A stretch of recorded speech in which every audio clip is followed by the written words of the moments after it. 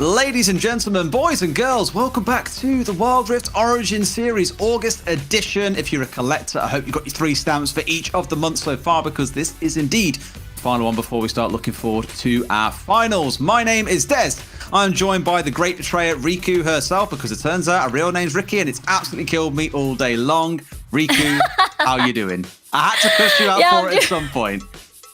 Oh, well, yes, I'm doing great today. Yes, Riku, I know it's too late to turn back now. You know, I'm Riku now. But yeah, excited for today. Just as you mentioned, you know, tomorrow we've got 2 grand finals, but today we also get another amazing finals for sure. It's coming from Group C. Absolutely, that will be the first series of the day. But we'll talk a little bit more about what to come as the day progresses after we've got a small bit of content for you on what all of our players think of the current patch. Every patch brings out something new. It depends on how actively you're searching for something new, because I'm pretty sure that every patch there are 2-3 champions that can be used quite efficiently in a competitive setting, but nobody tries. I think when it came to the July finals, the patch coming out in the middle of the final event was definitely pretty scary for us. We were definitely concerned because there's meant to be a really big patch. There was all these item changes and it ended up being pretty massive. The meta completely shifted into a crit ADC meta. So yeah, we had to just panic, making Google Docs, trying to figure out, okay, what's the best dual lane matchups. The main problem was to change every build. If you think the jungle is totally different now, but other than this, I don't think we had a lot of problem. If you study an item for a little bit of time and you practice and you see the difference, then you can change and you can choose the best. I think patches in general are actually pretty good for us. We have a really creatively minded team. We're definitely not afraid to play any weird picks or different picks, and I think it just gives us this really big edge as a team when a new patch does come out. So in general, I would say patches are great and are refreshing the game. In my opinion, it's also a skill if you adapt to it quickly. If you know what's good, know what's bad really quickly, and then you obviously have an advantage. Biggest question is, will any of the teams want to prioritize this if they're willing to give up just the Rift Herald exchange because of the 2.4 patches? It is now live and early. So throughout the history, best teams in the world have had kind of a unique way of playing. They have had a unique playstyle. They didn't really follow the meta, and no one could figure them out. Every patch is a new challenge. Sometimes patches are smaller, sometimes patches are bigger. Whenever there's a patch, I'm excited. Some real big brain statements there. Sometimes patches are smaller, sometimes they're bigger. By nature of it, some will be smaller than others. You're absolutely right. But some thoughts there coming out from the players, and they are absolutely right there in saying that, Riku, as well. The Charge played especially making a massive transformation on how crit is played throughout the game, especially in the marksman position, right? Yeah, there is so many adjustments. I feel, I believe last month we've seen Corki go through 3 different builds, but I feel like in the month of August, the builds have started to stabilize a little bit more. A tiny little bit. We do have some highlights, of course, from yesterday. There were plenty of good games that played out. So far this week, have been incredibly surprised by Supermassive from Group B, making it all the way through towards the finals after what started as an amazing game for them on day 1. But yesterday, the hotshot sniper in the Ashe doing absolute work. Furax having a field day here against the Orianna. Yeah, I feel like Ashe has been a primary pick just to enable all these 1-3-1s you've seen, like the Xin Zhao, and then you got the Riven in the side lanes doing some magic, and the Seraphine as well, finding its place in the meta, not only, just to be there to assist with the Olaf, but also just to try and propel like an AD carry such as Furax, or propel any sort of the 1-3-1 split pushers. Absolutely. I mean, as across the groups as well, which results would you say have surprised you the most so far? For me, it's probably Group C and seeing Sunlight go out so early. But in a spot as well where we've got GK currently fighting in from that upper bracket, doing really well for themselves so far as well, which is what's leading us into that final today. Yeah, sure. I feel like, aside from Group C as well, it's going to be Group B. When we look back at day number 1, it was, super massive being able to get that upset against Unicorns of Love. So it has been the trend of upsets so far across the groups. Absolutely. This one playing out here as well. We had a couple of Kha'Zixes creeping in. We saw Seraphine starting to make her way back in at points. I know everyone's going to be hating on No Team, No Talent for playing Sona and Seraphine and making it look so damn obnoxious, because I'm sure that could inspire a few teams. But have there been any big picks so far throughout the Origin series in August that you've seen that maybe you didn't expect coming into it? I think it's the rise of the Diana once more. I feel like Diana has fallen from grace already because how the early to mid game has been a huge struggle, and you have to play around build around the Diana rather with a Wukong or maybe even a Galio. But so far, while it has been 50-50, it still could work and has made a return to the current meta. Pantheon Jungle's a big one too. Let's not forget about that. So many teams. And in fact, that last one you just saw on screen a second ago, another great example of it. Teams really putting into work in the early to mid game to get themselves snowballing ahead. So really keen to see if he stays as a thing today. However, we have some brackets to take a look at so you guys can see what has been going on over the last couple of days. We'll start in Group C here, Riku. As mentioned, a huge surprise. Sunlight falling down to the lower bracket and eventually going out down there as well. Exactly. Imagine from June to July, it has been the rivalry, the heated rivalry of Sunlight versus Cut. But looks like it's a different era this time around, as both of those teams got knocked down to the lower bracket, as it is Cut who's able to fight off Team Occupy to get into the grand finale up against GK Esports. Every single time I see Cut Esports, I just want to make a joke about how they're a cut above the rest, but it is such an obvious pun that you feel like it shouldn't be said. So we'll move on past that. We'll have a talk about Group B, because for me, this has been the group to be excited about. Supermassive, blazing a trail all the way through from round one against Sangal. We had that as our first game on Monday. Massive 2-0 surprise, and they've steamrolled their way all the way through into the finals, leaving now two other teams to face off on the lower end. BK Rog versus Bal, who will see play it again today to see whether or not which team will be facing off against Supermassive in the grand final tomorrow. Yeah, I got it. It's absolutely insane. Group B, they've basically beaten top 1, 2, and 3 teams to get to the current stage at the moment. So it has been a huge upset, and cannot wait to see how the day goes by.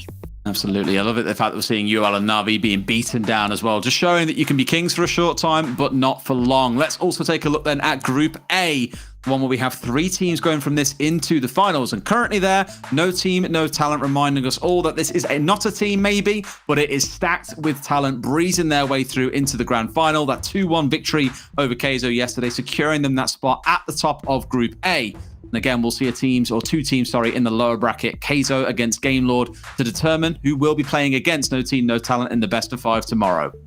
Yeah, exactly. Will we see a repeat of the June finals with Team Keizo versus No Team, No Talent, or the July finals, which is against Gamelord? So I'm excited to see how the day goes, and especially tomorrow with the grand finals happening. Absolutely. Tons to look forward to, I guarantee you of that. But let's take a look at the schedule for the day, what the 3 fixtures are that you can set your eyes on. Starting things off, it's going to be GK coming up against Cut in the grand final of Group C, before we move on to BKR coming up against Bal in Group B. And then ending the day in Group A, Team Keizo versus Gamelord, fighting it out for a chance to challenge No Team, No Talent in that best of 5 tomorrow. So 1 grand final, 2 lower bracket finals before we go into 2 more best of 5s tomorrow, Riku. Lots to look forward to, lots of storylines still to be crafted. Oh, for sure. I mean, last time we had our grand finals happening in the 3rd and 4th day of July, I feel there has been a lot of full game 5s, and I'm excited to find out if we're going to see a repeat of, again, game 5s going the distance. Any predictions for today? Anything you're looking at here and thinking, they've got it super easy, because we all thought that on Monday that it would be easy for Sangal, and we saw exactly how Supermassive did. But any games that you look at and just think, ooh, that's the real spicy one of the series today? I gotta say, it has to be the Group C grand finals between Cut Esports and GK. I feel like this rematch is going to be super duper spicy, especially Cut is out for revenge as they've fallen from the lower bracket just because of GK Esports. Oh boy, revenge matches, we love them. Before we get into it though, because that is the first one starting off, GK against Cut. The 2 teams had a little bit to say about this one, and trust me, there's a lot of vengeance wrapped in. Let's have a look. So hello, my name is Sultanos. I'm the jungler for GK Esports. I'm excited. I can't believe we've reached to the grand finals, actually. The layering of CC from GK was just too much. Knockups, double kill, made that a triple kill. You have DHEX was in being popped by then 6. My name is in real life is Bassam, and in the game it's Cut Timus. I'm the support role main of Cut Esports. it's a good feeling actually to reach the grand finals again. This is a humongous gold lead from Cut Esports right now and full control over this game number 2. Now we have the points like as a first place, so we are going for the September. That's really surprising for us, but we are looking forward to take the competition out. GK, I really respecting you, but it's time actually to take a revenge from you.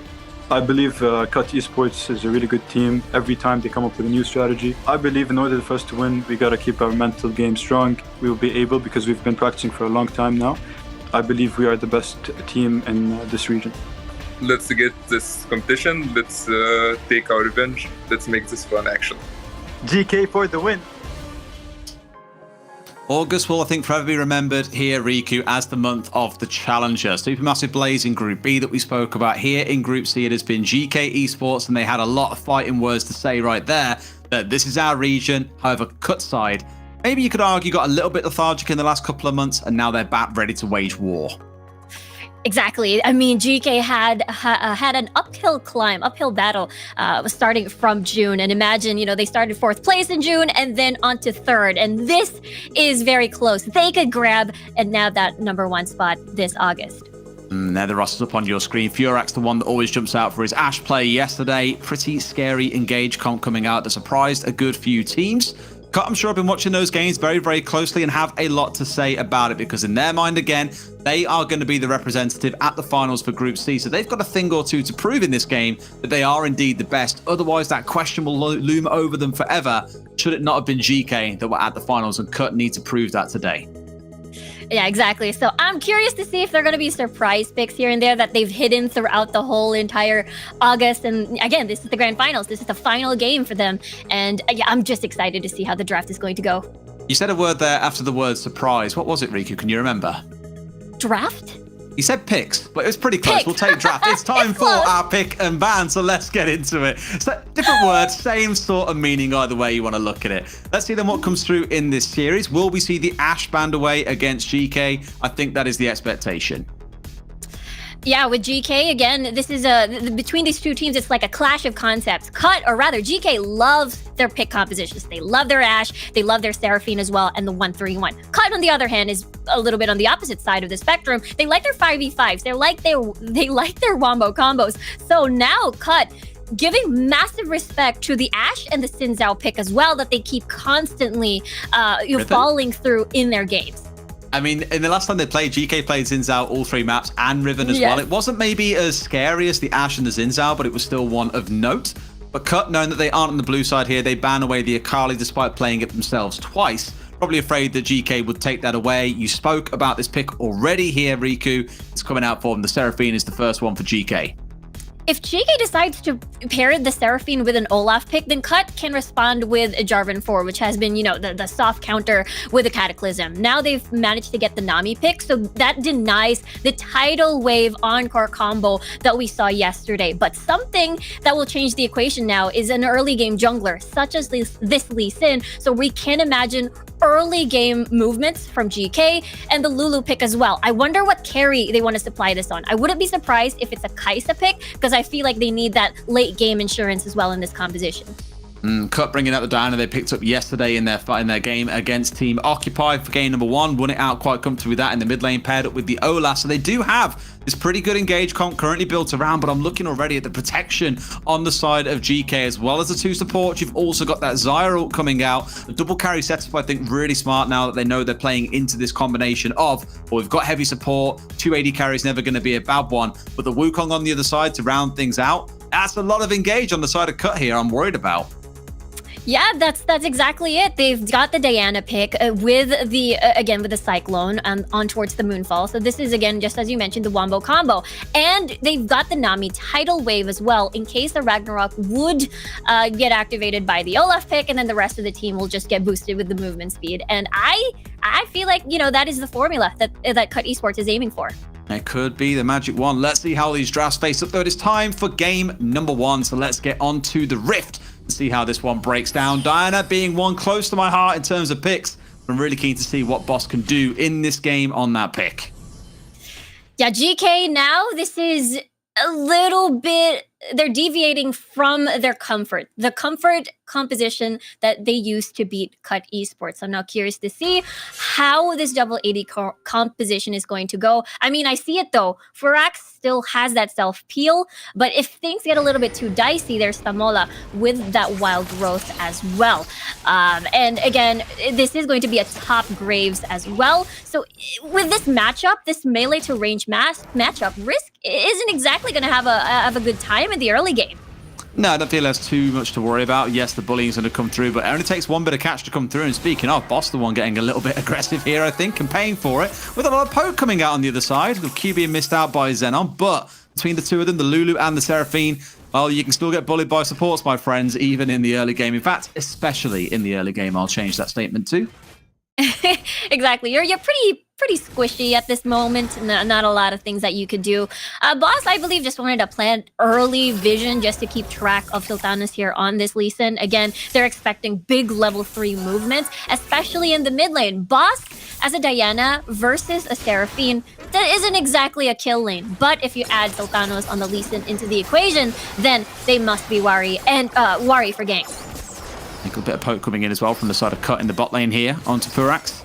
But of course, maybe as potent as it would be if you were playing on League PC here, the heals need to really come in from Pots or from the jungler, but that Honey Fruit put him basically back up towards full HP here, not too much to worry about. As on either side of the map, you can see the junglers taking down those early crabs, granting that early vision. One thing I do want to touch on thinking about it, Riku, is over the last couple of days, we have seen much more peaceful lane, should we say. There hasn't been as much fighting. As I say, that one potentially going down. I know, right? It's crazy. The heal coming out at the last second. It's a bit of a curse. Same sort of story in the mid lane, but just going to walk that one off. Shouldn't really be too much of an issue. Boss going down low here. The barrier comes out, but I don't think it'll be enough. The red's sticking away. It's not going to go down. The first blood comes back the other way. Boss is still going. Could try and go for the finish, but in comes the Graves. Going to do anything about this? The double kill coming through. He really wants to get Boss, but Boss dodges away. This could turn into a triple kill coming out if it carries on. Hazard's looking low. Barrier coming out. But now it's the Wukong in trouble, but the red buff's enough. Make it a killing spree for him. It's a 3k for the Wukong. Boss escaped death thrice in that attempt on GK's life. And it was what? Sultanas, Xenon's, and Hazet's attempt. And they all failed because of Boss's maneuvering. All of his sidesteps really worked well to dodge all of the skill shots. And what a clutch coming from Boss. Basically baited out the rest of GK and, Cut, earning 3 kills early game.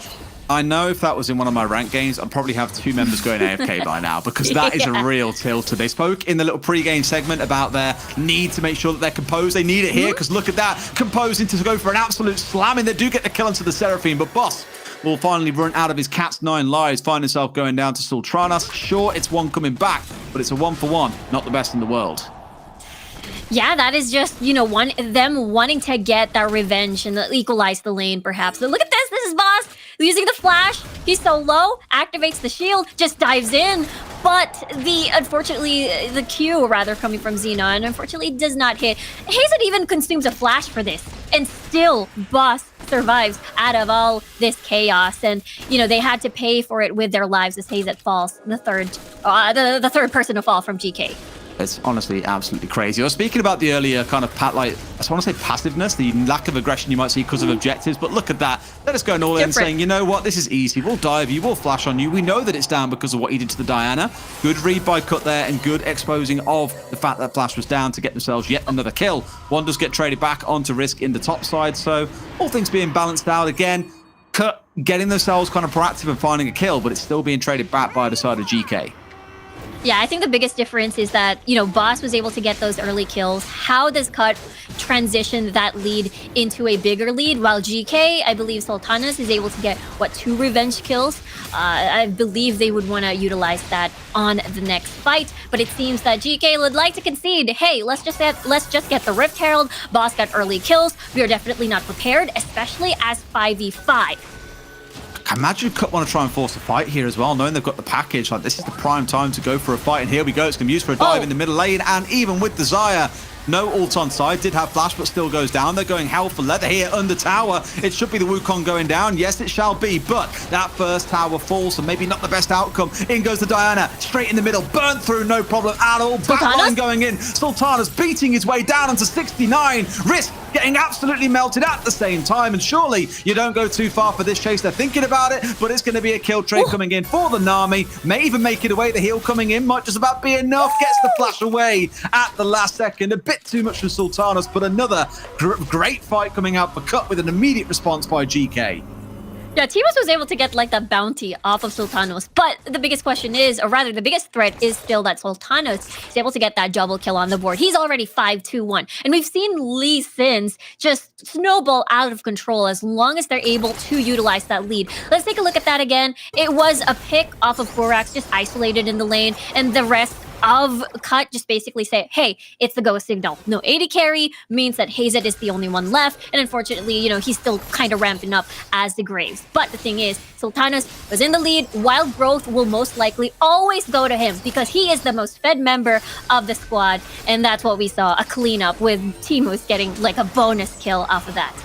What kind of concerns me about Sultanas though? He's basically going full damage on this Lee Sin, and sure, he's nice and mobile, but as soon as you find the Wukong or the Olaf dealing damage to you, they'll melt through you like they almost did just there. Now, sure, he nearly got the kill back onto one side, and in the bot lane, oh my god, it's going on all across the map, Riku. They're diving in deep for this one, because why wouldn't they? They're mullering through this lineup. No chance of Forax. Flash, barrier, ult, everything invested, and still can't stay alive. That should be the bot lane tower going down, but look towards the top side. They're marching onto the inner tower and may even find themselves walking away with a second, and quite rightly so. Cut say, okay, time to get back. That Herald doing a lot of work. 2 towers in the top lane going down.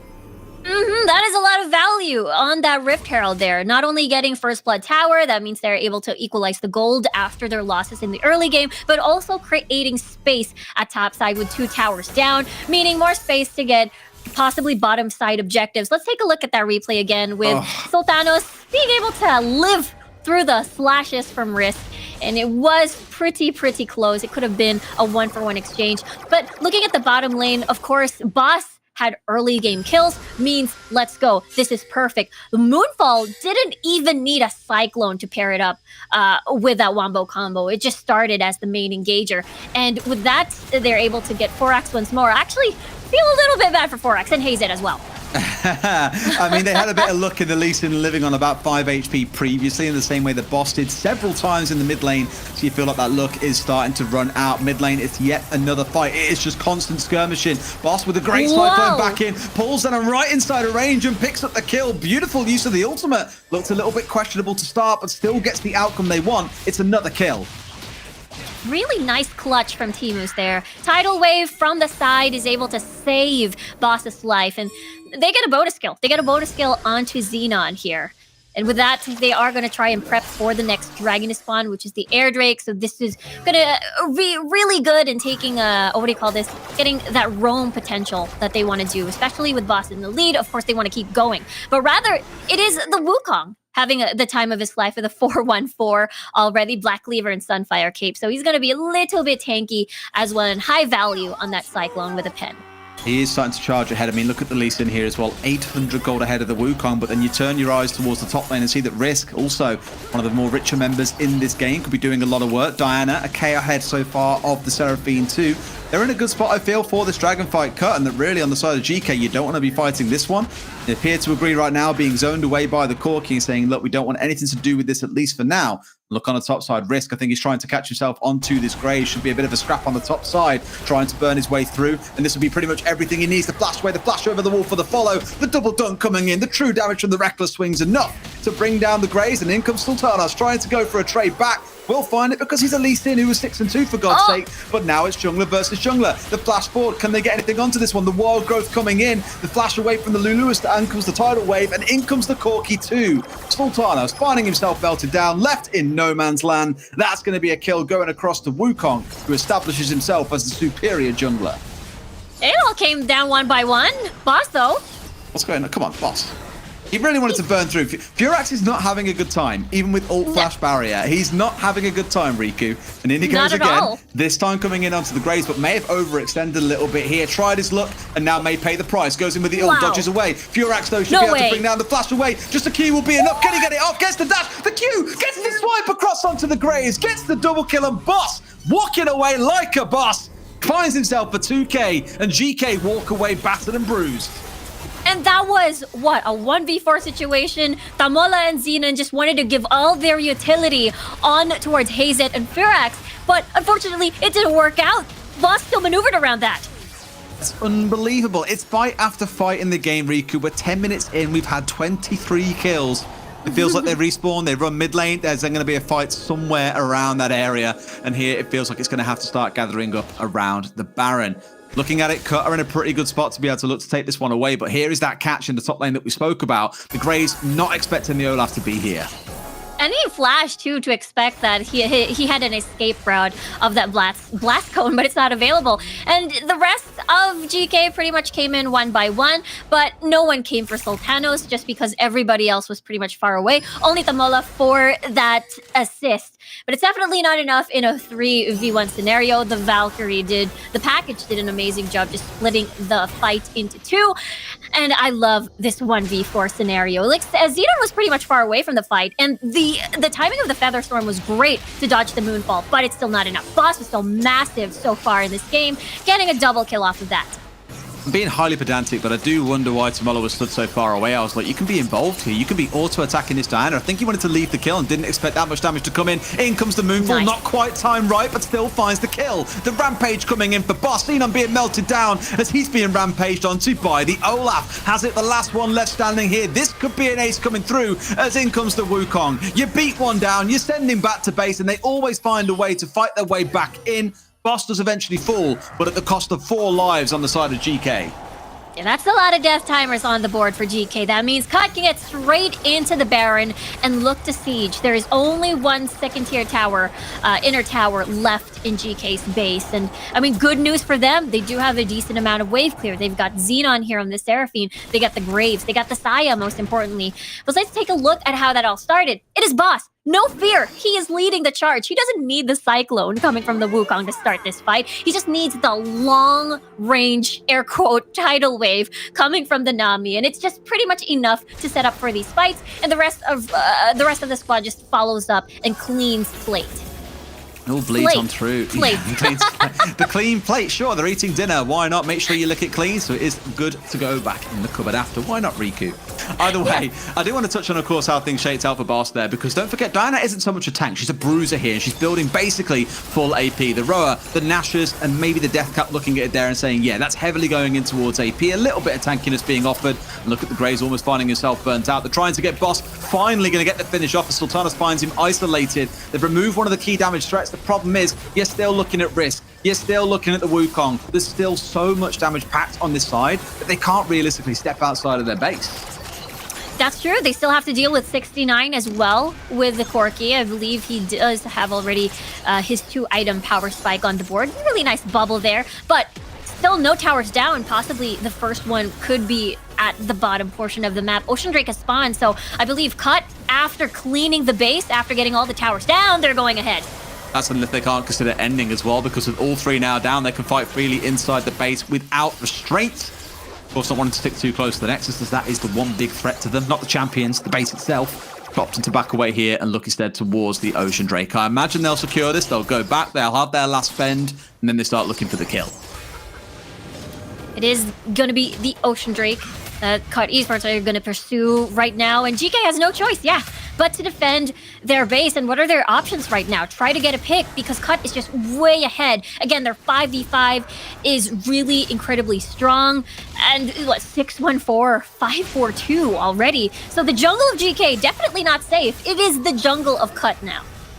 It's always the thing you look at in the early game is the aggressive potential of a team, right? How much action can they take to get themselves snowballing into the mid lane? If you don't take action with an aggressive comp, I'm thinking things like a Pantheon here as well, you know you're going to start falling behind. And you look at the side of Cut and think, okay, it's not a Lee Sin, you're not going to find something hyper-aggressive in the form of the Wukong, but they've managed to make it work, because Boss has gone hyper-aggressive in every single fight. He's doing it again on the top side, always looking for catches. The Lee Sin, not long for this world. The Zhonya's comes out, the GA straight after, and in goes the Olaf. Doesn't care for your CC, doesn't care for your shields, doesn't care for your heals. He'll carry on all the way through if you give him chance, but he was just there as a zoning weapon. In they go. The Corki's going into the back line. One going dangerously though, finally finished off by the burn damage coming in. A double kill for 69. The Nexus, the last thing that stands between them and victory in game 1 of this best of 5.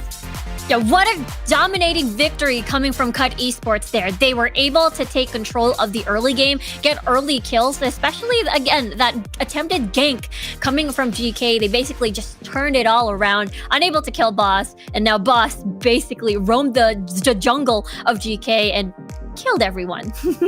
Well, I'm sure there are plenty of clips for us to take a look back at from that game, Riku, but from what I understand, you've got one that really caught your eye in that game. So how about we go to the drawing board and you give us a breakdown of this play that you loved so much? Yeah, let's start with the one with the Boss over here. This was the 1v2. Really nice Moonfall, by the way. Was able to get the dodge on towards the Saya, or rather this really nice, what do you call this? Featherstorm, rather.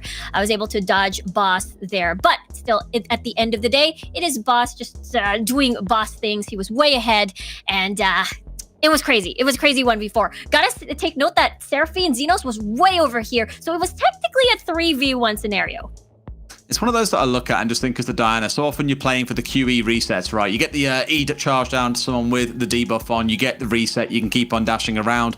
And it looked for a second like he was trying so hard to hold on to that. But when he uses it at the last second, gets the auto off, turns on the Graves and finishes that off, it's beautiful. Questions to ask again about the Lulu not quite being close enough.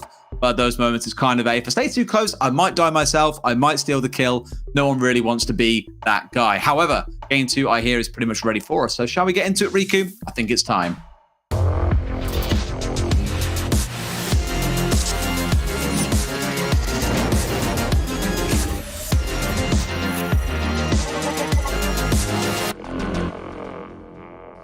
Here we go then. Game 2 underway very, very shortly here for us. Riku, same lineup as you've just seen. GK staying on the blue side, Cut staying on the red.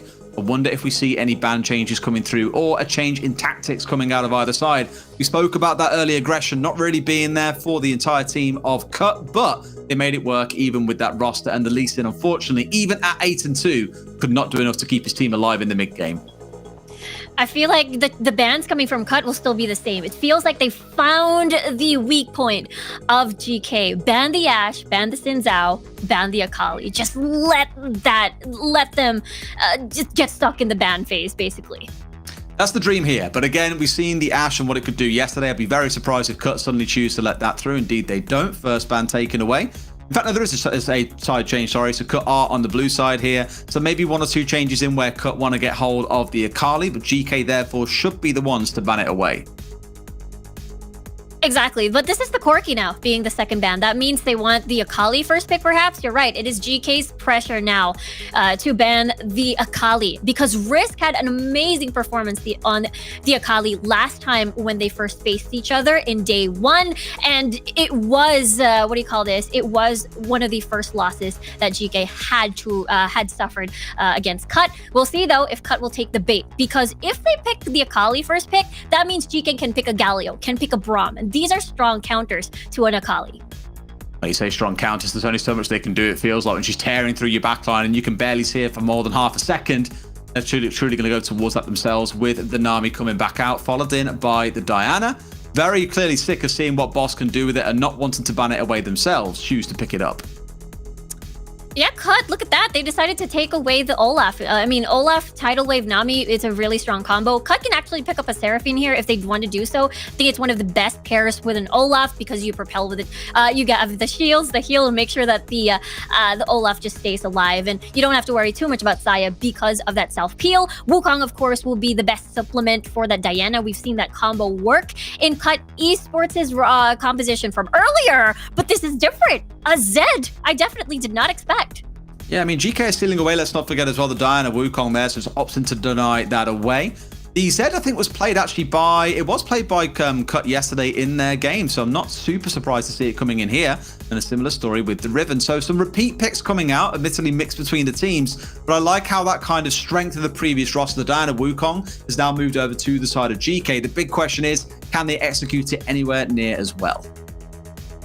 That's the biggest question. It's like they were taking different picks from each other and just sort of playing the deny game throughout the draft. So I'm excited to see this Diana Wukong work for GK, and for Cut, this Zed pick as well. We'll see if the 1-3-1 will work out for their comp as well. maybe speaking a bit preemptively, you want to see it work out. Don't know if it will work out yet, but I know how we can find out, Riku, because Game 2 is ready. Let's get onto the Rift then and see how it shakes down. Some bans being followed through as if compared in the previous game, but again, this switcheroo in compositions. We'll see just how much damage that Zed can do against someone like Furax playing on the Kai'Sa.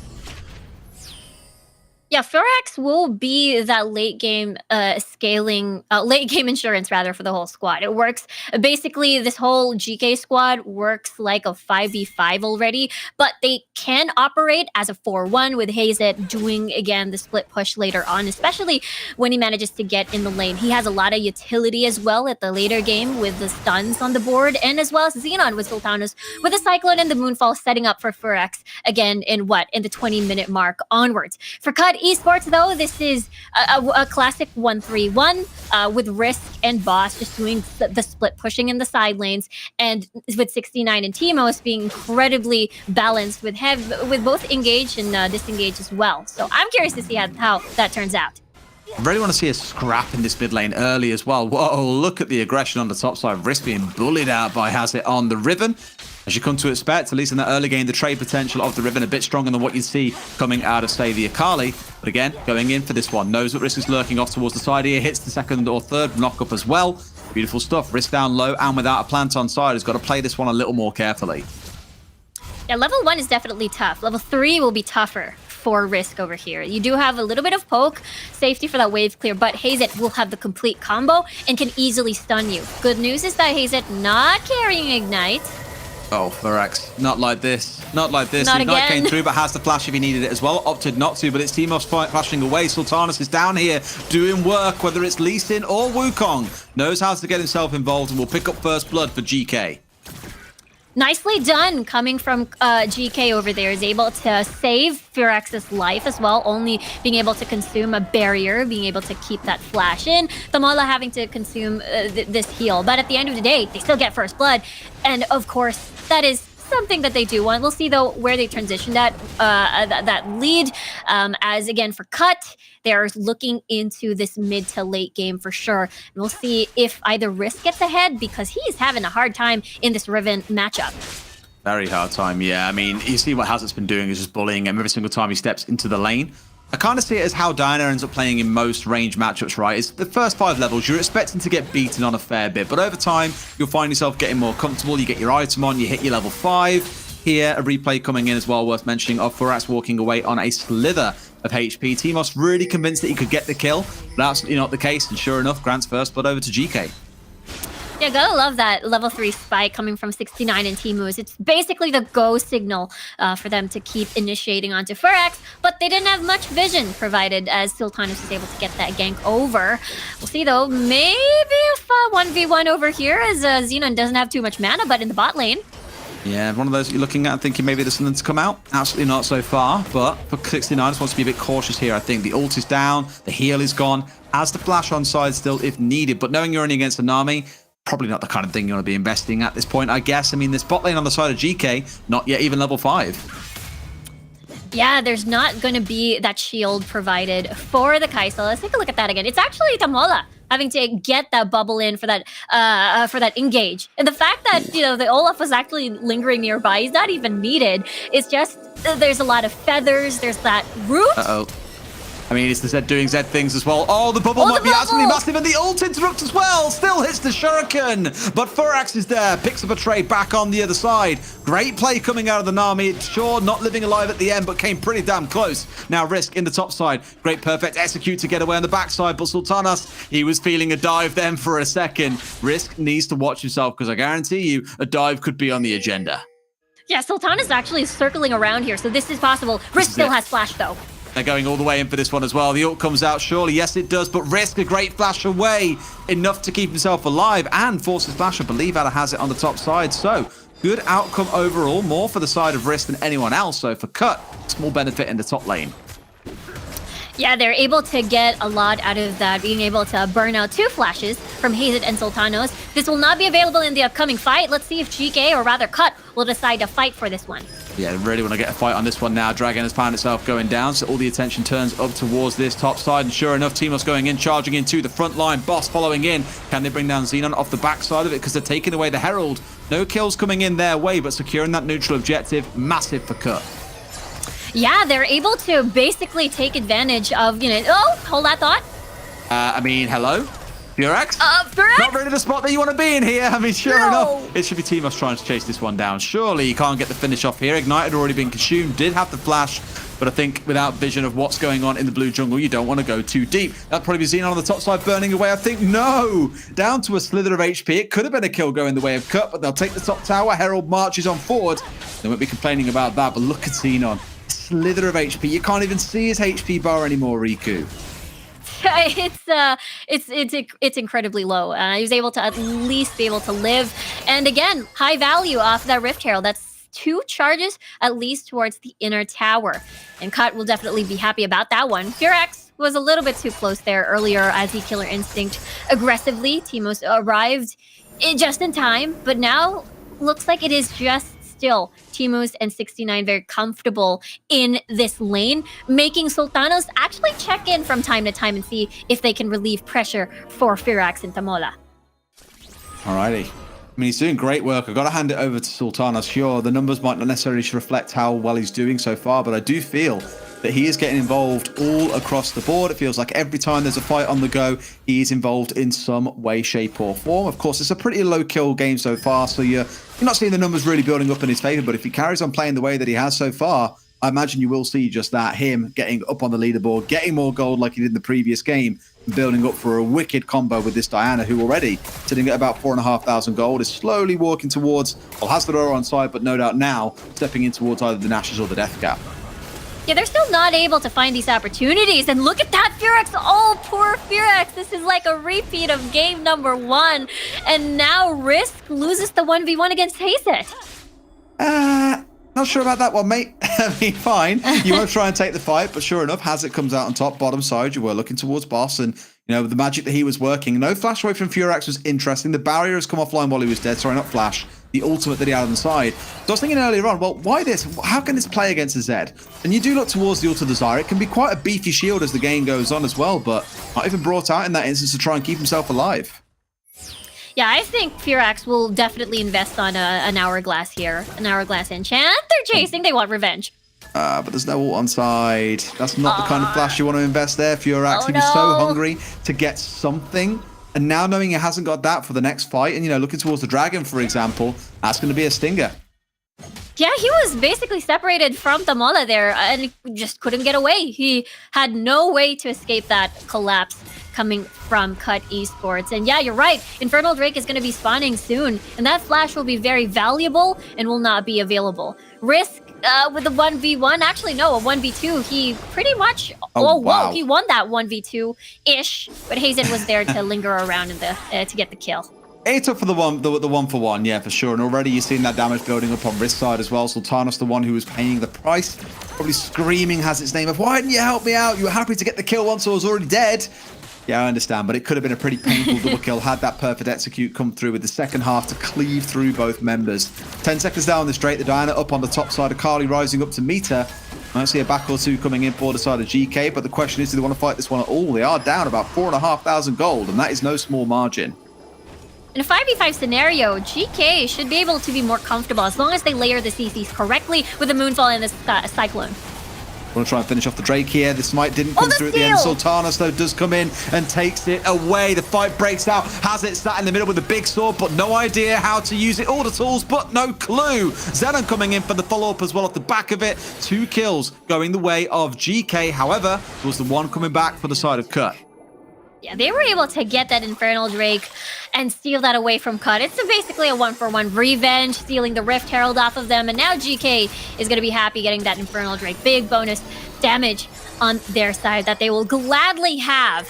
And I feel like Cut really needed that the most, considering, again, they're opting for this 1-3-1, And let's see how that steal went. It was just basically the dash coming from the Wukong and towards the Smite. Really nicely done coming from GK. And then basically all they had to do, Moonfall in, Olaf gets caught out, and they had no way to escape. Their disengage is a little bit awkward because it's non-existent, as 69 again does have that Feather Storm, and that's the only thing that he can rely on.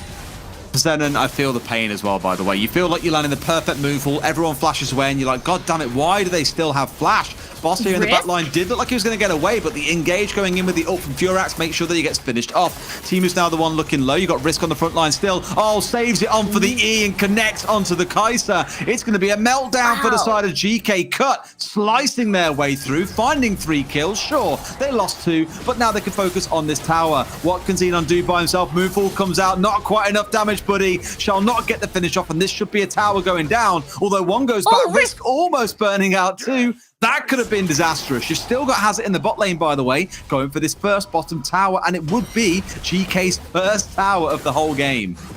Yeah, that could have been a double kill. That could have been disastrous, just as you mentioned. But at the end of the day, it was Timu's getting a lot of the tower aggro, at least being able for Risk to survive that one turret hit. In the meantime, most of Furax, he's fine. Nah, he's okay. He's fine. Too close though. Very, very close. Still no Zhonya's Hourglass at the moment. Still having to invest more of that gold for more damage. Again, they're hoping GK having to rely on that late game power insurance in the form of Furax here on the Kai'Sa. But so far, there are so many assassin threats that can come for Furax's life. Risk over here just getting a lot of kills from earlier, already 3-1-1 with the Rabadons. And I think it is Tamola's job to try their best to protect Furax. It's kind of been the silent scaler in the top lane because we saw the pressure that he was under from the Riven in the early game, and at this point 1500 gold down, sure, sat on 2 items, but that Akali already moving in towards 3 and quite oppressive even just at that 2 item mark. Bearing in mind it's not a full 2 items at this point as well because the guy's only being half built. Deathcap essentially has been the full completed item, but the massive AP spike that gives you is one to behold and one to be very, very terrified of. Look at Timus all the way into the back, engaging onto 3. In goes to set onto the back. Maybe not the target that you want. It's the Nami that goes down. This fish has been fried, but what more damage can they do? Turning in towards the back line. The perfect execute across the back does a lot of work, but getting himself melted out. They are going to burn their way through both the Akali and the Zed. A double kill for Furax before finally being taken down. Xenon and Hazard, the last 2 left alive, but Cut, they walk away with 3 still standing. Yeah, they took out Tamola right off the bat. That means no protection for Furax. There we go. Furax buys that Zhonya's Hourglass enchant, but at the same time, Cut is able to start this Baron rather, but the teleport is coming in. All right then, at least some kind of contest being established, I think, or at least scaring them away enough that they won't commit into it. But here's the replay, Riku. Massive engage coming in from the Rakan. Yeah, that's a really nice knock-up, really nice charm. Their target was Tamola, removing any of the utility off of GK there. And it's basically GK just wanting to run away, but Cut, the chase potential of this composition is just too much. We got to see Risk getting, a shutdown on towards Furax there before going down. And it has been a 3-for-2 in favor of Cut. At least, though, GK is able to stop the Baron take. Alrighty, look at this bit of pressure coming in. GK trying to find what they can. Here's this Drake's down to about 2.5k HP. Steal attempt may try and come through, but not at all going to be a thing. It's Sultanas, the one trying to burn his way through, and into the back line goes the Zed. Again, focusing on the Nami. This guy must really, really like sushi, I think, Riku, as the rest of the team tear their way through. 2 kills apiece, but it's going to be GK the ones walking away as the winner. Risk down to basically no HP, no cooldowns to keep himself alive, and the Zed has fled to the mid lane, looking to burn his way down through a tower. The mid 2 still standing, which might find themselves getting melted down. Furax, he's looking for the inhibitor tower.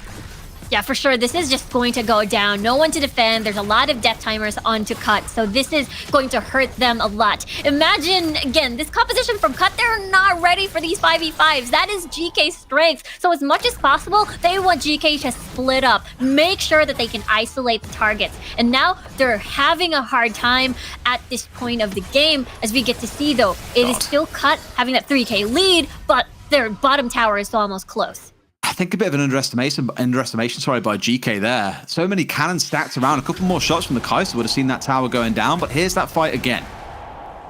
Yeah, it's a secure on the Ocean Drake. But again, Cut Esports' composition not ready for this 5v5. We've seen how they managed to try to split up the fight, but again, the strength of the Wombo combos, such as the Cyclone in these congested areas, I suppose, in near the Dragon Pit, is not the situation that Assassins would love to have. I mean, another scrappy one. For a while, it looked like Cut were the ones pulling way far ahead when they had that 6k gold lead, but here it has been brought down to about 4k or so. GK even on kills, behind on a single tower, but the two Drakes currently sat with the side of Cut as we start looking towards that Elder that will come on in a few minutes' time. Baron going to be the focus until then. That's where you're going to see a lot of these skirmishes kicking off. Risk taking a risk and trying to play the dangerous game of death. Finds himself down to about half HP, but does escape with that blast cone. He's using himself as, what, a 2-in-1, a human ward and a human hotspot for GK to sort of scatter, as we see the 1-3-1 already on the board here, as looks like T-Buzzy's going to be fine. He has that mobility, I suppose, to escape any of the scary bubbles that the Mola is going to dish out. But here, though, it's Rabadon's already in the hands of Xenon, so his move balls are going to hurt a lot more. One of those that I look at and just think it only takes one person to get caught out for this all to completely fall apart. Featherstorm coming out the last second. A couple of ults being burnt out there. In fact, 3 on the side of Cut. So GK could look at this and say, opportunity opened up. We've got flashes, we've got ults, we have the engage, and they've lost the vast majority of their tools to deal with us. Really good response coming out by GK. Yeah, Hourglass already burnt, but just as you mentioned, there's still a bunch of summoner spells available. So that safety from Firax is still there. Cut, or rather Risk, and as well as Boss, will definitely have a hard time finding the carry. Now at this point of the game, we're starting to close in on the 20-minute mark, where the threat will shift from Xenon and now definitely onto Firax. We'll see, though, how they maneuver around it, especially, Baron could be the game-changing deal. As Cut, for sure, they had the early lead, but they're slowly losing it, especially in these 5v5 situations. It's all about this isolation off to the side. I mean, Hazard needs to be careful here. He shows himself, and now Risk knows, and I think Risk could be able to tear through if he's not too careful. And sure enough, I think Hazard identifying some of that himself, not wanting to get into a big scrap with this Akali. I mentioned that one single kill would be enough. There's TP on both of these laners. If they do want to join this fight, they can. But if anyone gets caught out, isolated, picked off, that will be the go sign for the other team.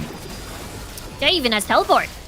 Look, he's gone for it again. He's going for the fish. The man, I keep on saying, really wants his fish dinner being set up for him. But Nami this time not taking enough damage for it to be any great threat. But again, for GK, a small opportunity opened. You've got Boss without his ultimate on side. What damage can they do? Yeah, the cooldown of Boss's ult is incredibly short. So they're trying to... It's 3/4 done already. Exactly. Another fight? Yep, getting traded on by Xenon. Admittedly, the Ignite came out too. A great ult coming out from the Wukong, mind you. Traded back in the other side. In goes the Olaf and tears his way through. They really hate this Nami, it feels like, Riku, but they're tearing in through the middle of these fights. Low HP bars everywhere on the side of GK. I think they've done enough. It's the Akali late game, boys. We've arrived there. He's level 14, a triple kill to come through, and the ace for the side of Cut. They could try and push on for the end here. The pings signify as much. There is 30 seconds before the Nami returns to the field. This should be game end. Yeah, this is an AD carry still alive from 69. They're able to just try to clear the waves and head straight to the base. Even Risk going towards the top side to clear and get more room to get the minions crashing down towards the Nexus. And yeah, the first one to go out is Thamola, but what can he do? Nothing. Seemingly nothing. I mean, with how much he's been focused this game, it has not been a pleasant time for him on the Rift, that is for sure. But at the 18-minute mark, it's going to be Cut finally besting GK in what was a good response from GK, but not enough to get the win. Cut is so close to getting that revenge against GK. Again, it was a 2-1 between these two teams at day number 1 of the Origin series for August. And now we get to see this this start for Cut. They're looking to take back the championship title. Yeah, again, we didn't want them going in towards the championship with the idea in their mind of, well, GK were better than us in the last day, and they're showing here that they mean business, that they are the team to be representing Group C when it comes round to that championship. Let's get these highlights up as well, because it was a game that was bloodthirsty from start to finish. It felt, Riku. We said early on, these games sometimes start quite peaceful until the first straight comes online. These teams completely disagreed. Yeah, there's a lot of level 3 spikes here, especially with Teemos in 69's lane. Akaisa is incredibly very unprotected, I suppose, especially without the level 5. So this was basically the go signal, basically where the action went. And unfortunately, at the first, 10 minutes of the game, Firax was almost always isolated. And if there's a mid lane Zed, usually it's so easy to roam to the side lanes. It's easy to set up these dives because you have Teemos there with the knockups and the setups. It's one of those that looks so scrappy again throughout. It really took a while for Risk to come online, the early game being bullied out by the Riven. Xenon seeing the similar sort of playstyle coming out from what we saw from Boss, admittedly a little drawn back on the aggression. We spoke about the damage that was done in the previous game by Boss. Didn't quite have the same effect coming out of GK because they were behind for the vast majority of the game. But again, Sultanos, another fantastic performance. He is the superstar of this team, it feels like, on the jungler so far. But they need something else from the rest of the team if they're going to be able to fight their way back in. Yeah, it was a really nice steal on that Infernal Drake. He was completely focused, but these Cyclone setups were magnificent at, the 13-minute mark. He's able to get that double kill. But unfortunately, didn't really get to transition that. Firax was, the primary target, and as well as Thamola to make sure that there's no protection. This is the last fight that we saw. We got to see Firax with a killer instinct, basically free hitting, but he flashes forward. Therefore, he doesn't have any sort of defensive spells available, and it was just Risk cleaning up house here in the last fight. Late game Akali is just disgusting. Very little you can do because she thrives in the chaos. She hides from the chaos and then strikes when everyone's sitting pretty low. Wasn't a pretty game overall for GK. Maybe game 3 will go a little bit better for them. Let's get into it.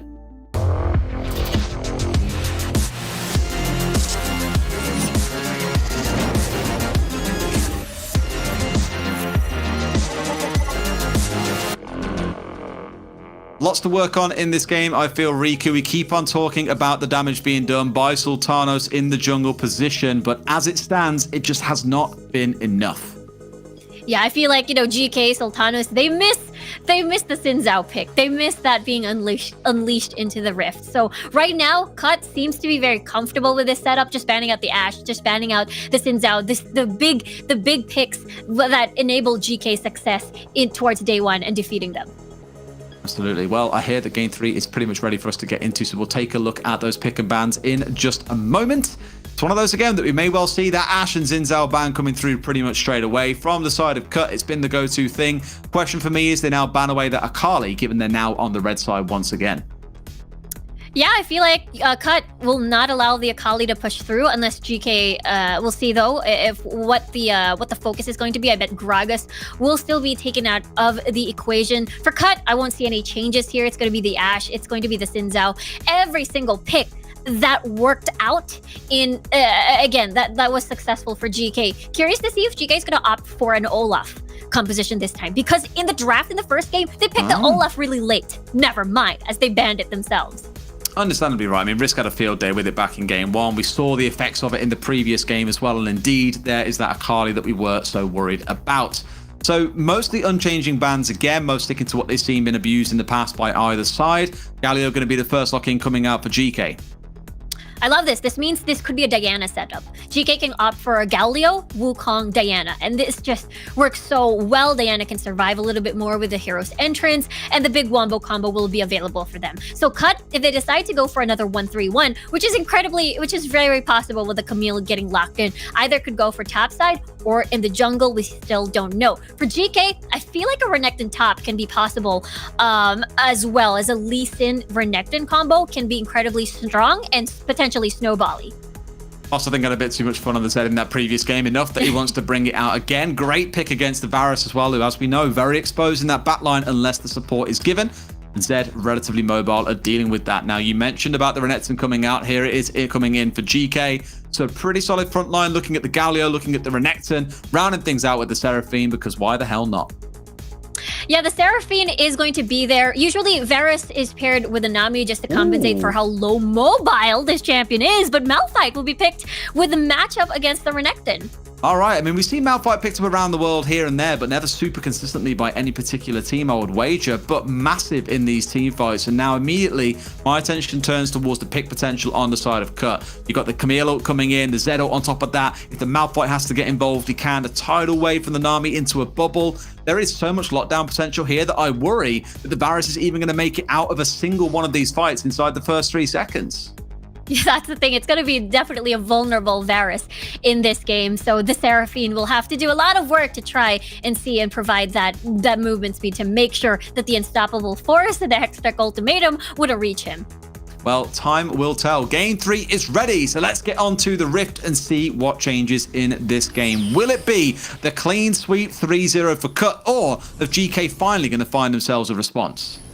Yeah, the reverse sweep could be possible, and see where GK sort of lands without the Ashe pick, without the Xin Zhao pick. And now they're opting for this really strong jungle top duo. We'll see if Hazet can get ahead in this game and snowball out of control. And in the meantime, they've got a lot of AoEs on the board with Xenon on the taunt. Galio is really good against assassins here, so Boss should be careful with his ult and his timings to engage on the squishies such as Firax. Quietly very excited to see how Risk does, because he's been pretty aggressive in the last couple of games. Let's not forget the Akali tearing through the backline in the previous game, the first one on the Olaf, charging his way in. Not that Malphite can't be aggressive, and often he is in team fights. It's one thing I will give to Risk. You haven't really seen him go hyper aggressive in lanes and really try and win out the 1 versus 1. He's played for the team fights, and that's where his impact has been. So although it's not a hyper aggressive carry champion, it plays out probably much the same way in his terms of playstyle. Yeah, I love how you brought that up, because we usually see Risk in these highly mechanical champions with a high ceiling, rather. So it's really a breath of fresh air to see him, step back a little bit, be that utility, be that heavy engage for Cut Esports. Not playing a Darius perhaps and win that level 1 possibly against Hazet on the Renekton. But this time it's a little bit different. You can survive a little bit more. It's kind of hard to dive, I suppose. Meanwhile, in the bottom lane, I mean, it's Sultanas doing what Sultana. The root coming in could have been enough, but not quite enough damage from those notes to finish off the job. But we speak about Sultanas, or we have spoken about Sultanas all of this series long, and it is still continuing here in Game 3. The early game aggression working out well, but in comes the Camille from the side here, focusing onto Tamola. Flashes away, flash forward to try and deal with it down, but I think he's given up on this one. He's not quite sure. He's in and out. Sultanas not quite wanting to follow it all the way up. Bit of a scrappy affair, but no one going down as both mid laners down to about 50 HP. Hold the flash! I mean, okay. That happened. That was unfortunate for Boss. I feel like he just wanted to kill onto Xenon. That's why he pushed really, really further into the lane, opening him up into a Sultanas finish. That's going to be first blood in favor of GK here. And yeah, I feel like that was a little risky. Oh. Look at him go! I mean, look at the counter engage as well. I mean, the ult in, the flash out, does enough to keep himself alive. Sure, it scares, has it away, and I think the same for Sultanas there, who could have followed up and finding himself a kill, maybe, but tower would have been the big danger. Sorry, here's that replay of this midline kerfuffle that everything kicked off around. This was a little risky for Cut, because remember, 69 already pretty much consumed all his summoner spells, so he's going to be extremely vulnerable. And yeah, Boss, a little bit on the greedy side of things, wanted that kill onto Xenon. I mean, having a first kill, solo kill, especially against the Galio, would be huge as a Zed. But unfortunately, Sultanas getting that kill means Sultanas can transition that into the side lanes, especially top side. You want to get Hazet ahead, and possibly mid lane will be the next one again. I mean, nice dodge away, but guess where you've landed yourself? Oh, it's brought you back to me. Boss finds himself surely going down here. Tries to get for the trade in. The Camille doing enough here. Support coming in from the Galio. Gets the knock up as well. Surely the Camille can do something. No, she cannot. GK, a great start to this game. Now 2K in the lead. Yeah, they were hungry for that kill. They were hungry to get that 1-for-1 trade. But at the end of the day, it was a 1v3 scenario. And it was the layering of CC that Cut Esports are definitely not prepared for. And now it's a very awkward start. You have 0-2-0 and 0-1-0 for the jungler and the mid lane. And GK having a field day, especially Sultanas getting the early lead. We're looking into non-stop ganks here, especially if the laning phase is going to be a little bit slow. Now Dragon's going to be spawning soon. Mountain Drake versus Rift Herald. GK can get a kill at the bottom lane, then get the Dragon, get that reset, possibly go for the Rift Herald to take 2 objectives. I feel like a broken record player at this point, but it carries on the same way. We were always talking about Sultanas as well. He's the one getting involved in all of these lane ganks, picking up kills, creating pressure around the map. I imagine on the side of Cut, you're sitting there thinking, I really don't want to get involved with this guy. He's just an absolute nightmare. And looking here in this fight, the big pressure is going to come from Risk and coming from the Corki. They've got that isolation power. The ult's not yet back online for the Zed Camille, mind you, but the engage goes in. Can they find anything off the back of it? Great ult coming across straight away through the whole team. Not quite enough. Back through the middle. Cut 69 to the side as well. Has it. Dangerously low. Will find himself going down. The ults are back online and they are being rolled out. Camille comes online as well. Finish off the dunk onto the Varus. A double kill coming in. Sultanas back in. A flash away from the Camille. Will keep himself alive, but considering they were fighting from behind, that is a huge team fight win for Cut. And that is going to be equalized, basically. There's just still 4 people alive. Boss and Risk and 69 pretty much low. 69 doesn't have mana as well, so that means Cut can't pursue this dragon, and they have to get that reset. Let's take a look at that again. It was a fight that Cut was ready to take. After the on-card kicking in, Hazet decided to flash in, but he was pretty much trapped and was funneled by the rest of Cut Esports there. And it was basically cleanup duty. Really nice bubble coming from the Nami over there. And I mean, Sultanas wanted to get more kills possibly, but the passive was pretty clutch from the Camille. And now it could be take 2 on this fight. It could have been a big difference as well as Sultanas' ultimate had come out a little bit early there. He saved it right until the dying moments to use on the Malphite, who was just up in his face and being a nuisance rather than posing a massive threat to say his team's carries. But another ult could break out here as well. One going down, the ultimate coming in from the Galio on top, but the man he was protecting was about to get burnt out. He's done great. Torn onto 3. The ult coming back in from Risk to try and go for interruption, but it's simply not enough. The close down will come in from GK. They'll find barely anything back in response. 3-1 against Cut. Beautiful setup coming from Xenon there. That was a massive 4-man taunt that enabled GK to layer CC. You get the chain of corruptions down as well. Therefore, Cut really has no choice but to wait till everything expires and basically you're dead. And yeah, that is pretty much welcomed. Cut, though, is able to get the first dragon of the game and as well as First Blood Tower as Camille was busy split pushing at the bottom portion of the map. That was GK walking away with that first tower blood. You are right in that case. And now they turn their attention off towards the Rift Herald. And we can use that, of course, in other lanes to try and pile it on. But the pressure being applied by Cut. Ult comes across, lands onto 2. This could be the follow-up they need here, trying to go in. Risk just managing to dodge away. But look at the damage they're being peppered with. They're on the run here. Riku, they might be able to get some damage in. Boss comes in as well. More ults being stacked across. The tidal wave running ever so slightly wide. And they do keep themselves alive. They do walk away. But my God, was it close. It's too close. Look at 69, though. Oh, my God. He's gone back in again. Surely not. Surely they can't get the cleanup here. No. So Cut 69. He's gone down 2. 2 kills coming in against Cut. 2 for the side of GK. And now 1 trying to come back in. The response has it on his own here. Can they try and make anything happen? It's the Camille looking to do a little bit of damage, but doesn't want to stick around for too long. Lest the CC chain comes in. It's going to be enough. Surely they'll clean him up as well. Walks away. The flash ball coming in from Sultanas, who's now dominating the game. Gets the shutdown. The final kill coming in. Cut biting off more than they can chew. Sultanas is godlike right now. He is massive in this game. And Cut, it felt like an awkward retreat, going the dangerous route to the mid lane. And I want to see that again. It all started over here. They managed to get a pick. Thamala was incredibly low. And look at this, 69 going the dangerous way onto the mid lane. Therefore, he's easily going to get sandwiched by Xenos with a taunt, and this enabled a reset of the fight that GK is gladly they gladly took. And this is again the Camille wanting to get an exchange kill, of course, because Sultanas is pretty low. They want that bounty on Sultanas for sure. But they kept pushing. It was a 1v3 scenario. Hextech Ultimatum will not save you there. And now Sultanas is godlike. A little bit of an overinvestment is probably the best way to describe it, I think, coming in. It's unfortunate, but for Cut, slowly finding themselves making more and more mistakes. However, look at the mistakes now being made, because Boss, he's doing what Boss does best. Gets into the back line, tries to do some damage, even gets away. Surely he doesn't walk away alive from this one, but that's exactly what's going to happen. Gets out with the kill, dodges the Seraphine ultimate. That's a great kill coming out from Boss onto Furax.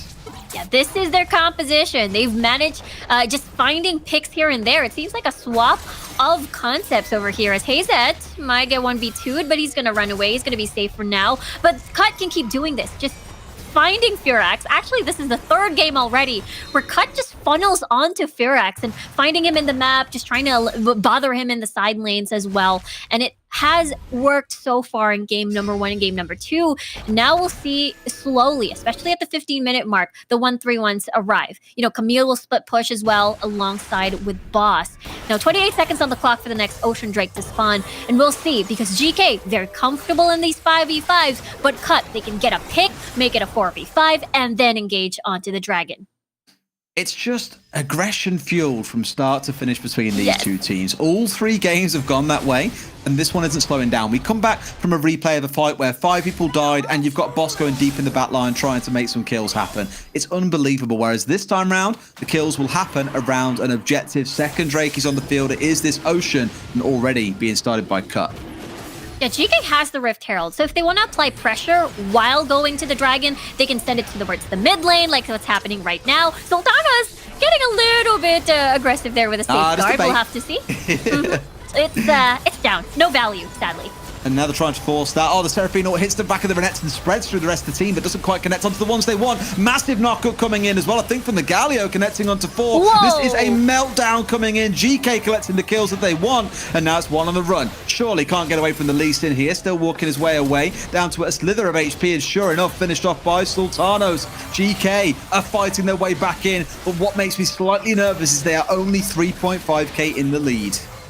Yeah, everything just went to Sultanos. So basically, if Cut eliminates the Lee Sin, then they can be in a comfortable fight. He's pretty much low, but he's going to be fine. They're able to secure that Baron for themselves, and they can start sieging and open up the map. Let's take a look at that again. It is the Rift Herald being the bait for that engage for GK over there. And look at that. Everyone is pretty much low. The Unstoppable Force didn't find too much value over there. And the 69 using the Valkyrie aggressively, using the package aggressively for the rest of Cut for the retreat didn't go well. And look, already there's another fight underway. Risk looking for a big ultimate as well. Has got it on side and ready to go for the engage. But of course, it's all about the straight resets. Starts recovering some HP. GK, despite winning that last fight, have been forced away from this one as well. Don't want to get themselves caught up in the fight, and it will be taken away by Cut. That's a little bit unexpected, and sure, the Baron may be on the side of GK, but you look at that and say, surely they don't lose it away. Maybe they were just too afraid of losing the Baron buff here and wanted to keep hold of it, because now you've got Xenon trying to provide pressure off towards the bot lane. Yeah, that's true. They just want to utilize and maximize this Baron buff. It would be a waste if they did the Dragon Dance and wasted all the Baron buff just doing Unstoppable Force. Big engage coming through, same in the mid lane as well. They're going back in onto the Renekton here as well. Can the Croc stop? No, he cannot. Carrying on his way forward. Cut comes in. Now, what else can they do? 69 almost found 1, but now he's being focused by Sultanos in the back line. They do get the burn through, and Hazit walks away with a slither of HP to his name. Xenon goes down, so it's 1 for 1. You really feel like Cut should have come off that one worse. Yeah, GK, I believe Furax missed his chain of corruptions there, so Cut was pretty confident in entering and engaging in that fight. But at the end of the day, they didn't get a kill onto GK over there, or rather they didn't get a kill on towards Hazet, who's able to survive. We'll see though, as the Baron is going to slowly expire, but GK is able to get value off of that, as that's 2 inner towers down already for the count. Alrighty. See how things progress forward from here, because you know GK are in the driving seat. Sure, the Baron has expired, but they use it to grow their gold lead up to just shy of 8,000 gold. They are slowly starting to walk their way through, and this was bearing in mind as well, a 1-3-1 split push. And look at the engage on the bottom. We did see this one play out on our screens, and really for Xenon, it was getting a little bit cheeky. It's holding around in a 1 versus 2, and you've got barely anything left to actually fight with. And sure enough, the good trade plays out. Malphite securing the kill. It was, I would say a little bit awkward, I suppose, because Xenon was definitely needed for the team. If you want to get a 1-3-1 setup, it's supposed to be Sultanos on the side and Hazet on the side as well. So, you know, he is definitely needed with the rest of the squad to come in. But I understand it though, because there's the hero's entrance to easily fly to people and join your squad. And now for Cut, there's still hope. There's still 69 coming in with the Solari Charge Blade, looking still on the 3rd item, perhaps, maybe an Infinity Edge to help more with the massive crits. And for now, it's still a lot of space to work with for GK. Still feel nervous when I see that it's 13,000 gold, nearly 13.5 sat on the lease in here. Is this the one that you really want to see currently sat in a position with all that gold, all the itemization, knowing that the later this game gets in, the more he falls off? And sure, has an impact with the kick, but would you rather have, say, the Camille with the isolation power, the Malphite with the ultimate, or, in this case, a Lee Sin? Makes me a little bit nervous. We'll see, though, as a collapse potentially coming into the mid lane. The Zed slightly overextended possibly here, but they're going all the way in. Not quite the ult they were looking for. Sultanas has to flash away. This has been a bit of a messy engage coming out of the boys. In comes the counter engage with the ult. Sorry, the ult coming in out of the Nami. Tidal wave, not quite doing enough, but a big ult coming out of Risk. Lands onto 2, and they are fighting this so well. Cut. They're burning their way through the front line. They're melting down health bars. Great taunt coming in, and surely it's not the turnaround for GK. Looks like it might be, but Boss in the back line melting down a couple of members. A messy engage going completely astray for the side of GK. They went a bit too far, and Cut have made them pay. I love how Cut always finds Furax, and Hazet may be the next one to fall, but really nice flash there to dodge the last rocket from 69. But they find their target again. They find Damola, they find Furax. And with that, GK only has to rely on Sultanos, which is a Lee Sin. But sometimes at the later stages of the game, a Lee Sin may eventually fall off. Absolutely. I mean, here we go as well. Now they're trying to really press the advantage forward, and they find themselves 2 kills. Boss, let's not be cheeky. Let's not be too cheeky, because you know what Sultanos can do if he wanted to safeguard forward. Makes himself out alive as well. And Boss, I'm telling you, he'll pay for it at some point. And like I said, why would you hang around? Loses his life, and when it looked like Cut might be fighting their way back in, gets a little bit cocky and pays the price. Damage. Even trying the same coming out of the Camille, but she will make it away only just. Cut now once again on the back foot because of a massive blunder coming out of Boss. Yeah, that's 30 seconds of death timers. That means Cut loses their chance in contesting the dragon. Exactly. So GK will happily take this and even create more space to focus more on top side, apply vision. Let's take a look at that again. It was a very, very messy fight. We got to see Furax being focused on by the Camille, and now he's incredibly low. That means, Risk can just take action and use the unstoppable force with no fear at all. And basically no AD carry means no consistent damage. Hazet, after the Dominus would expire, means he's going to be incredibly squishy. That means GK must run away. Cut is very happy to get that pick off of Furax in that skirmish, in that team fight rather. Now look, it's Cut starting to position themselves aggressively. That 6k gold lead has shrunk down slightly from the 8k we had prior, but the tankiness of this Malphite into the later game, no huge AP threats coming in from the side of GK is going to mean that he is an absolute monster as this game continues to step its way forward. They've got the run-of-the-mill of things. They're the ones starting to march their way around the map. As you get towards that 16, 17-minute mark, full builds will start coming online in the next few minutes already. In fact, for Sultanos, he is basically there moving in towards building out that last item. That over-engaging the previous fight, though, did set them back a little bit, but then was countered by Boss being a bit of a fool hanging around the mid lane for too long.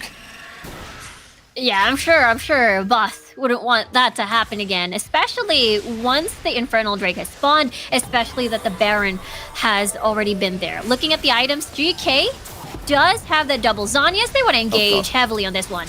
Oh, the taunt coming in as well. Catches on to the Sushi. It's the Nami potentially going down here in the back line. In fact, no, they turned it around at the last second. They found 2 back for themselves. No way. No way. A Cut decimating and turning this game back around in their favor. But that's how it looks to be. They get the burn down. It's 1 versus 1 in the backside for the junglers. But that's the guy you want to leave alone. It's Sultanos off by himself whilst the rest of his team get decimated. He is the last man standing.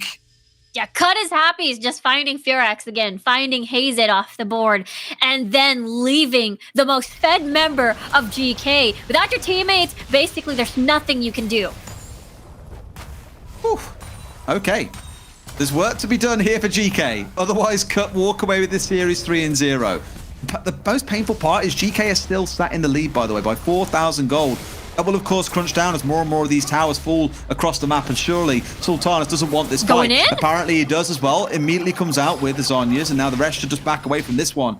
He really wants to try and force these isolated fights because he knows that his team cannot do well in these 5 versus 5s anymore. Yeah, exactly. This is a very awkward spot for GK. Just as you mentioned, they're in the lead, but they can't find the correct opportunities. This is such a forced fight, I suppose. The fact that Teemo survived all of this makes it really, really a bit unfortunate for GK. And after failing and using all their resources for the support means that, there's nothing much left to use for the carries of Cut Esports. Another fight? I mean, Risk is just immediately out of there. But the point you made a second ago is right for GK. They had this lead and they were so desperate to make sure they pressed it and used the pressure from the advantage they had. They've over-engaged in 2 fights and given Cut a way back in. They're down 2k gold. Now GK are the ones looking to try and start onto the Baron because, of course, Camille's on the bottom side of the map. But she's TPing in. Great knock-up. Ult comes across, hits no one. The steal away the Baron! That's what you wanted to see. And surely the meltdown comes through now. GK at least starting to fight their way back, but they are being crushed. That Corki's hit late game. They have melted their way through. GK have thrown what was once an 8,000 gold lead for Cut to fight their way back in and take the 3-0. And now Cut getting that Baron, stealing that Baron, and now taking the series 3-0. What a series that we are just witnessing. We just witnessed, rather. That is a turnaround and a half, but that is why they are topping Group C and they are the team to represent this group at the finals. Unbelievable play coming out of Cut. Some questionable moments, of course, from both sides, but the 3-0, they really did get their revenge, Riku. Yeah, that was such an intense match, especially for Sultanos. He was crazy in that game, but unfortunately, he wasn't able to transition that lead for the rest of the squad. He was basically the only one. He was godlike. But at the same time, as the game went by, there's only so much a Lee Sin can do. I mean, you can look back at a couple of these fights in the early game and just see where GK's strength was really coming from. Even with Risk landing a massive 3-4 man ult, no follow-up for the rest of the team because guess what? They've got a Renekton in their face. They've got Sultanos going crazy in the back line. But even when things look that messy for the side of Cut and GK are the ones with the 3-0 advantage to start things off, it just gets completely turned back on them. I think you always saw that potential for Cut to win a team fight that never really came to light because of Sultanos. But once he starts falling off, once Risk starts going massive in these fights, that's when everything really started to crumble for the side of GK. Yeah, there were a lot of really nice unstoppable force just to stop GK in their tracks. And at the same time, I feel like Camille did an amazing job just finding these targets as well, just trying to remove Firax immediately off the board to provide utility, just as we're looking at the replay right now, just, bombarding the backline and making sure that the formation of GK is pretty much scattered. And this is where Cut will thrive because they have 2 assassins on the board, which is the Camille and as well as Boss on the Zed.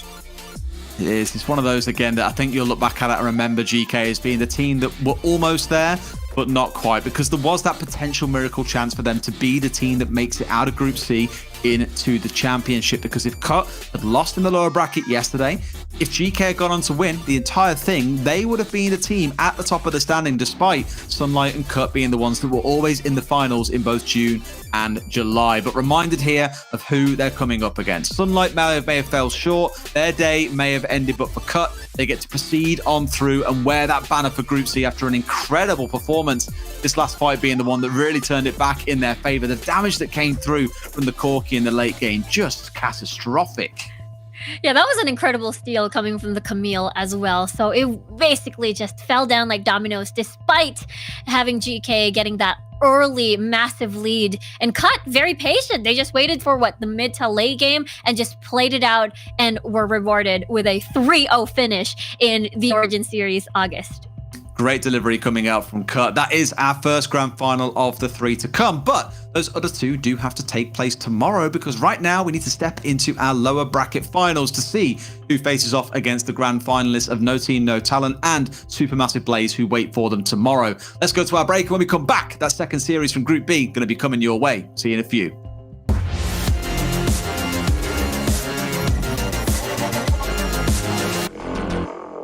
We have our last chance today. Like all the teams have last chance. We are so hyped, we are so excited, and we want to get the win today. We feel good in team because now situation is very good. We are friends. Like that we can achieve more and more things. I don't think you'll be able to juggle that 1v3. Destiny Dame Pop though. At the beginning, like in the first day of the tournament, we were all hyped because we beat 2 teams in first 2 games. And after that, we played with Bikarok and then we lost all hyped, But then we just talked each other and we have nothing to lose. Let's go, guys. And then we get the victory. Let's be honest, we are scared of them a bit.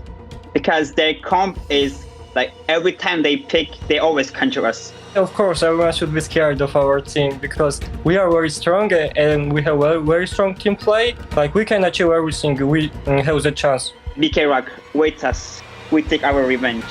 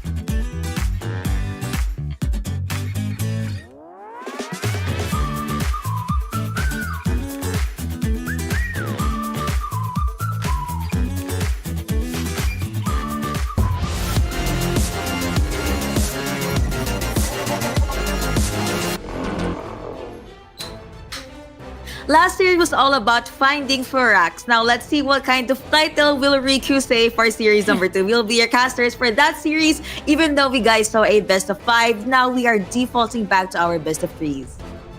Yeah, it is now back to the lower bracket, the finals this time around, as we get to see, BKR duke it out against Bal Esport, as we get to see, Kid, Sector, Shikimori, Prince, Victor, and for Bal, we've got Knight, Spec, Gandalf, Katze, and Gariban.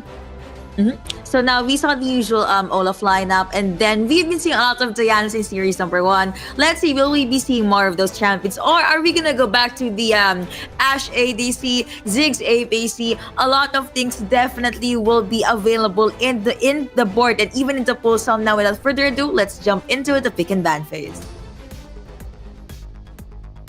Maybe we'll get to see the Ashe, maybe the pick composition, depending if the Xin Zhao will be banned, just like what we saw in the Cut Esports versus GK Esports series. But BKR, they don't want this. They don't want the Camille coming in. I mean, it's a big high value pick. The fact that you can flex it in 2 different lanes. Bal, of course, they don't want the Gragas in, meaning that potentially they can pick Assassins. They can potentially pick the Akali as well. We'll see though if Bal will decide to take that off immediately. Asterius will be banned. I'm guessing a Renekton could possibly be for BKR, because I feel like level 1s, level 3s for a Renekton versus a Darius pick can be a little bit awkward.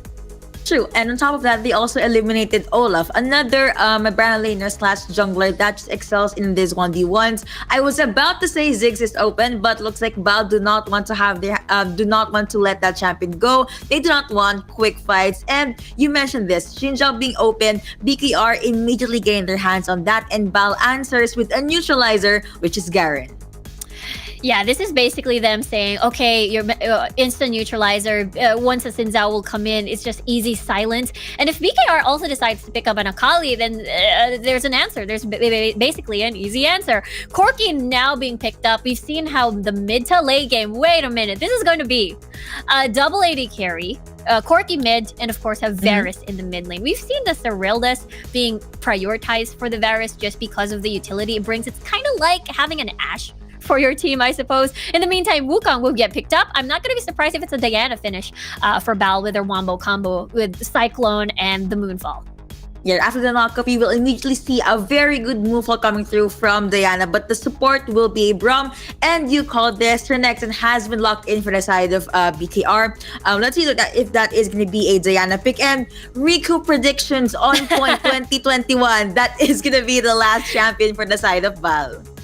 Yeah, this is a good two-man. Mid jungle, we're talking about the big setup. Cyclone on top of Moonfall or vice versa. And with a tidal wave as well for the big engage to make sure that the Kai'Sa and the Garen is able to catch up. So this is a very strong mid to late game composition in a 5v5 scenario. So I'm curious as well. On the opposite side, we saw a Renekton. That means they're hoping the Renekton to bully out the lane. But because it's a Garen matchup, the Renekton will need more help than the 1v1. I mean, it's definitely difficult to take down Garen with all that tankiness. Plus, we know how much damage he will have in the latter parts of the game in these 15 or 16-minute mark. But you guys have the picks and bans. Let's just hop into game number 1. Right, again, the first game for our best of threes, the usual lane phase, and it is going to be a mid lane Corki. I am actually looking forward to seeing how Renekton will play it out in the early game, but looks like we have a 4 champion unit here. Winter's Bite will see no one. You have Nami, you have Kai'Sa into the sides. That is going to be the first hour coming through for this Varus, but no one is actually gonna commit just yet. Again, Diana Corki will have their own little world into the mid lane. This is going to be a fight of who will be able to scale first. Yeah, it's you know, the Corki being on this melee and range matchup. Of course, Corki will be able to get a good foothold in the mid lane, possibly maybe even getting priority. And with that said, you know, the little tussle with that level 1, maybe it's an attempt because they do have a Braum, which just automatically gives you a very strong level 1 setup. Maybe burn a summoner spell or 2.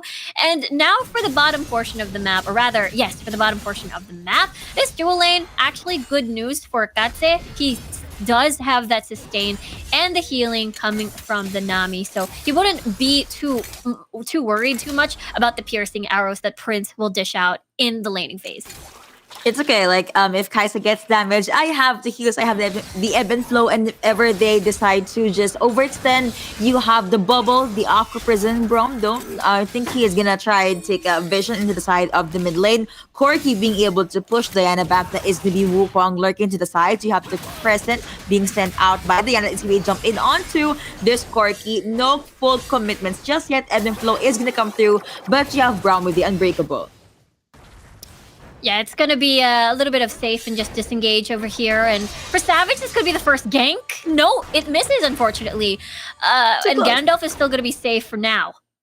And I thought that was actually the first kill going over to BKR, but apparently playing it safe is gonna work wonders into the early game. Renekton is gonna fall back for now. Now you have Wukong just getting the buff. Pretty standard rotations here as well. I guess they just want to wrap up on the gold, even in the items. Piercing Hour is gonna come through, connecting onto no champion, but looks like they're gonna focus on clearing out the wave. Yeah, there's a lot of wave clear involved with the piercing arrow, just as you mentioned. And in the mid lane, I believe it was an ignite dropping on towards Gandalf there. I could be wrong. Either it is just Shikimori getting the phosphorus bombs on towards the Gandalf. And he should be careful because it's a Wukong. It's a Wukong paired with Gandalf on this Diana. A gank could possibly happen. A counter gank could possibly happen. And once the chain of CC connects, actually, I wonder what good stuff is here. Oh no, the Moonfall! Okay. I guess he thought that Corki was gonna jump in or just pop the Valkyrie, so he just made sure to pop the Moonfall if ever that is gonna happen. He also used Lunar Rush earlier on, so he had no other way for disengage. He did not want to use Flash this early on, given that the Dragon or Rift Herald will be up in a few more seconds. Yeah, that's true. It's better safe to just keep that, especially against a Xin Zhao jungle. Xin Zhao will constantly try to find these opportunities to enable a skirmish, to see if they can find a gank. Especially, we talked about this, level 3, level 5, pretty good spikes for BKR. And so far, the Great Neutralizer doing its work. Knight is keeping this Renekton in check. And if you keep the Renekton in check, Renekton will go past its Prime is just gonna basically get shredded in the later stages of the game by Katze here on this Kai'Sa. So that means that's one minus win condition down for BKR. Silence plus that judgment, and you have Garen just holding his ground. You have the call of the meal being popped. Stuns are gonna come through, but no actual commitments. Actually, both of them even popped recall at the right time. Rift Herald plus, of course, the Ocean Drake is now up. Blue team already have their eyes on this dragon, but Diana, Nami, as well as Kai'Sa and Wukong slowly making their way into the Dragon's Pit. And with that, two things. BKR, they could try and steal the dragon or just opt with the Rift Herald. But for now, looks like they want to see a fight. They want to get the first dragon. Piercing Arrow has been sent out. Wukong still has his Cyclone. They are still hiding this one out. Ocean Drake will be at a reset and still pretty stalemate for these two teams. No one pulling the trigger just yet. You have the Crescent Strike being sent out by Diana, but no actual jump-ins just yet. Yeah, Bal is just waiting for the package to expire from Shikimori for them to comfortably take on this dragon contest. And now they're getting poked out by Bal though. It's gonna be jumping correctly onto the. You have the tidal wave coming through. You also have the Moonfall. Red first kill going over to the red team. Now you have Braum saying goodbye. That is gonna be the Gatling being used. But Diana, she wants to get that early game kill. A double kill going over to this champion. The lead that the red team wanted. That was a 4-0 in favor of Bal. Plus they got the Ocean Drake and the first outer mid lane turret. That is a massive start. Double kill for both of the carries of Bal, for Katze, and Gandalf. That is huge. And Bal can just easily transition that for the next fight. Get the resets, get more items on the board, then go to the Rift Herald. We can see that Knight is slowly lingering around the corner, becoming that human ward. Gandalf, though, will try to get that split push in. They get First Blood Tower, but now that BKR is starting this Rift Herald and the rest of Bal are nowhere nearby, that means they're going to concede this, but it's fine because they do get First Blood Tower. Now that is going to be BKR trying to even things out, so let's take a look at the previous fight in the Dragon's Pit. This is a beautiful Cyclone. Oh dear, that Wukong Cyclone into the tidal wave was just massive, and it enabled basically Gandalf and as well as the Kai'Sa to keep going. It was just a perfect setup for that. That's just beautiful. It's one of the best Cyclones so far we've seen in the August of the Origin series. We could be seeing more of that because now Bal is definitely online. 0-5 on the scoreboard. A lot of things are in their favor, but still for the side of BKR, it is kind of early. They could just wait for... they are running the double ADC. Of course, in the earlier parts of the game, it's going to be pretty passive, pretty conservative. They just need to stretch the game as long as they can, but they also need to keep in mind of Renekton's power spike. Now, you have the Dragon Lane duo making their way up into the Baron lane just as I talked about Renekton. Voidseeker is not gonna connect though. They do not have the wave. They could just rotate over to the mid lane. Wukong does have Cyclone, but I don't think they are gonna try and commit with the pickoff. Yeah, BKR, this is them having to try to play that defense because Savage unfortunately didn't get any opportunity, any successful ganks in the early game. And as well as, unfortunately, as well as the Renekton didn't get those early kills, and now he falls from this 3-man collapse from Bal. That was too fast. So, Bal rather, they knew that the members of BKR are here at the Dragon Lane side. Now you have the knockups coming through. Forky was forced to jump away with the Gatling gun. A lot of resources being bursted down. Wuka say goodbye, and they have a jump in coming through for Xin Zhao, and he was able to get the double kill. Garen being bursted down. Aside from getting those 2 kills, they will be able to get these 2 turrets. That's value right there for the Rift Herald. Not only getting a second charge on that inner tower, but also getting 2 extra kills on the board. This is what Savage wants. This is what will enable the 1-3-1 that we were talking about. But let's take a look at the replay. Again, at top side, this is Sector not being able to do much. He dives in, wanting to get a wave clear on the tower, but there's just too much damage. You're facing the 2 most fed members on Bal's side. But at the end of the spectrum, though, they're able to get at least a kill or 2 for Savage there. So I think they can leverage on that and see where that takes them. Where will it take them indeed? But now Kai's sitting at a level 10. Piercing arrow, yes, it was supposed to hurt, but she is going to be A-okay. Xin Zhao still holding his ground into the base. Infernal Drake will be up in 25 seconds. Garen is pretty far from where his teammates are. And Val looks like they just want to get some more damage in, more items in. And BKR is still on the hunt. They could try and look for Nami. They could try and hunt for Kai'Sa, but I guess they would just want to focus on forcing these full-on 5v5s like right now. But again, they need to be very wary of the possible Moonfall. Luna Rush plus Moonfall is one of the key combos from Val Esports. Yeah, they should plan a ward in the blue buff because that is the place where Spec set up a beautiful cyclone. It could happen again if they start lingering around and starting this dragon without proper vision in the jungle of Val. Speaking of start, looks like they want to start something here. That wave is gonna come through. There is no follow-up. The bubble is gonna be sent out as well. Void Seeker will spot two champions out. Agaton Rain is gonna connect on to Xin Zhao, but it is gonna be A-okay. Void Seeker is still being sent out again. No one is touching the Infernal Dragon just yet. The Valkyrie has been used by Corki. Piercing Arrow being able to spot Kai'Sa out, and it looks like the more seconds that pour in, the more advantage that Val has over this Infernal Dragon. Yeah, that's the thing. I mean, the special delivery has expired. That means it's go time for Val. And look at this zone. They get the Infernal Drake, the second dragon of the game once more, without BKR having to do anything. That is even Luna Rush connecting onto one, and you have Kai'Sa jumping in with the Killer Instinct. Moonfall has been used, but you have Varus just making sure he will not get taken down. He decides to disengage. That is going to be a flash out for Nami, just to make sure that there won't be any Corki or Xin Zhao to burst her down. And 2-6 in scoreboard. Val still has quite a lead, but BKR, they are able to get some turrets in, and at least they could just wait for their power spike. Yeah, for BKR, they have this double AD carry setup with only a measly Braum that can disengage for them when things get a little bit too sticky.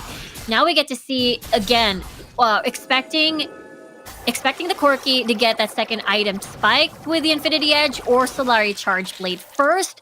And now we get to see Prince having his two items. We're rightfully stacked!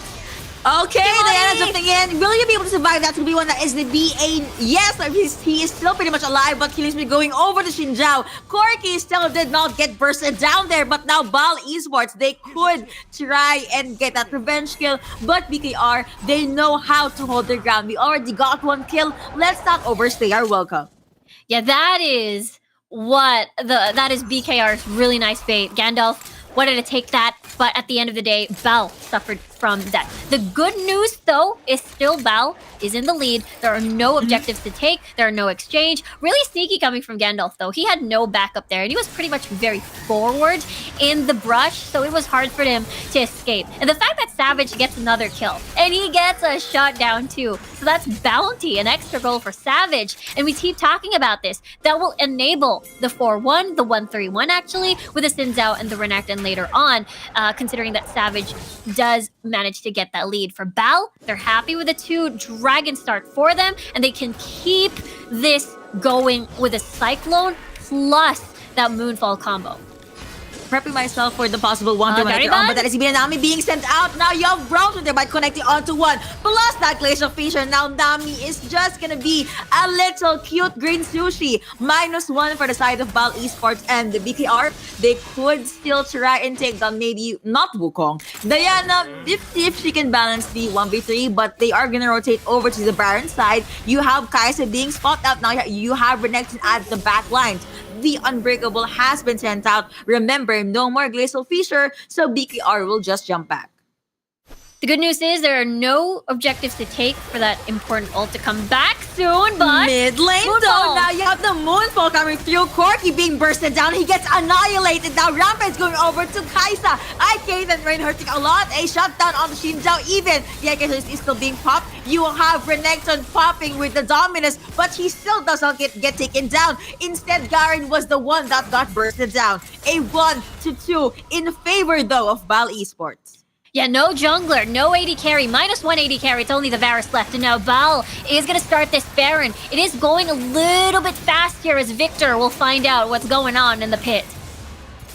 I thought he was gonna go and try the steal. I mean, I'm pretty hopeful. Even the Braum can take a Baron steal, but he will not press his luck. Looking back though, in that skirmish in the mid lane.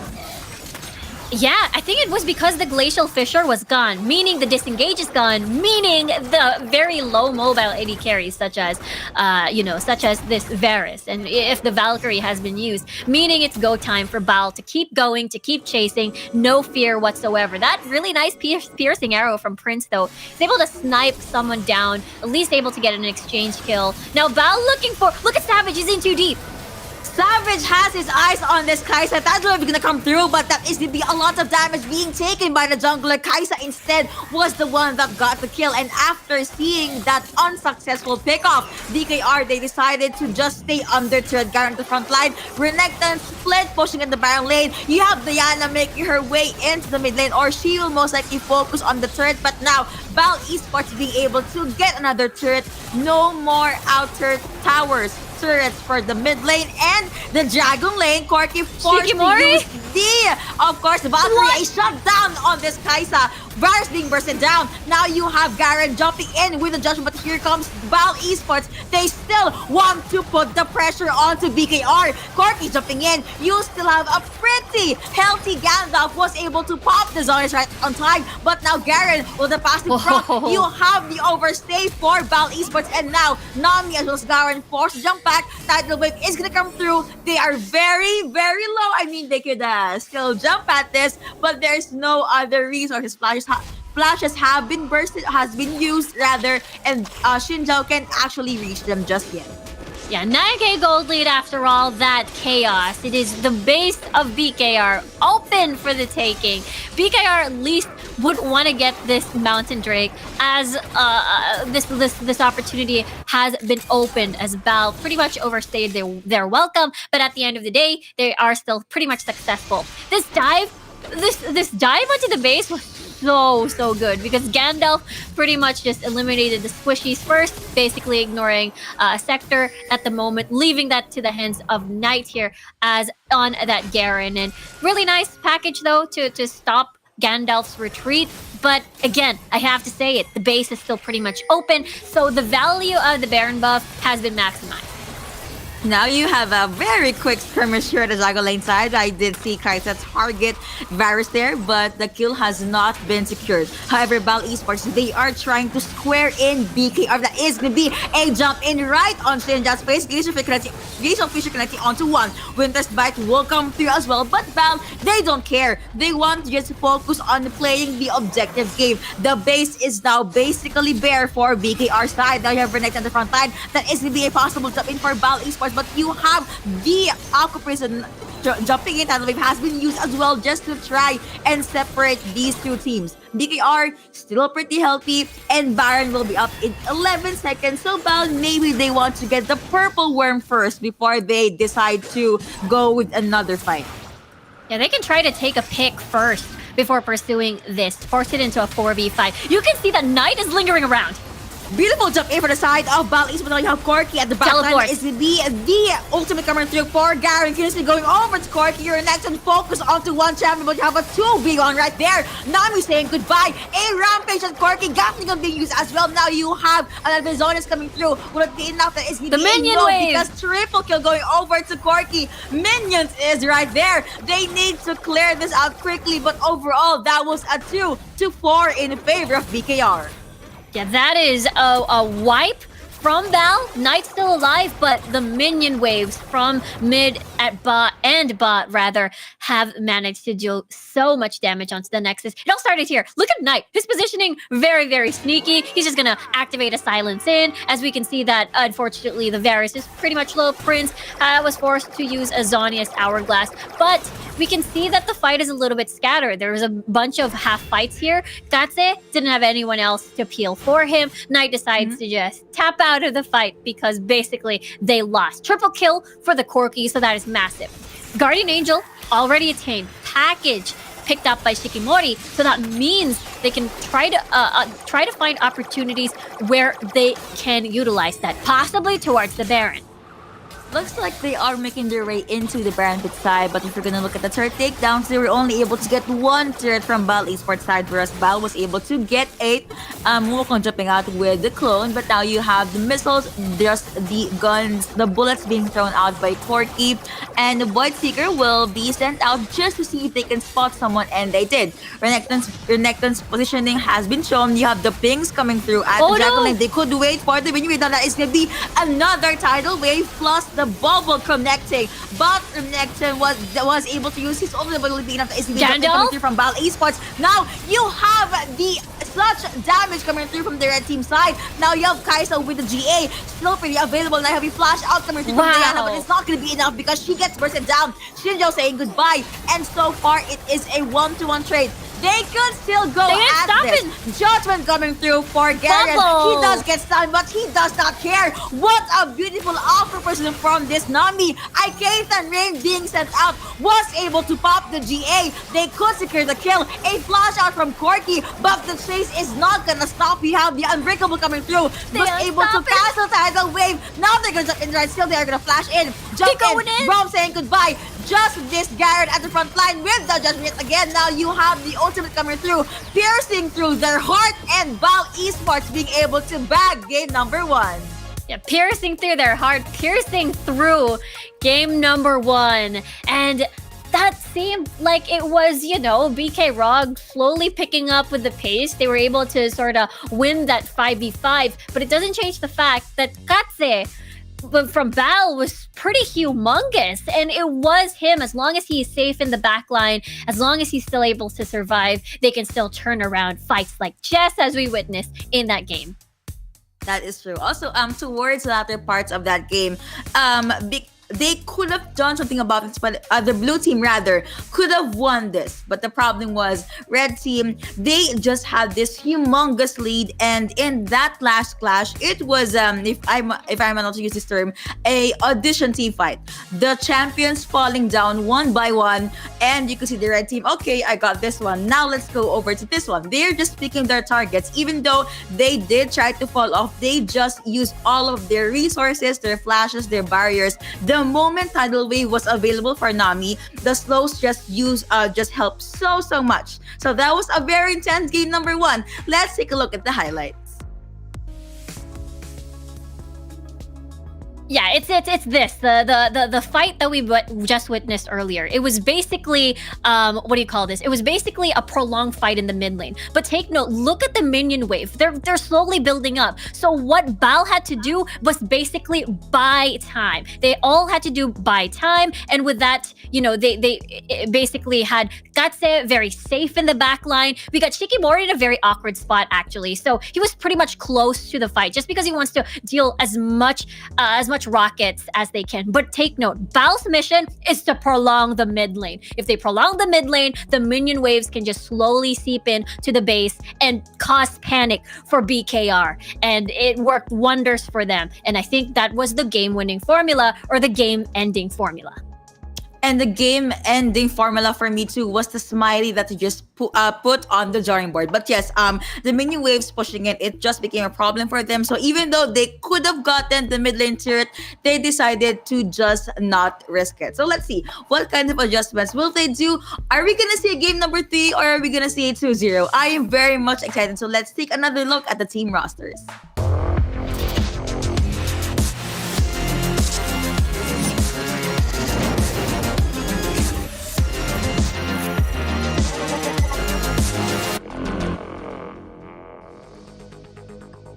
Bal really showing us what is up. That control from the early up until the late game, even though BKR had moments that they did shine. Looks like they still want to assert dominance. But we did see how this team played yesterday. So I'm really looking forward to seeing, I'm actually looking forward to seeing a 1-1 for this series. But still, let's see, what kind of adjustments will they do? Are they still gonna ban out Gragas? Olaf, will we see another Xin Zhao? Let's take a look at the pick and ban. Well, that is the question. Will we see an Olaf this time around, or an Olaf Unleashed? I feel like, the earlier game was, gotta say, very amazing on that Kai'Sa. And Gandalf as well, such a good Diana into the Cyclone. But Val removing initially the disengage. So possibly they could opt for an Assassin once more, perhaps. Or maybe the 1-3-1 that we saw from BKR. Fiora getting taken out of the equation, possibly targeted against Sector, perhaps. Maybe. BKR still banning out that Darius, meaning that we could possibly see another Renekton pick at topside. Maybe, and I'm actually having a little game with myself. Are we gonna see another Garen? Let's see. Corki will be banned out though. Ziggs is open. Xin Zhao is open. Camille got banned out. Akali is open though. If any of these teams want to pick that up. Pantheon, how can I forget he was banned in game number 1? He's now open, and Val got their hands on this champion. Yeah, I really like this pick, especially, again, having to get the side lanes, or rather create impact to the side lanes, be able to get that backline access as well. If BKR, they're looking to assemble again. If you lock into Wukong, usually you expect a Diana pick that will come after. Now, Bal opting for this Varus pick as well. They're looking into stun from the Pantheon into the Chain of Corruptions, into the bubble. So there's a lot of CC lock going on in Bal's composition. Mostly single target, at least from the first 3 champions that we saw. BKR, they will now release the Senna and the Olaf. So really looking forward to seeing how he will perform in the jungle lane, because most likely that is going to be a Wukong in the jungle. Xin Zhao will still find his way into the lineup of Val. On top of that, they finish it off with an Ahri, another single target CC. So Val, they want to have these 1v2s or 1v3s. They want to go with the pickoffs. Yeah, the early skirmishes, mainly a top side, is incredibly strong. Level 3 is a very strong power spike for the side of Bal. And for BKR, they have a lot, again, of the Wombo combos. They do have the Olaf as well into the equation. So we're looking at maybe an Olaf top, maybe a Wukong in the jungle. We'll have to see. We will have to see as well. So you guys saw the matchups, the adjustments for our game number 2. To the supporters of these 2 teams, do not forget to share the stream, comment some motivational words, or cheer them on, because we're gonna hop into game number 2. Ready? So I really like the Ahri pick. Can I just say, I don't know about you, but I've been seeing a lot of good Ahri plays in the Origin series for the month of August, aside from the Akali plays that we actually even saw in series number 1. But now BKR, they're pissed. They're mad. They really want to push this to game number 3. And as you can see, you have 2 champions into the mid lane. Olaf will just get some EXP and then rotate back to the Baron lane. Orb Obsession has been used, and now Olaf, I think he just tried to scare Ahri a bit there, but now he is just gonna go back to his actual opponent, Pantheon.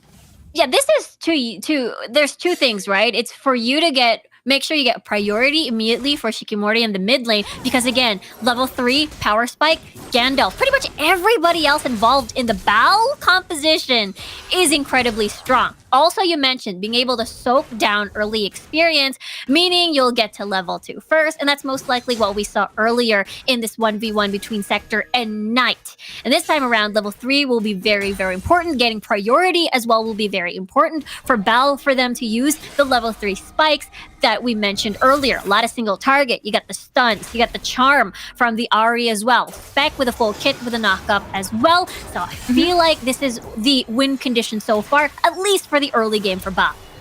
They just need to survive and get the advantage in the early game and then translate it into the late game. But for BKR, they are all about the late game. I mean, look at that. Olaf, Ziggs, and especially Ezreal. I can't stress the late game on this champion enough. So Val just needs to balance this out and try to end the game maybe around the 12 or 13-ish minute mark, just to make sure that BKR will not storm into their Nexus. But now jumping back into 2 minutes under game number 2, Olaf was able to push Pantheon back. And well, Knight still, of course, he will just have to wait for level 5s before he can make things happen. He needs a global ult to actually try and have a duel up against this Olaf.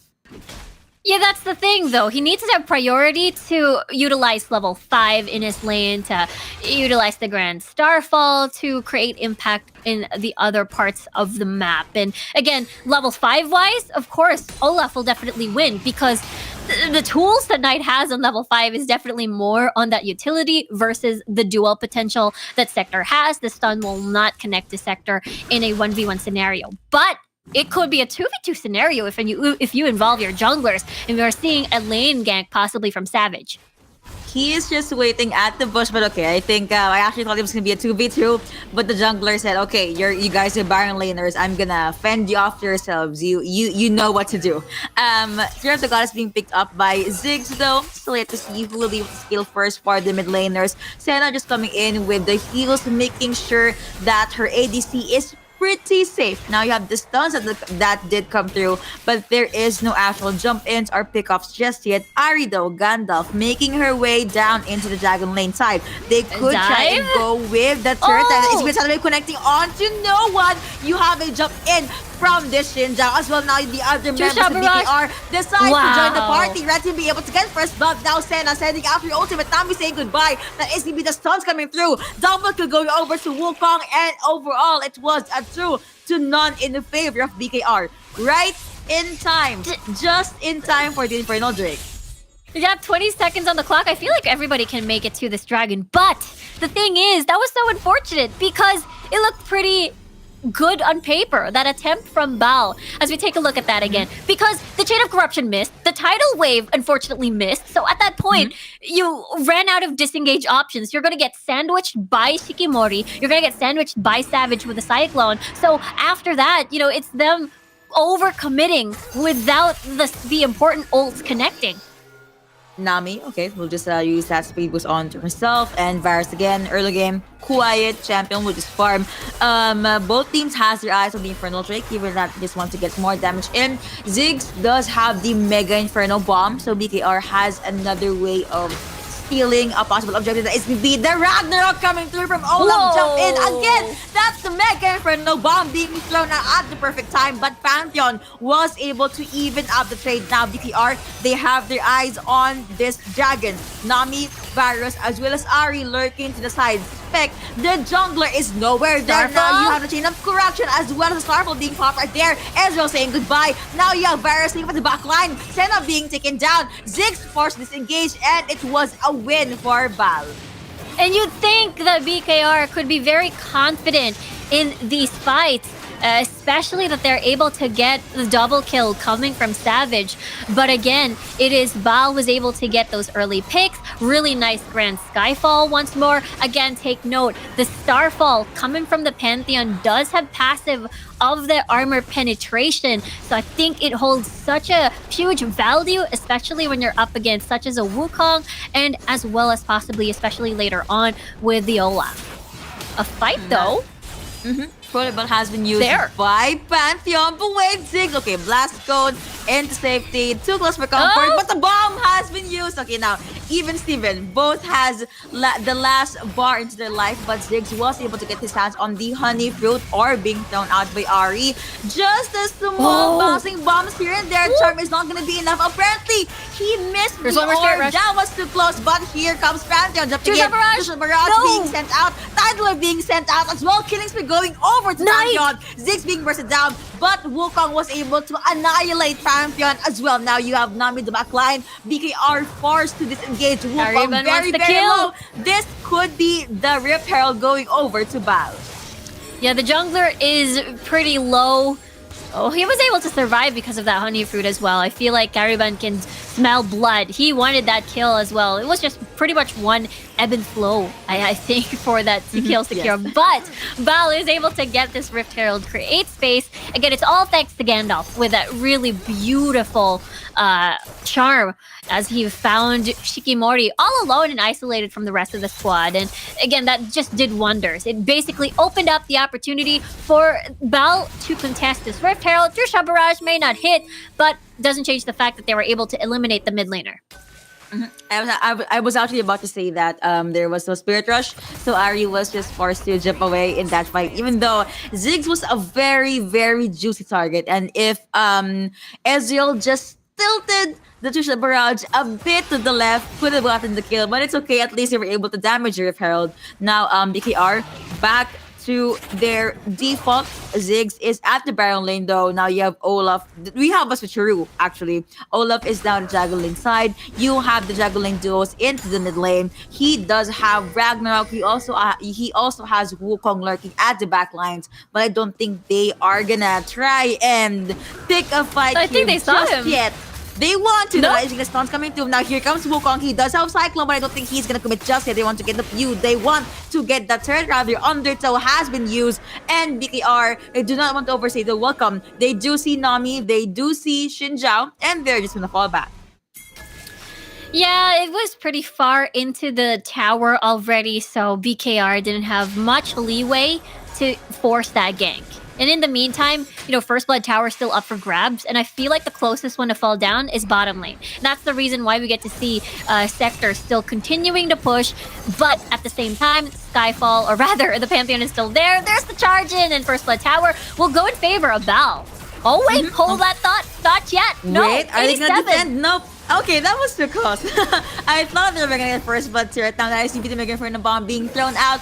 No follow-ups, no wave as well. So Val will just force to back away. 2 turrets that almost got taken down. Almost is never enough. Now the orb has been sent out. Waves are gone. The explosive minefield has been used as well as the bouncing bombs. No one actually committing the fights just yet. They just want to play the objective game.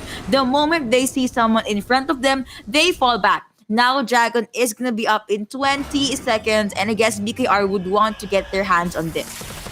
Yeah, that's the thing about BK Rog's roster, or composition rather. They're still waiting for the Ezreal to get 2 items, at least having the Muramana fully stacked and the Trinity Force. And now for Shikimori as well, they're opting for that, Rabadon's at least for the 3rd item, for the bombs to really, really deal a lot of impact. And BKR, meaning that they have to wait a little bit more. That is going to be the Aegis Assault connecting onto Olaf. 1v3, forced to use Ragnarok, still has the Honey Fruit, and Olaf was able to survive that one. He is A-okay. Now, Val being able to push the Baron laner from BKR away. They would have first dibs onto this Dragon, but BKR, they will try to go the contest. Stuns are not going to come through. Piercing Arrow. Oof, that hurts. That is going to be Senna, but here comes Pantheon jumping in currently on the tidal wave. You have the ultimates coming through, but they just want to give space or have space against Val. Pantheon is going to be the first one to get taken down. Now you have BKR, Ezreal safe for the back line, Cyclone coming through from Wukong, and that is going to be a re-engage, but it's not going to be enough. Nami being bursted down, going over to Wukong. Now you have double kill. ADC still alive, double kill going over to him. Gandalf the next target, make that a triple kill. It was a 3-2 in favor of BKR, but they are not gonna stop anytime soon. Xin Zhao is right there. They could just retreat, or they could just try and contest, but I guess BKR, they want to play it safely. Ezreal, he has enough damage, so they're just gonna fall back. Yeah, it's a little bit too risky. They wouldn't really finish the Dragon in time, and the reset is just going to happen in favor of BKR. Let's take a look at that again. I think the reason why Val lost this team fight is that they came in 1 by 1. The Mega Inferno Bomb, the True Shot Barrage basically hit spec all in all, and it left Knight to his own demise, and it was a 1v4, 1v5 situation, and Gandalf really took a while to join the fight, using a stack of 2 Spirit Rushes to get close into the fight. And that is damage lost for the entirety of that fight as well. But at the end of the day, Savage gets triple kill. That means he's going to be a very scary Wukong. Now, Dragon has started once more. Charmis can connect onto one. Now you have Pantheon jumping in with the ultimate, but did not connect onto anyone. Wukong still has the GA Regime being able to get Cloud Dragon, and then they fall back again. I was expecting a fight, but no.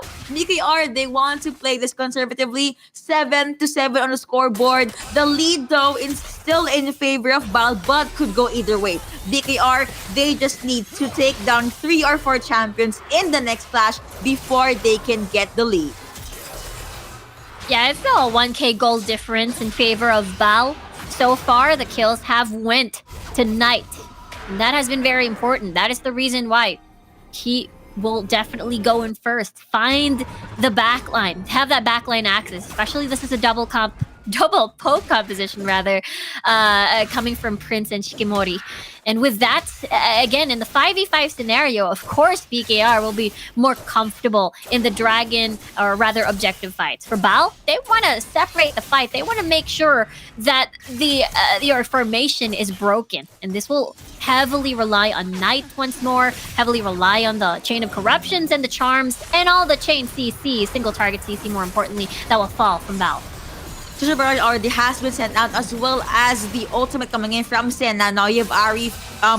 She did not use Spirit Rush just yet, but was able to evade There it is. this Wukong. The SCB, the Charms connecting, but Wukong was able to get away with his ult.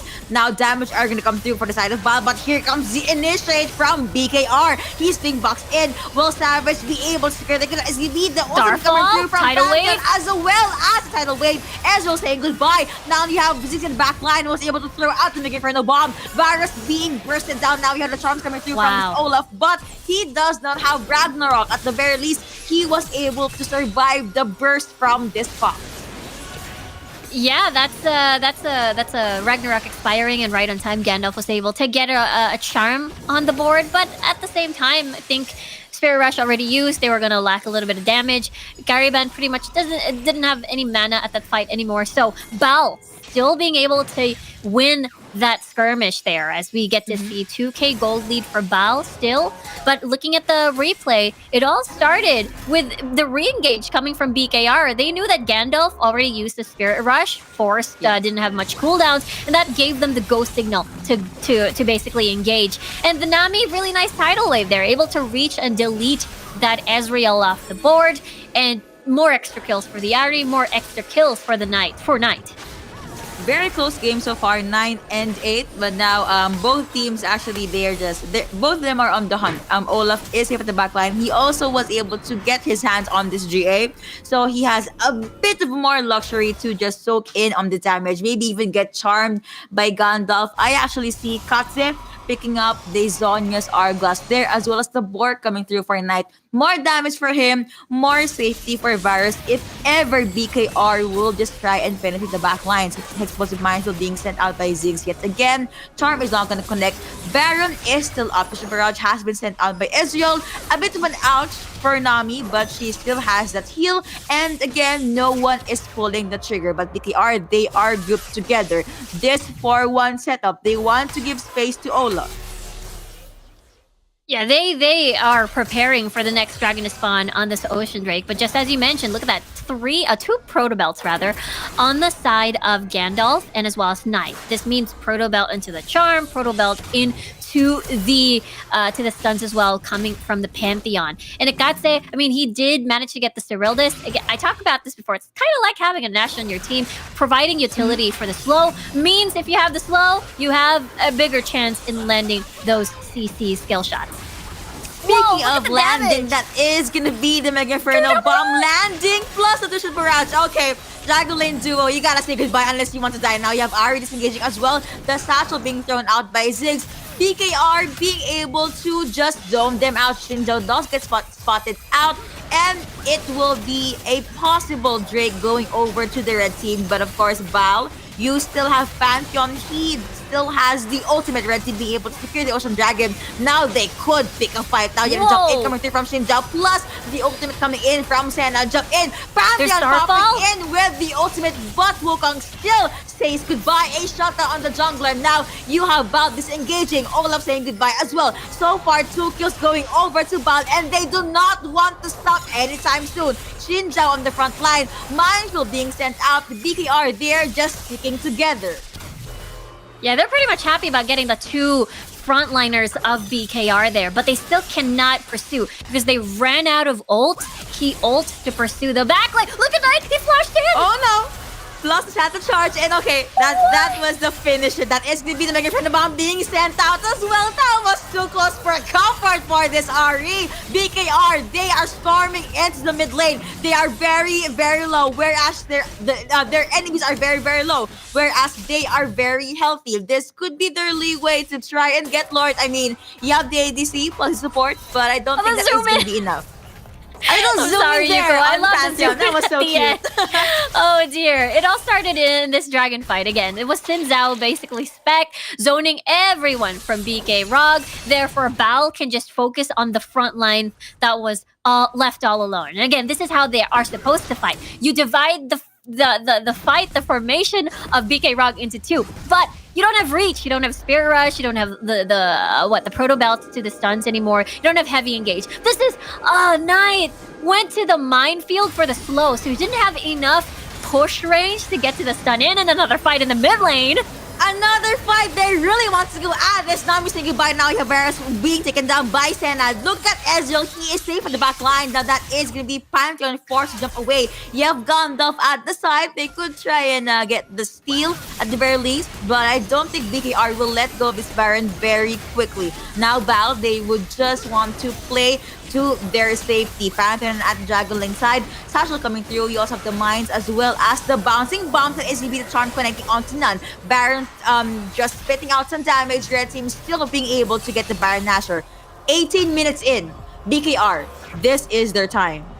Yeah, this is the replay, the fight that we didn't get to see earlier fully. As we, again, this is a fight that Bao was not prepared for. Knight wasn't around, Gandalf wasn't around. Again, this is a composition that needs to start their fights, needs to take control from start to finish. If BKR catches them off guard, they have no way to leave unless they have the tidal wave in. But all their kit is basically go in and no way out.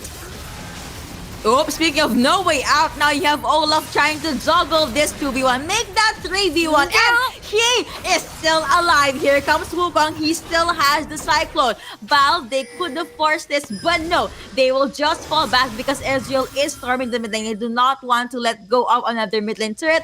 1-4 formation for the side of BKR. They will have their eyes on this mid lane turret that is going to say goodbye. Now, one last clash for them to be able to seal this game out, but Val, they can still get back with one good cleanup from their side. It's going to be the focus on Pantheon, but BKR, they want to just turtle this one out after getting a lot of turrets. They could fall back, but Ezreal is going to throw the charm. The fusion barrage. Charm is going to connect onto this Wukong. He still has GA. A fresh wave of Baron buff minions making their way into the Dragon side. That wave is going to connect onto two. Val could jump in. That is going to be the clone being used by Wukong to be able to survive that one. The bubbles being thrown out by Nami. What the Mega damage? Inferno bomb literally bursted Nami away into the map. Elder Mountain Dragon has been already spawned, but they don't care. They were able to get in jungle and able to get game number 2 and push the series to a game number 3. We are heading into a game number 3. What was that fight? What was that match from BKR? They were very patient. They took a great control of the game. Especially, they just waited for the Ezreal. They waited for the Ziggs to get their power spikes, getting that Rabadons, getting that 2-item power spike from the Ezreal and Viola. As long as they're safe in the back line, they are going to be fine in the 5v5s. We mentioned this. 14, 15, 16 minute mark, Val needs to close out the game because 16 minutes onwards, it's definitely the game for their team, and they just were able to pull off this draft phenomenally. So I believe you have something here for us, Riku. Yeah, I feel like we have the highlights kicking in, rolling in as we get to take a look at that again, because this I think this first one was the tone setter for Bao. After the unfortunate tidal wave into the chain of corruption missing and them getting collapsed upon and getting punished by the rest of BKR, it just basically felt like a premonition of what was to happen afterwards. They did have a lot of these game-winning fights, like the dragon over here, or the next dragon rather. But at the same time, they were in a ticking time bomb. They had to finish the game before the power spikes of the Ziggs, the power spike of the Ezreal, or else they wouldn't have any answer versus a utility that the Varus provides for the team. I actually want to see the highlight in the last few minutes or last few seconds of the game, wherein one Mega Inferno bomb was just enough to erase Nami into the map. But now, to be fair, Nami was able to send out a lot of very good tidal waves. They were able to layer their CCs perfectly. But into the 7-minute mark, I guess, BKR's damage was just too much, and them being able to group together, it just spelled the V in the victory. Yeah, the composition of Bal is just them having to dictate the pace, dictate the fights rather. It's them having the team fight. And while we did see that happen here and there, I feel like it felt like it was already too late. The Ziggs was always pretty much alive. There's just a ton of damage. The True Shot Barrage and the Mega Inferno Bomb combo is just too massive to deal with. Even though you have sustain, it's still not going to be enough. It's not going to be enough in the end. I guess this was it. The Inferno Bomb. And see, right there, Nami, goodbye. And you also have, I actually would like to highlight the fact that Senna was able to position herself perfectly in the back line. The heals, damage, and stunts would almost always connect, and a lot of things just went over to the side of BKR. Series number 2 looks like we will be seeing a game number 3. It was a nitty-gritty kind of game, but after that, BKR was able to make it out of there alive. So without further ado, I know you guys are excited. Who will win? Who will get that 2 in the 2-1? So let's hop into game number 3.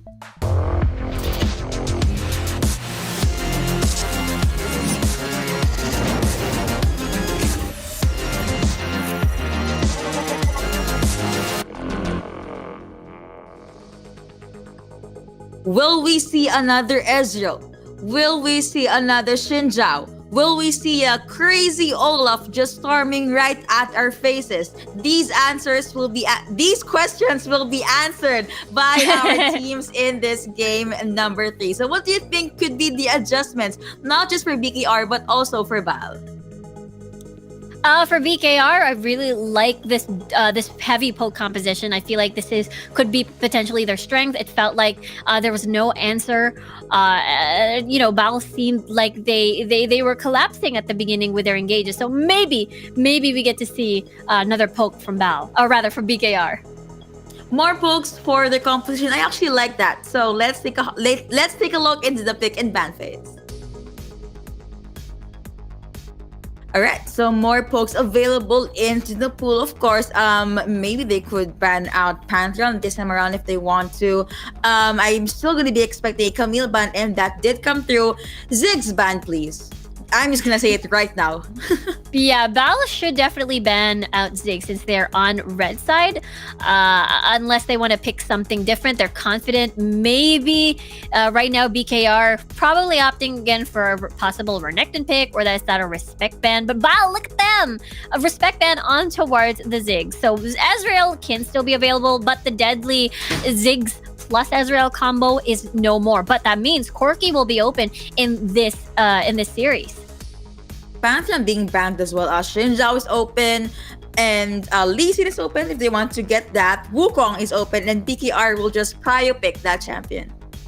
It is going to be a Diana for sure for BKR, most likely, but that means they've given up the Wukong versus the Corki first pick, perhaps. So Bal, we'll see what they want to top this into. The tidal wave plus the Corki is just really good. The movement speed will allow you to keep chasing, will allow more of the rockets to keep landing as well. Fiora! Now getting picked up. It's going to be the top side Fiora for sure. It's been a while since we've seen this one, so we're not going to be seeing the usual Camille Fiora matchup perhaps, but utility back on BKR. Look at Bal. They decided, okay, we don't want the Diana Wukong combo to be on one side. Now Bal should pick up the Jarvan Galio, but since the Diana has already been picked up, the Jarvan has already been picked up, then I suppose they're still lacking their top lane. I wonder what they finish this off with. Maybe a Renekton perhaps? Renekton?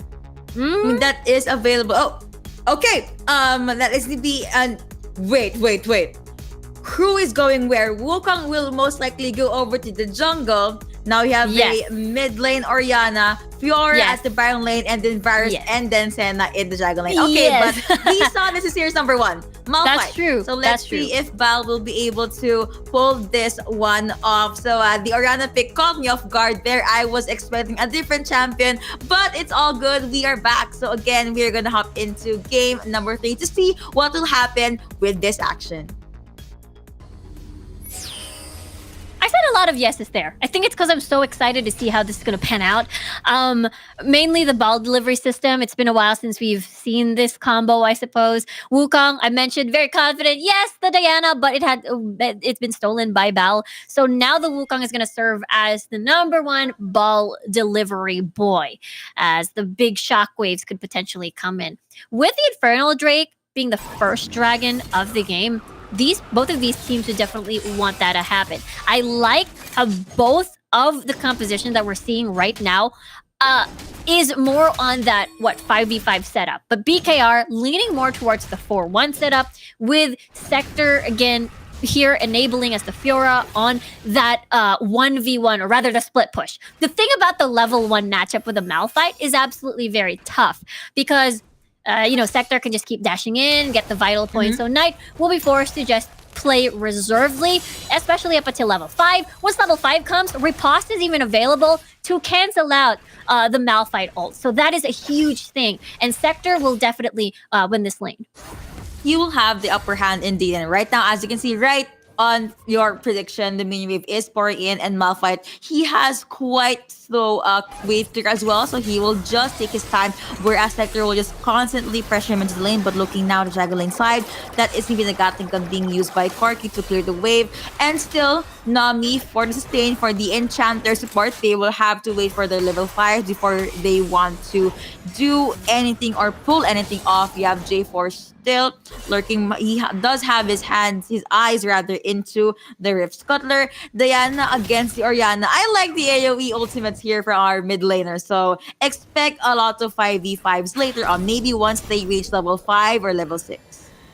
Yeah, level 5 is definitely the way to go. Cataclysm into Moonfall into the Unstoppable Force. Whoever gets caught out or caught up in that sequence will immediately die. The fact that BKR has a pretty much squishy composition means that Bao has a lot of targets to choose from. Mainly Prince, because it's pretty much low mobile champion, and you're paired up with a Senna, so it's not the same as having a Varus Nami setup, where you compensate your low mobility with movement speed. Basically, we get to see the Senna at least would come up with the heals, the shields, and as well as the root as the form of peeling. Now jumping back into Dragon Lane side, Senna making sure that Corki as well as Nami will be nowhere near them. Now, actually, these 2v2s, they have a lot of poke, especially the supports in the earlier parts of the game. They will just baby their ADCs. No ganks from the junglers again so far. They're just going to focus on clearing out the buff. No invades as well. The only ever fight or intense 1v1s we see so far is between the Fiora as well as the Malphite. Riposte already being used by this Fiora, and now Knight again defaulting back into clearing out the waves.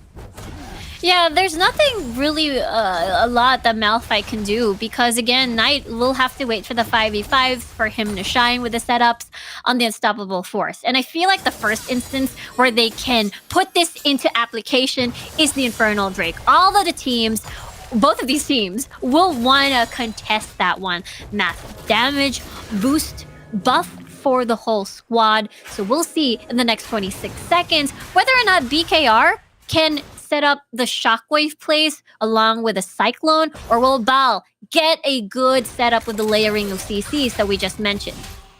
A bit of a damage there being taken by Diana in the mid lane. She already had the Roa available. So now we can see a bit of a movement from the side of BKR. You have the Wukong just jumping in and out of the map.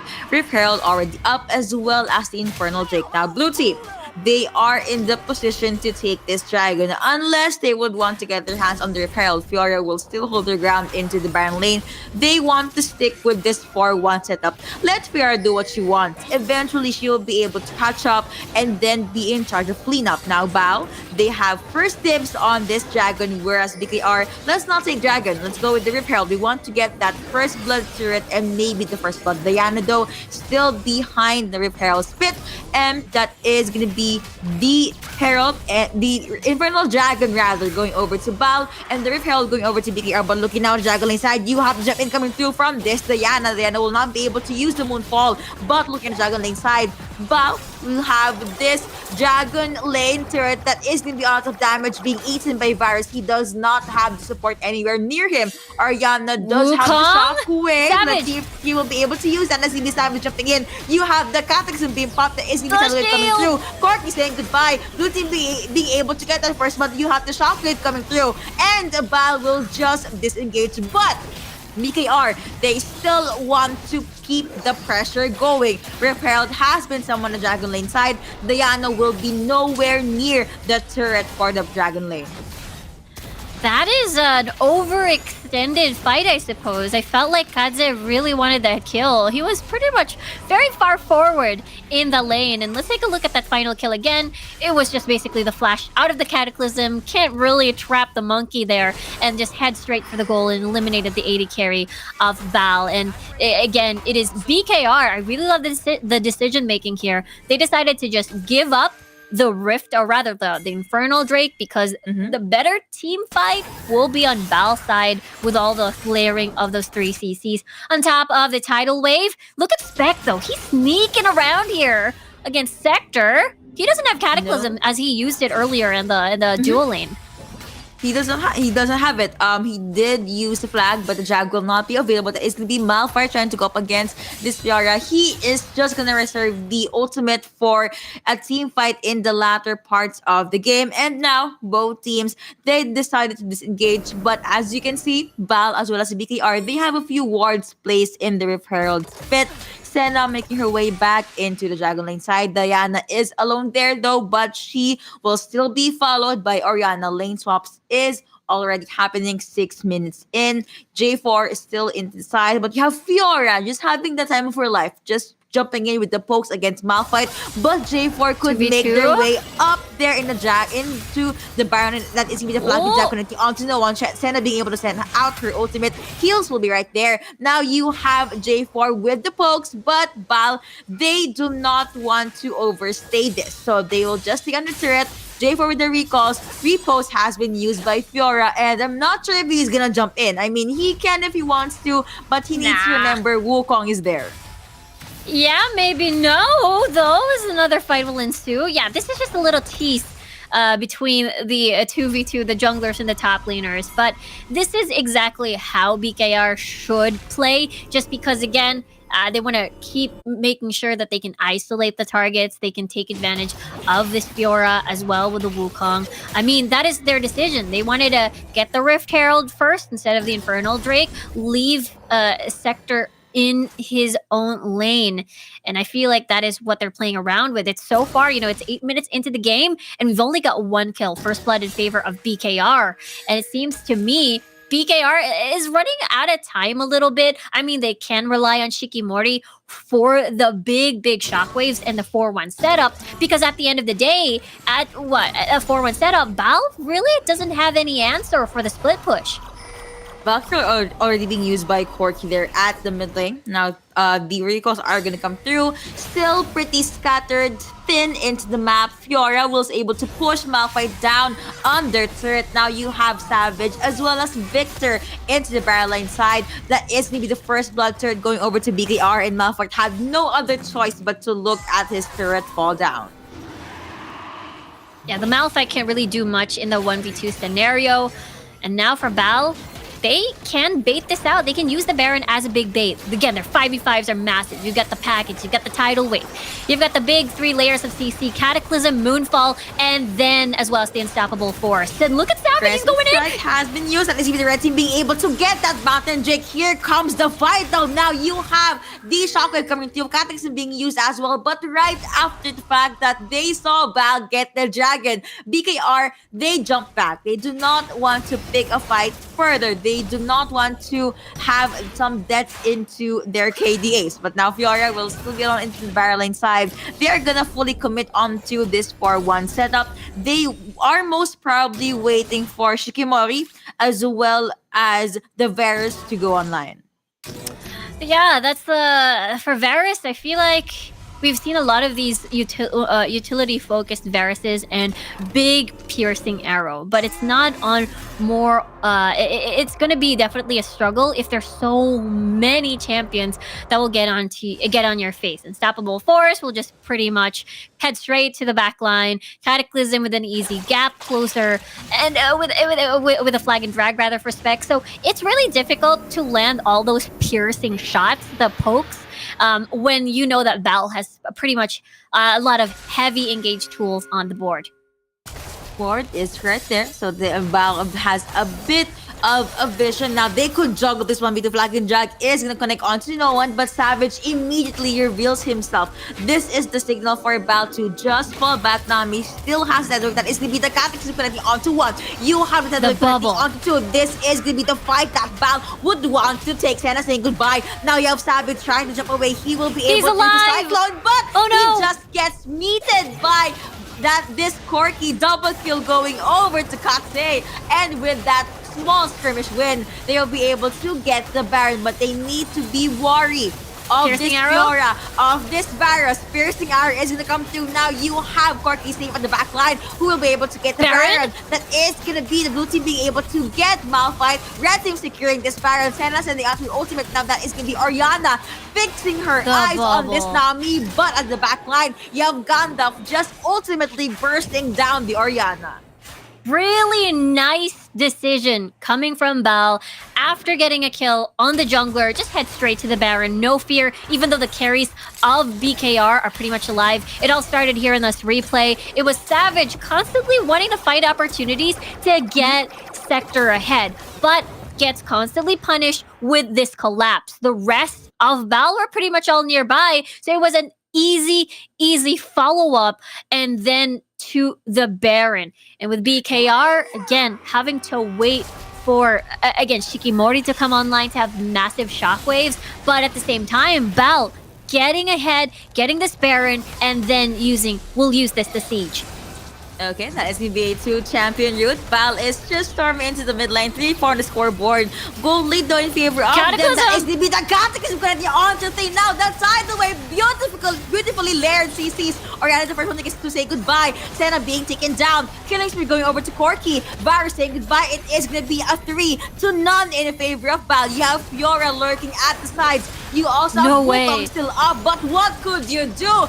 Val are they going to end? Onto their base. They really want to end the game. They are gonna focus. Grand Challenge already being popped, but they don't care. Val is just focusing on the Nexus. That is gonna be the kill going over to Fiora. A double kill, but they don't care again. Val, they just want to get their hands on the Nexus and able to win the game number 3. I thought they were gonna try to fight though, but again, even though J4 was very low, he was just hitting that Nexus.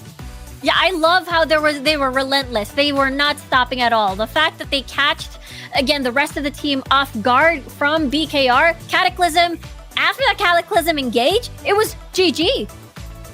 It was very much GG. And yeah, I would want to see more of those fights. It was a very clean 5v5 fight, honestly. Fiora, again, was in charge of split push. So most of the time, it was a 4v5 fights, and they would just take those trades, those fights any times of the day. So again, let's take a look into the highlights of that game.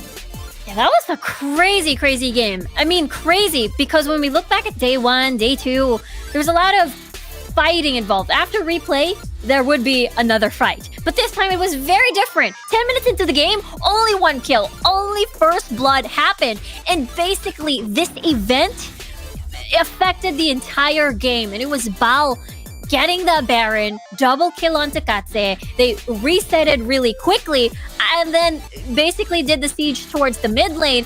After getting the mid lane tower, they just basically went straight to the goal, just went straight to the Nexus. I think that's crazy. That was a very good Cataclysm, by the way, and Tidal Wave. They could just not move. And the fact that Orianna was the first one to fall down, it just gave them all the more confidence to just group together. There's no Shockwave. Fiora, 1v5, yeah, I don't think you will be able to get 1 or 2 kills in, but you are bound to fall down right after that. That was a very beautiful series. 2-1. That is going to be in favor of Pal. We have been your casters. I'm Yuko alongside Ms. Riku. We are going to hop into a very short break, but when Origin series come back, we will have a series number 3.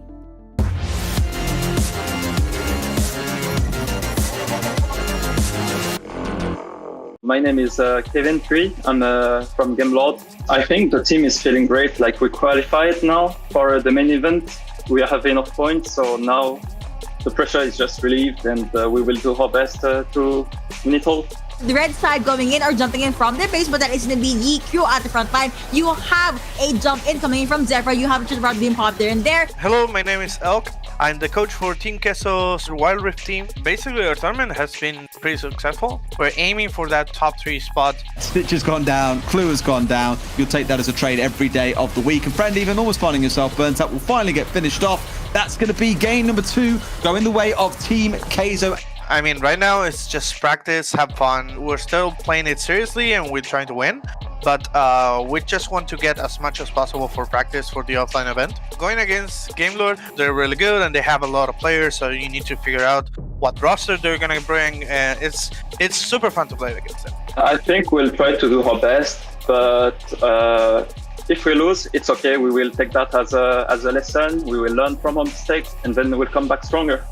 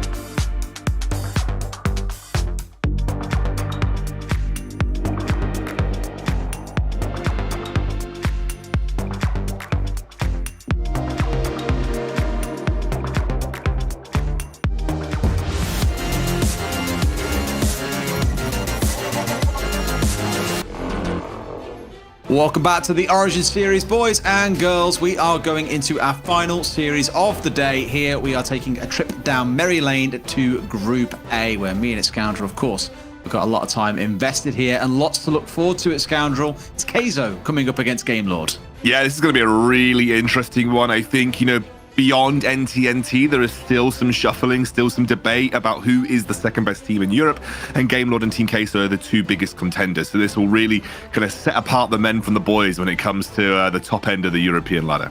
I think at the minute, Kaizo are probably saying they hold that spot as they are the team currently sat in second place, qualified for the championship.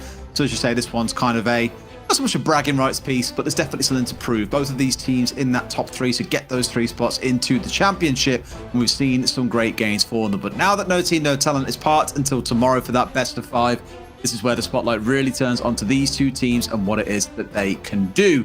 Pick and Ban is ready for game number 1, so let's get straight into it. Scoundrel, talk to me about what it is that you're expecting to see in this series between these teams. Yeah, I think realistically, there's going to be a lot of contest in the jungle. I think they've got two very strong junglers, and so Andre versus Foray is going to be a really, really interesting one specifically. I think the game, as I said before, I think Team Queso's weaknesses lie on the bottom half of the map, and Game Lord have got a relatively strong, bot lane. I think they've got a good support AD carry combo, so I expect that to be somewhere where we see a bit of attention turned to. Game Lord in general tend to stick random on tanks rather than carries, so random seems to be more of like a for the team style player, and we've seen Acolyte rather be a bit more carry orientated in the NTNT series. So be interested to see how that stacks up, and you can see the Fiora ban comes through here specifically towards Acolyte, so he's not going to get his hands on that. I mean, looking back over the game that got played a couple of days ago between Game Lord and Team Kaizo, we saw the Garen versus the Darius in the top lane. Wukong and Lee Sin were big priority picks for them as well, but Game Lord starting things off with that Darius coming through here, again looking towards the top side. Last time that was picked up by Game Lord, so it feels like both a pick for themselves, but also to deny it away from the side of Team Kaizo. Yeah, it's interesting that Darius is getting high priority here. It's a pick that is very easy to deal with, and I'm suddenly starting to see a lot of things from Team Kaizo already that are showing like ease of dealing with Darius. Like Varus can kite nicely with his ultimate. Senna, when she picks up Iceborne Gauntlet, can kite nicely against the Darius and has the root. You then have the CC with the Galio.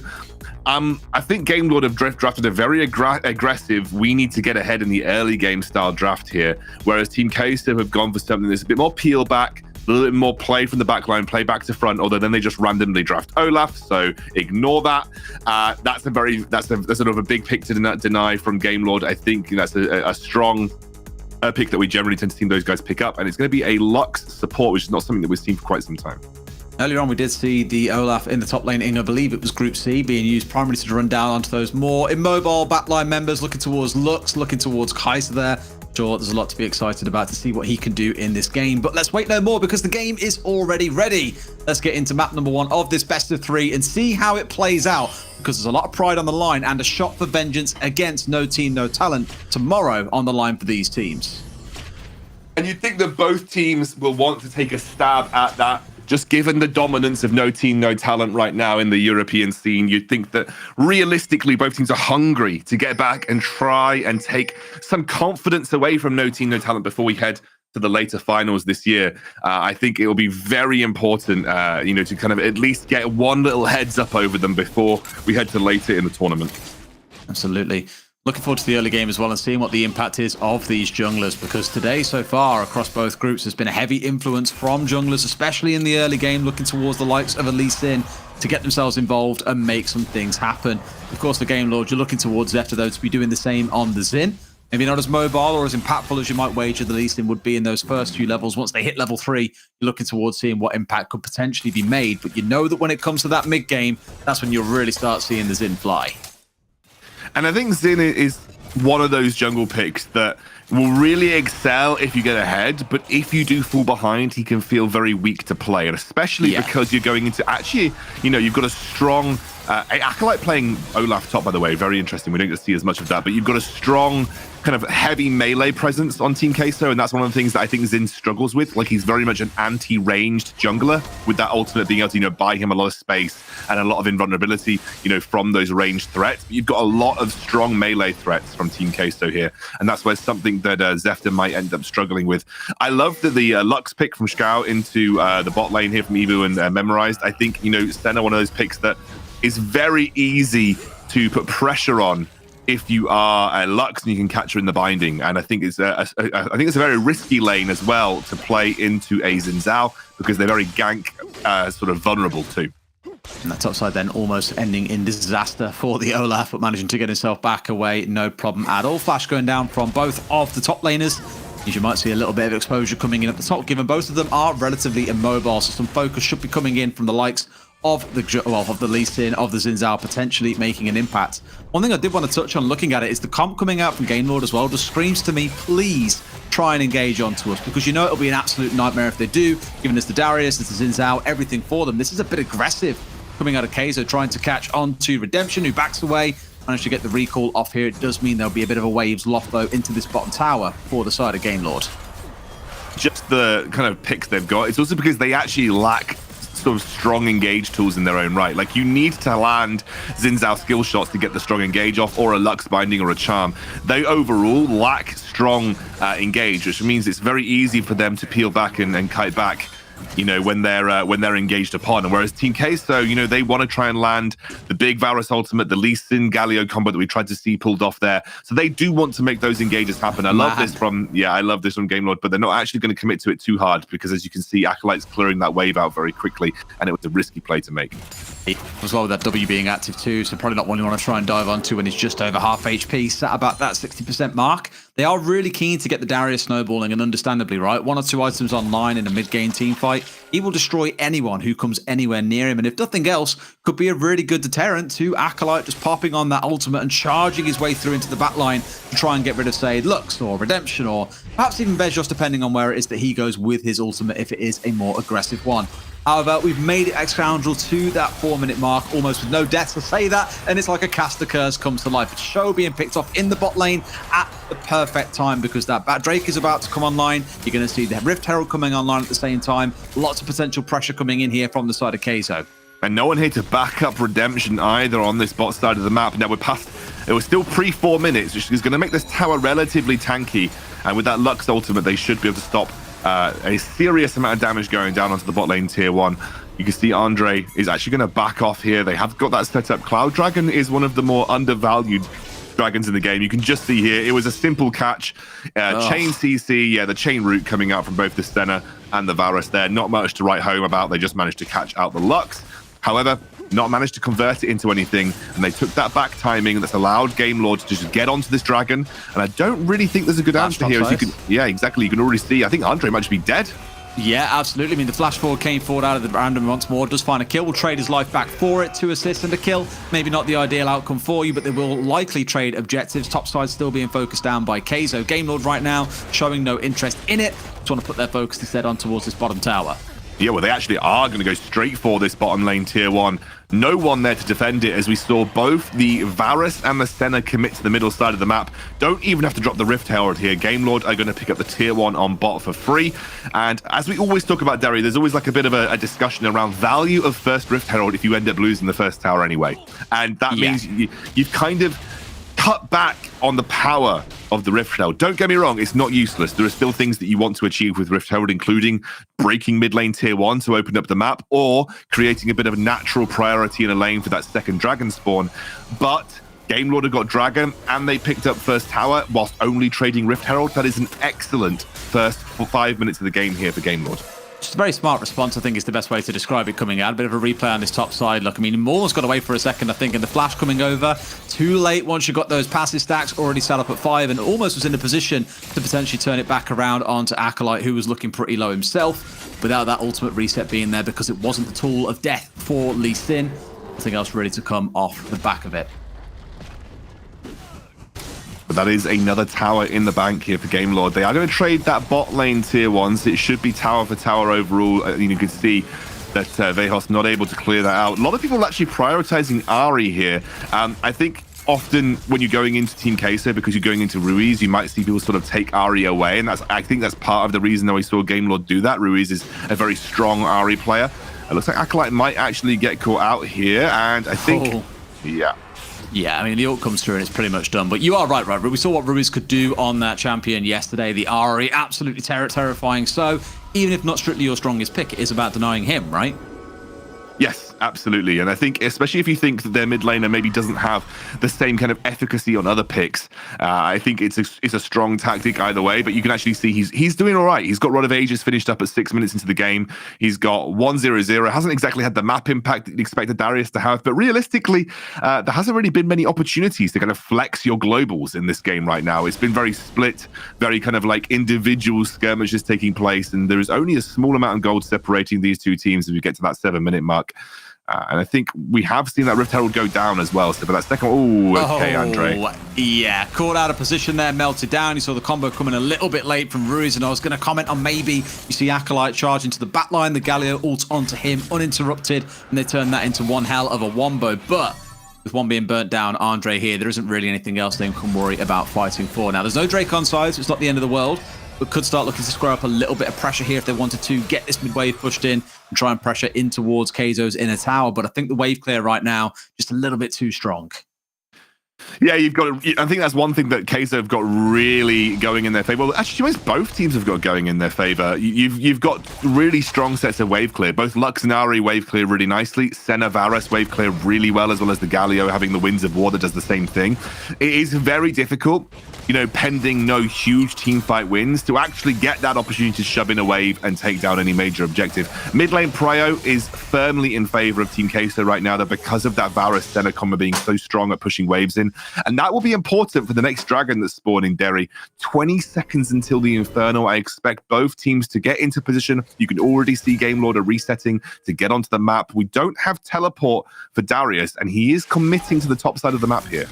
Yeah, that's the big concern, I think. I mean, you maybe see both of them hang up towards that side, neither with TP on side, so it could just be a 4 versus 4 skirmish around this Drake, to be honest with you. But it's all about the engage. Who catches on to who first? Where does it start? It's going to be the Ari going in, but missing the charm. Good dodge away by Andre. Otherwise, that could have ended in disaster. If the binding followed up from the Lux, for example, things wouldn't have gone well. So the dance resumes for now. The Rift Herald is coming out to put down some more pressure, but is it going to be enough to guarantee them getting this Drake away? Yeah, I've got the priority right now, as you said.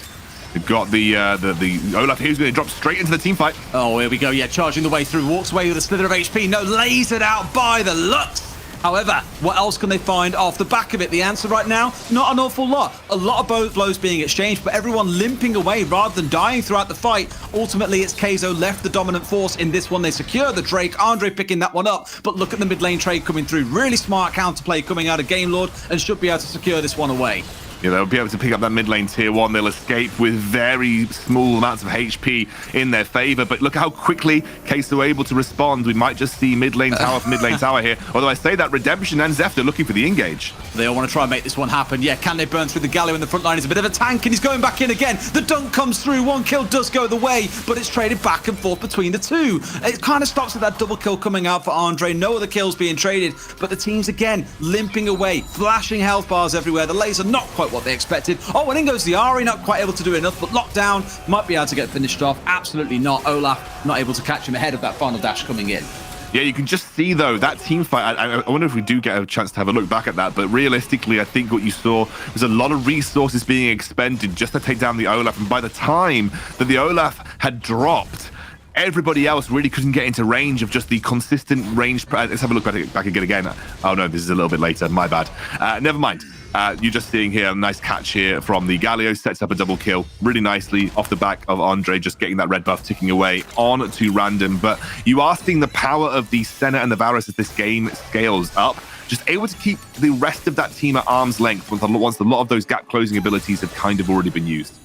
That's it, right? It's good juggling between both teams here as well to keep the threats at bay on either side. At 5 and 4, still a 2.5k gold lead for Game Lord, currently established and in place. 1 Drake apiece, 3 towers to Game Lord. That's where you're seeing much of that gold coming from. And as we get towards this kind of mid, heading in towards the later stages of the game here, about another 5 minutes or so until we really hit that point of the later game team fights. Looking across the comps, what's currently standing out to you as the big picks they've already got on side in terms of items here? Because you're seeing, for example, quite an off-tank build that we're very used to seeing coming out of the Olaf here. Maybe not going to be able to be flying his way all the way through to the back line through that counter-engaged front line with the Xin and the Darius. But if he gets in there and starts managing to wail away on one of those carries, we know how that'll go. And speaking of carries, down goes the Ari in the top lane. Yeah, that's a nice pickup here because it should allow them to pick up this top lane tier 1 for free. Good bit of gold injection back over towards Team Kaizo. Really like a boxing match this game, just taking any kind of edge that they can.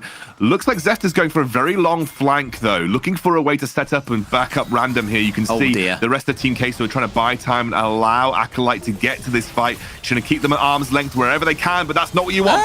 I mean, having a center in melee range, not the one that you want at all. Should find yourself going down here, and they've managed to sandwich them out. In comes Acolyte for the support, but is it too little too late? Apparently not. The Barbarian going a little bit nuts. No, low HP everywhere, but the heal onto Random was enough. They might be able to burn their way through the Olaf here. Rui's looking low. Random going back in for the finish. That has been an absolute clean-up from the side of Game Lord in what looked pretty dicey at points, but they make it work. And they're going to go straight for Baron off the back of this as well. It really felt like Acolyte had the chance to turn this on its head, but he did not have that ultimate available and got minced right at the start of that fight. Chain CC'd up and unfortunately was able to really make his mark felt there in that small skirmish. Everybody else, unfortunately, just a little bit disjointed. Take a look back at it here. Unfortunately, as you mentioned, Memorize getting caught out. Not what you wanted. He was just in. You really don't want to be get Darius hooked. He didn't even get bound up, by the way. No snare, no nothing. Just straight up Darius hook there from Memorized. And that was a beautiful Lux ultimate. Watch Acolyte here. Doesn't have his ultimate available. Looking to try and make his mark felt, but the chain CC comes through. If this was an ultimate, Olaf with ultimate, it might have been a different story. He might have been able to clean up more effectively. But he was moments away from really turning that fight on its head. Another pick here onto Andre, and Team Queso struggling versus Game Lord right now. And you can really see Random. We talked a little bit about how the melee focus from Team... Oh my God, it's disgusting. This will be another one. We talked about how the melee focus from Queso might have been good into Zinzao, but it's not very good into Darius. That's really what Darius loves. Like people that are melee, so he can get really big heals off with that Decimate. Obviously then able to find targets to chain his ultimate with. And that's a really nice pickup from him because I think they saw how melee heavy Team Queso was looking to set up to be. And Random was just able to pick up one of his best champions because it fit this composition so well. He clocks it really early on, mind you, as well. They're saying, ultimately, what does a Darius want? He wants a team that is going to engage into him, and he has been gifted that with Acolyte wanting to charge in, Lee Sin wanting to play for a kick and burn all of his cooldowns in the process, the Galio to pile in it on top as well. It is just working in Random's favor so well, and they prioritize that win condition in the early game with the constant presence coming out of Zephyr. At this point, they're running away with it. A Scoundrel 13-5, a 10k gold lead at the 14-minute mark. It is hard to see how Queso fight their way back into this. I think it might be difficult, but one thing that they've got going in their favor is... Oh, no, well, that's not going in their favor. Just another nice little charm there from Vejos. We'll take a look back. Is this where Andre gets picked off? Oh, no, that must have happened earlier. Sorry, I think I got a little confused. I was briefly perplexed by why we were replaying to what was a Lee Sin backing. Never mind. It's a weird form of Inception where you're not sure what's a replay anymore. Yeah, exactly. I'm a little bit confused about what's a replay and what isn't.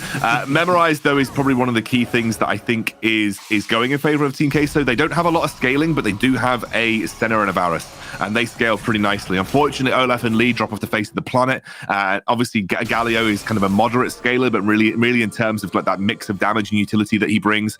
But both the Varus and the Senna can scale quite nicely here, but specifically that Senna, the extended range that you're going to get through Souls will be a key way of trying to accelerate this victory, or at least trying to find your way back into this game, because that's the one that you really want to keep your distance. You want to use that massive Senna range to keep your distance versus the Darius. I'm not really sure what Andre is looking for here. We got a fight.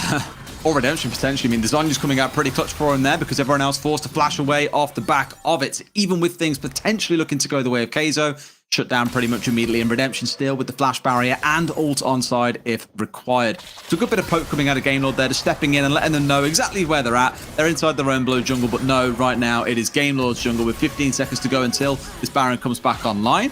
Looking towards Andre, who in this spot won't quite get caught out, get some support coming in from the Galio, but that is one of their big, crucial engage tools. We spoke about the Galio into the Olaf ultimate coming off and how that would combo so well together. That's now been shut down because Rus is forced to use the ultimate to keep his teammate alive.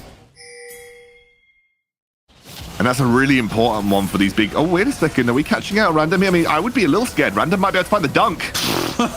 I mean, he finds it and it's onto the jungler. That's what you want. Now, the rest of the team can focus on doing Baron. No one's here to smite steal it away. 50 down to 50 HP with the smite. One of those ones you look at and say on a different day, maybe that goes the other way, but no one was present from Queso to even contest. It's an easy closeout for Game Lord. Now in a spot where, yes, it's a 4 versus 4, but they've got Baron, and that is a juicy wave sat in the top lane. Yeah, and it's quite difficult right now to clear these waves effectively. And you can see that the bot lane providing a little bit of distraction here for Team Queso means that Game Lord will quickly pounce on this top lane inhibitor tower. They're not going to be able to go down and push it towards the Nexus. They're very happy to just have these 2 permanent objectives off the map because, of course, in the next few minutes, we're going to be having that Elder Dragon spawn, which will be another big point of contention. I really feel like if you are planning to get back into this game, you have to make that stand at the Elder Dragon here for Team Queso. Yeah, that 2 inhibitor tower down point is the bit you start to worry, right? It becomes incredibly hard to get any kind of push in those waves going out, anything that can give you a bit of fight back and you know that bottom one is likely to go flying very shortly as well. We're touching on 74 stats currently on the Senna. It's on the losing side. It isn't going to be as effective as otherwise it might be. But we saw yesterday how once you start getting towards that 80 mark, you become an absolute terror with the range that you can build up. And also, I think it's a little bit too little, a little bit too late. At least it's something to know that that's still building up on side. Yeah, I think 80 is like that crucial break point where you really, random. That's the catch you're looking for as well, burning their way. I mean, Random is still alive at this point. No one has gone down on either side just yet. Again, more dancing back and forth. Andre, full HP, off to the side, but they can do nothing to stop the third tower going down. Zefter potentially going a little bit too far for a couple of seconds, but Gamelord got what they came for. They've taken the tower, and they've walked away with their backs turned, their attention now turning towards the Drake. They really have complete map pressure. Baron plus every single inhibitor drop. This is going to be very difficult for Team Kai'Sa to find. Even just get on to the area around the dragon. They're going to be able to solo it with the Kai'Sa whilst they have the Ahri and the Lux running interruption here. Don't really know if Team Kai'Sa can actually fight this one because they're going to be having minions pouring into their base. They'll always have to be concerned about a potential teleport, as well as you can see pings coming through. And Gamelord just very happy to allow Kai'Sa to do the work whilst those charms and the rest of the team run distraction around this Elder Dragon. That's what you want to do, right? To keep him away, keep him at bay, stop them going in to try and go for the steal. And sure enough, Zefter's the one now in the front line, though, trying to burn their way through the Olaf, who does go dangerously low, but not quite finished off. And off to the side, it's Ahri potentially getting the assassination, but it's the Darius in the front line that's the one to keep an eye on. Not the one who walks away with the kills. That will be the Lux. And Andre, he stood there watching the rest of his team fall around him. The last man standing against the onslaught of Gamelord. Game number one, comfortably going the way of Gamelord. Yeah, they looked very strong here. I love that Darius drafted into a heavy melee composition, and they were able to run away with it from a very early stage here. I think, unfortunately, there was just two different thematics in the Team Kai'Sa composition. You have a Varus and a Senna who want to play range. They want to play a little bit more front to back, and then you just randomly stick the Olaf in there. I get it as a potential lane matchup into the Darius. You technically should win that early lane before level 5 especially, but it didn't work out in terms of what the comp wanted to do. Neither did the Lee Sin particularly work in that sense either. So I just think it was a little bit of a disjointed comp from Kai'Sa this time around, and Gamelord drafted quite intelligently to deal with some of the major threats that they had in these team fights. Let's bring up the highlights as we talk about that a little bit further, because you speak about this bot lane. It did start out well, right? They had that catch potential. It came through wonderfully for them, and you could see what the follow-up was. These long-range carries playing in the back of the Senna and the Varus, with the front line going crazy, with the Olaf engage coming in off the back of a Galio, or Galio 1 on top of the Olaf engage, and Andre looking to control the early game. But it didn't really transpire that way. That first blood down in the bot lane, off the back of that, nothing else really went their way, because we saw that's when it became the Zefter and Random show. And the river control was so good from Gamelord pretty much all game round. There just wasn't enough good vision control around the key areas of the map. Andre got caught way too much. You can see Random, even though this is a fight that Gamelord were actually able to find something in, you could still see just how powerful Random was into this heavy melee comp. Ruiz, unfortunately, away from Ahri onto the Galio, just meant that he wasn't quite able to have the impact that he maybe wanted. And you could see it again. I mean, Memorize just way too close. I think that's the story of the game. They never really managed to play the comp range the way they wanted to. And unfortunately, that meant that they were getting pulled into these scrappy skirmishes that, especially when Acolyte didn't have that ultimate available, were just far too easy for Gamelord to win. Yeah, a little bit too comfortable as the game went on, even though it looked like Kai'Sa were in there to win it, at least early in the game. Talking of next game, though, because game 2 will be ready for us very, very soon, what is it you're expecting to see in the draft? What needs to change between both sides here? Because as we always say, the onus is on the losers to be the ones that change. The winners, they can stay the same if they really want to. Yeah, well, I think, again, because I imagine sides might switch. I mean, it really depends on what case they want to choose. Blue side has had a pretty strong advantage from some of the other series that we've seen throughout the Origin series. I would say...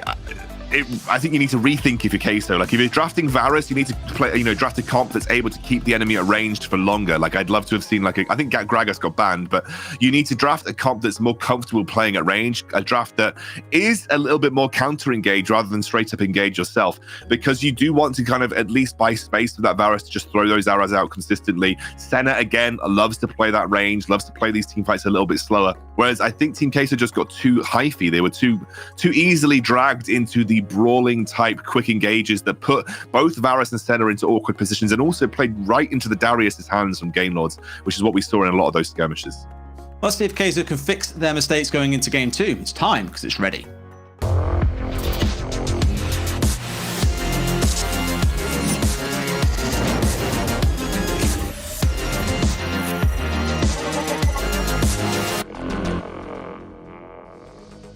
Game 2 then, X-Scoundrels, some changes to be made for Kaizo as we have just discussed, but for Game Lord showing their prowess in the mid to late game, Kaizo are the ones who I feel really need to be taking that lead in lanes or in the early game to get the snowball going that will keep them ahead of Game Lord for the entire game.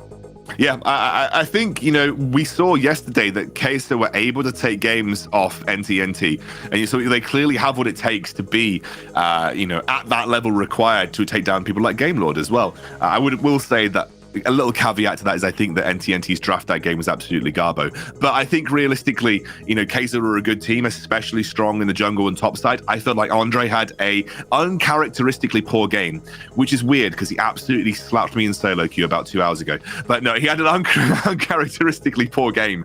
And I think, being one of the main drivers for their win conditions here, especially when you're picking a top tier jungler like Lee Sin, if you're not having the early impact, if you're not making your presence felt in the first 5 minutes of the game, you are going to struggle, I think, to kind of come back and have more of an impact as they get towards that mid and late game stages. Well, let's take a look to know what the picks are going to be. You speak about that early game pressure. We'll see if it needs to come through in the draft for Kaizo. Akali, as it has always seemed to be here in Group A, followed up by the Ziggs, the two most staple bans that we're currently seeing this patch. And not even just in competitive. I think solo queue, Akali has been the #1 ban champion for quite some time now. She's ridiculously strong. Corki going to get taken away. We will see the Ziggs and the Gragas again. It's very interesting to me that Game Lord are banning Gragas. I know that Acolyte likes to play it, and I know Memorize likes to play it in support as well, but Random is a big Gragas player. In fact, I think Gragas is Random's #1 champion.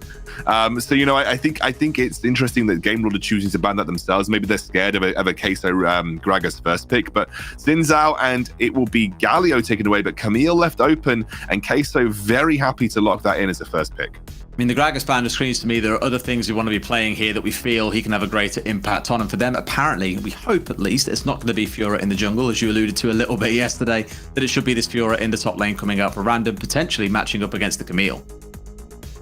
Yeah, and I think especially because Acolyte is locked in Andre is locked in the Kha'Zix here. That is, I think, right now his most played champion in solo queue, and so he's going back to comfort for a really important game. Kha'Zix is in a strong spot right now. I don't think Kha'Zix is in as strong of a spot in competitive as he is in solo queue, if I'm completely honest with you, especially versus Lee Sin. But the fact that Senna's left open and has got it through to this stage of the draft might make us see Game Lord go for a fasting Senna, a true fasting Senna. I actually really don't like Senna with a ranged AD carry. I think it's actually a really bad lane setup. I think if you're going to play Senna, you play Senna with a fasting type of carry in the bot lane. And the fact that we have Zed locked in. That Orianna bot?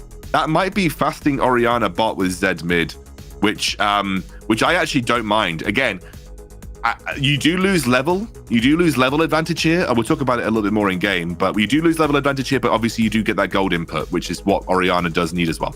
I like it. You know what I like more? The fact that Game 2 is ready. Let's get into it. The Rift is ready. We'll see exactly what it is that's heading down into the bot lane.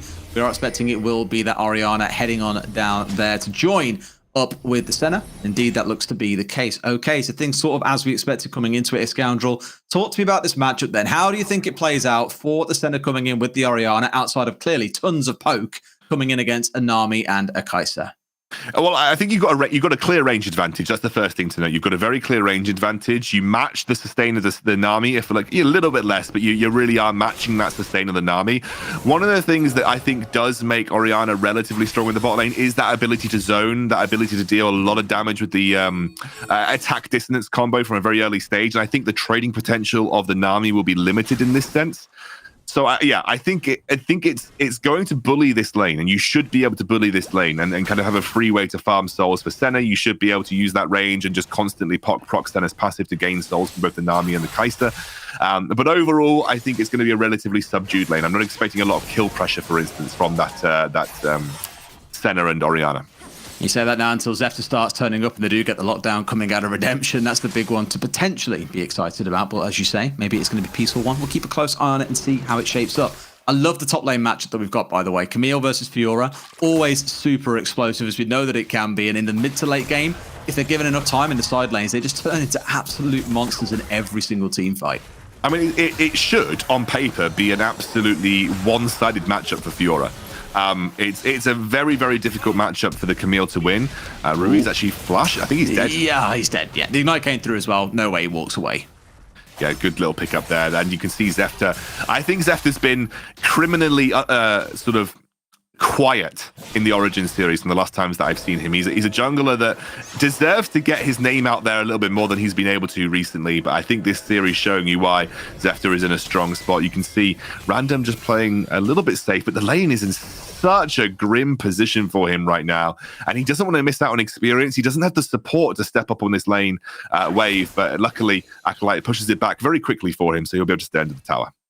Absolutely. You can see here how this all played out as well. I think Ruiz knew straight away that he was completely out of position as well. I mean, the wall was down on the bottom side, expecting to find the Zed there. Instead, found him coming in from the top side, completely unawares of where he was coming from, and that resulted in the first blood. A good start for Gamelord, carrying on as they ended the last game with a small gold lead here, and a great start for the mid laner and jungler. Yeah, Zed is another one of those champions that you do start to see a little bit more of right now in the current meta. I think this is an interesting gank from Andre because we have that ultimate available. Yeah, I mean, the W just came out as well, so he can't exactly walk away, but he wants to go in again. Guess who they go for? The one who's not level 5. It's going to be the Ahri. Gets taken down. Maybe looking to try and trade something back, and they do find the Zed in response. So Andre, enough damage coming out there to ensure something comes back, but like you mentioned, that level 5 was there, and it works out wonderfully in their favor. Yeah, I think a 1-for-1 at that situation, though, is good, especially if you're injecting gold. Oh, Andre. Kick. Goodbye. Easy peasy. Easy peasy. Zefter on a roll. And that's why that Kha'Zix's not so strong and competitive, especially versus a well-coordinated jungler with a Lee Sin. I think it's a difficult matchup to make work in your favor. But yeah, as you said, level 5 coming up for Zed. The one thing that Ahri's got going for her favor in this particular matchup is that when the Zed uses his ultimate, you can charm him straight out of it. It's very obvious when he's going to appear on top of you, and it's something that works out well for the Ahri pretty much every time. But Zed in a strong spot right now overall because of the Seralda's Grudge edition. It's a first item absolute rush here for most Zeds, if not second item, and it is such a huge power spike for him in general because you use your ultimate, you use any of your abilities, and you instantly slow the enemy, so more of your abilities and more of your damage ends up hitting. It's a bit of a kicker as well. I mean, the fact that it's got the 30% armor pan on it with the 45 AD as well is pretty nutty. And don't, of course, forget that 20 ability haste stacked on top. We absolutely laugh in there because every single one of those stats is basically a dream coming in for a Zed. But the Ghostblade, the first one, of course, you expect to be finished off. But watch as we step further through the game because the same sort of thing steps up normally for a Senna as we get into the mid stages of the game as well. So potentially lots of slows, lots of disruptive abilities coming out. The one thing that kind of concerns me, I think, for Gamelord more than anything is there isn't really any massively hard CC on the team outside of, say, the Zed kick or the route coming out of Redemption. It's a bit limited in that department, which I think is what I'm concerned about. You might wager the same on the other side, but at least there's Ahri Charm into Bubble, for example. But for me, if nothing else, it's a very scrappy game full of things like slows, but less so in the department of hard CC. No, I completely agree with you. I think you're pretty much on the money when it comes to pure team fighting capabilities in Gamelord. But I think when you're running with a Zed Fiora, you're not really looking for pure team fighting capabilities. You're looking for smaller skirmishes. You're looking for side lane pressure, and you can already see. Andre has turned up though. I mean, this one should be a 3 versus 2 in the tower, still able to get something in. Across comes the shield from the back, but the burst damage a little bit too much. One goes down, but reinforcements have arrived, and this could be a cleanup. Gamelord punished for their overcommitment to this dive, and it's a double kill coming in. For the kind of person you want that gold on, it's going to be the Kai'Sa. And there is nothing that Gamelord is getting in response here either. You've just got both Redemption and Scowl just farming in their side lanes. They may even end up losing this tier 1 turret on the top for their attempted dive. It's always risky to dive a Camille as well. No matter if you're 3-manning, no matter if you're 4-manning, Camille is very slippery. You could take a look here, though. It was so telegraphed from Gamelord. They knew exactly what was happening here, Kaysto. And yes, okay, they get a nice kick. They managed to take out Andre again. It is still a very difficult dive to escape from. The tower did a lot of work to Random on the top side. And honestly, you can see a huge commit for absolutely no loss as well for Team Kaysto. This was the thing that really punished GK in their game earlier on against Cut, is trying to force plays when they were ahead that they really didn't need to make. This time, at least, it pays off. They do get one kill. You gotta be careful that Ibu, and in comes the Ahri as well still, with the dash to bring through. Just narrowly misses out, but the Ignite is there. Cool guys don't look at explosions. They also don't look at fire, as down goes the Zed. Yeah, he just knew that he was able to get that with no tier 1 tower to protect him. It was a very easy little tap of the ignite button to secure the kill. Again, though, you've got to always remember that in competitive, it's not really about the kills per se, it's about what you're getting from them. And right now, both teams just really taking kills for the sake of that little extra gold injection, rather than anything major on the map right now, which you can see only 1 tower having dropped. Still a relatively even game, only about 700 gold separating the two teams right now. One person that we are going to need to keep our eyes on is Shkao. He's basically been out of this game, farming in the bot lane by himself for the majority, has picked up a very early status enchant, and has finished up his Seraphs as well. So those are not really item spikes that are massively impressive in terms of damage for the Orianna. I've got to be a little careful here, Acolyte, but they're not massively impressive damage items for the Orianna. Really, you're waiting for that Liandry's to be completed and the Rabadons that you want to look for. You can see 25 souls here for Redemption. That's quite slow on the 25 souls, actually. I'd say a good barometer in general. If you're having a really good game if you get 20 souls by 4 minutes. So this is a relatively slow center game for Redemption here. I guess you've got to also consider the fact there is a bit more scrapping in this game going on. There's some roaming work to do. Acolyte may be in trouble here. Great connect on the Q that might get bounced back onto the other side. But let's not forget as well, you and I saw this a couple of days ago where Ascendo was at 20 stacks at, say, 7 minutes. We were like, man, that's really slow. By the time we got to the 14-minute mark, that had double or tripled up to being about 60. So it is possible that teams can get there. It just normally accelerates in the mid-game as the skirmishes really start to kick off. And the Senna's free to kind of roam and get involved in collecting more of those stacks. In general, what you'll start to see Senna do is like mirror people taking jungle camps to ensure that she's able to pick up the free jungle. Oh my god. That damage from Andre. Damn, he's got 2 items, by the way. Yeah. That's not even only 2 items. He's got 2 items. That's actually pretty impressive. I think he's the only person in the game to have 2 items right now. Has clearly skipped out on his boots, but he's got 2 items and he's hurting. Yeah, I mean, that one was out the bush as well, so of course you get the extra damage from coming out of the Dust Blade too, so fair enough. And Show, as we know, down sat there on just the 1 item. Honestly, mate, I literally don't know. I want to say it's Show. It looks like a very nice way of saying Show, but at this point, I'm not going to ask. I'm too scared to ask. We'll see what it builds up into, though, because he has, of course, got the fully stacked tier on the go. In goes the dive. Andre straight into the middle. Not normally where you'd see a Kha'Zix, but it works out just fine. 1 kill comes through for them. Double hopping himself away back to safety, and now it all breaks down in the front line. Zefta, if my mind's telling me no, his body's telling him yes. All the way through to a low HP member and gets himself killed off the backside of it. 2 members of Game Lord going down, and here comes Vejos. This one is all down to Ibu by himself. Now the question is, who gets the kill? The answer is going to be the Orianna. They're going to drop that Rift Herald and won't quite get anything done. It is a 2-for-1 overall, but the the Mountain Drake and the Cloud Drake now picked up by Team Kai'So. It means the Infernal's next, and it will be an Elder Ocean this time round. But actually, I think if you're Game Lord, I think you have huge scaling advantage if you're Game Lord here, especially because you have a Senna Orianna. I think you're okay. You're only about 1,200 gold behind. You're not that bothered about sort of low impact dragons. We can take a look back here. I'm not realistically, despite all of the micro things that are happening in this fight right now, I'm not really sure why Game Lord even wanted to take the fight. Like, they were well out of position for Dragon. They were way too slow to the punch on Dragon. Yeah, okay, maybe they thought they had a teamfight advantage using the Orianna, but I'm just not really sure why they wanted to fight. It just seemed like a really stupid fight to actually go for, if I'm completely honest with you, especially because at this stage of the game, you're still scaling up those core components of your composition. Oh, I mean, there's the burst coming through that you love to see out of a Zed. Pops out onto 1 member, in this case, Acolyte, the one falling by the wayside. You want to touch on, though, Andre in that previous fight. I mean, look, I know the guy's got 2 items, but when he dived in like that, I was so nervous. Almost got saved by Zefta and his kit coming out, because there was no way the Kha'Zix was getting out. And rather than burst him down, they opted to kick him away. He managed to escape with his life off the back of it, so you might call that a misplay if you wanted to by Zefta. But here comes their focus onto the bottom tower. Not enough around to do anything about it. Game Lord will pick up a tower and keep that gold difference super narrow. It's only 200 gold between these 2 teams.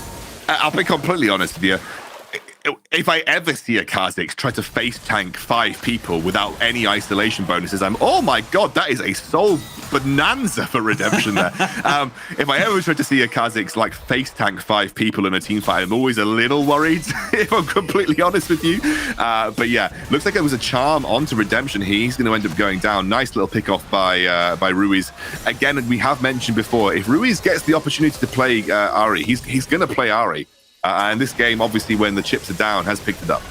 And in the last game, they, of course, picked it away. Great charm lands again, showing again his strength. The Fiora blocking out a lot of that damage with the riposte. And in comes the tidal wave. No one going down, but a lot of damage members on the side of Gamelord now needing to back away. Kaiser should have the run of the map here for a couple of minutes. Well, they were just looking to defend that mid lane tier 1, though. They knew that they had to burn resources to do it, but it's important to keep that alive for as long as you can, because that really keeps your ability to have control around objectives. If you have that mid lane tier 1 up, you always have an area of respite where you can back to ensure that you're able to reset and get towards Baron, get towards Infernal Drake. If you don't have it, the enemy's allowed to push much deeper vision into your jungle, and it makes it much riskier for you to set up for objectives and step up to objectives as well, especially. So I think it's a sensible decision to commit to keep that alive, especially as the Infernal Drake is about to spawn. It makes your approach to the Infernal Drake that much easier to make happen. Absolutely. Okay, so not in a terrible spot either side. Still very, very close when you look at the golden side of things. And the scariest thing is Ruiz isn't going to be too far away from getting that. In fact, he's just bought the death cap, just finished it off. So now we're into that kind of territory. A bit of a silly pick-up on the bottom side here as well. Ibu in a space he really shouldn't have been. Picked up by the Lee Sin and by the Fiora, but wasn't too close from pulling that one back. No, I think realistically that... Oh, no. Why did you stay random? I mean, if they get... if Zeftir can get the kill here, looks like they're going to take out Memorized. He's just straight up dead. If Zeftir can get the kill onto Ruiz, that'll be a really nice pickup. It should be a free Infernal Drake, realistically. It should be a free because no ult on the Ahri means a lot of that power is missing. The ability isn't there, and sure enough, Zeftir collects it back. So... bit of a clown fiesta, a bit of a pinata party in the bottom lane at Scoundrel. Members being traded on both sides, and now it's Zeftir that's in trouble. He's the one being caught out next. TP coming through. This is where you back away, Redemption. You tend not to stay for these kind of fights, and Andre, sure enough, should be able to pick him up for free until the Zed comes in for a bit of support. So what could have been a Drake going across their way is no longer to be, but these 4 members of Gamelord coming in are going to be able to fight it away. They can't do the Drake because they don't have a jungler, but at the very most, they can deny it away from Kaizo. I think that's important, just denying it from Kaizo here. I do like the sensibility of Gamelord to just say, nope, okay, we could try and burst this out. We have a man advantage, but it could very easily get stolen by Andre, so we're not going to make that happen. And now we find a reset again for this big neutral objective. You can see the Team Kaizo, because they've seen Zed at show top, they are going to go straight in for this, and they'll get it for free. Unfortunately, Gamelord may have had to take that risk, realistically. They weren't able to reset and get back onto the map. And Redemption, what are you doing, mate? Is that just Baron? Is that potentially Baron? It almost certainly looks like mid lane tier 1. I mean, nice little ult coming through just to do a bit of tickle damage onto the side of Kaizo, but not enough that's going to stop the tier 1 going across. That's the second time, by the way, that he's been caught out around this mid lane area. You know, you're against the Kha'Zix, you're against the Camille, you're against an Ahri. They will jump onto any isolated member as soon as they can.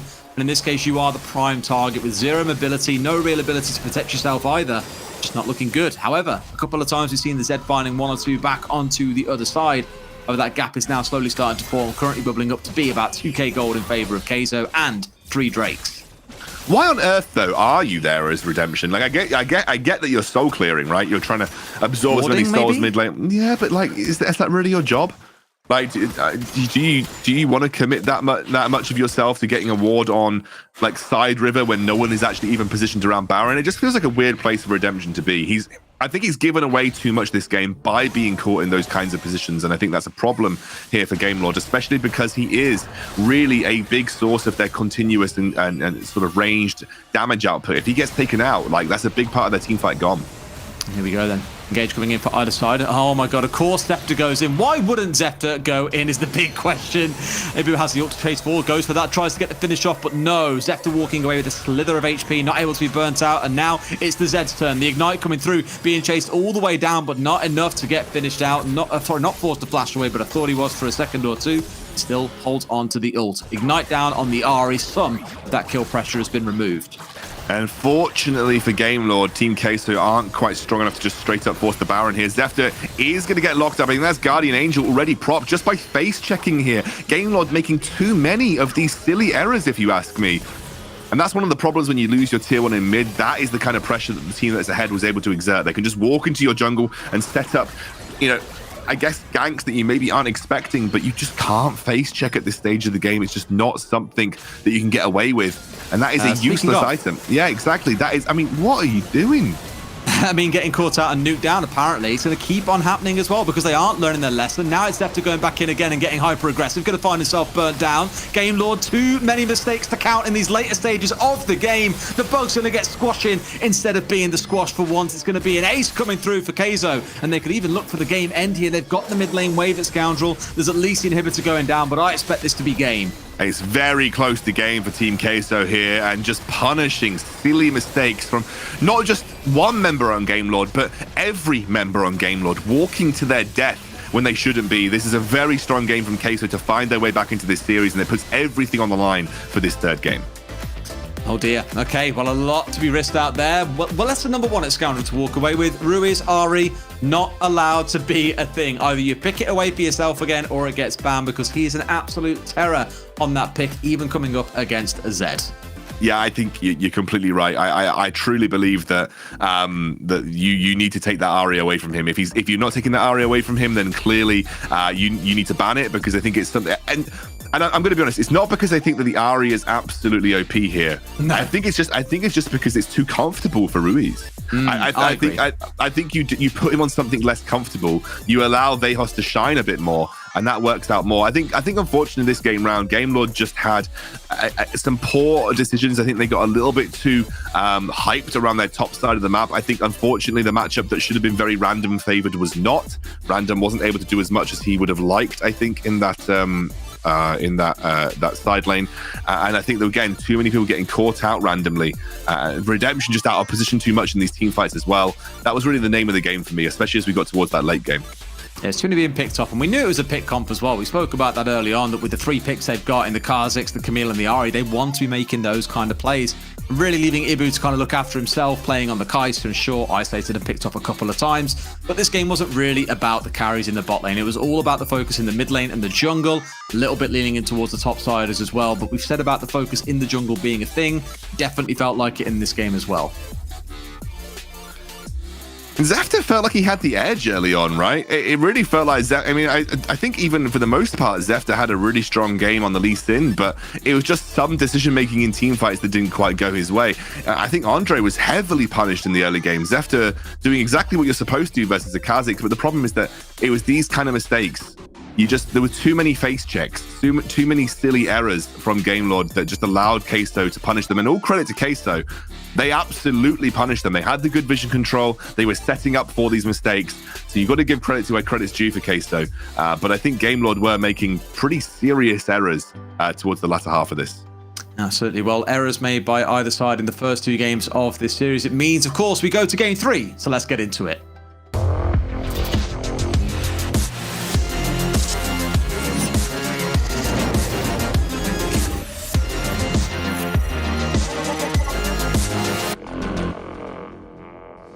All the way to 3 to decide which team gets to face off against No Team, No Talent in that best of 5 banger coming up for you guys tomorrow. But here, for Kaizo versus Game Lord, there are questions to be asked. We've already spoke about a number of them, focusing again on that Ahri in the mid lane. Does it get banned away? Does it get picked away by the side of Game Lord? Only one thing remains, and that is to get into pick and ban to find out, at Scoundrel. Let's absolutely take a look here. I think, as we said before, if you're not willing to pick it, the problem is it just feels so bad to ban Ahri when there are just when there are other champions that deserve bans. Ahri is just not one of those champions that I immediately go, wow, we need to ban her. But it's just too comfortable for Ruiz. You can't deny it. It's just way too comfortable for Ruiz. I think that's the problem, that Game Lord, if they're not comfortable dealing with it, they need to maybe just say, well, let's make him less comfortable. And that would be my game plan potentially heading in here.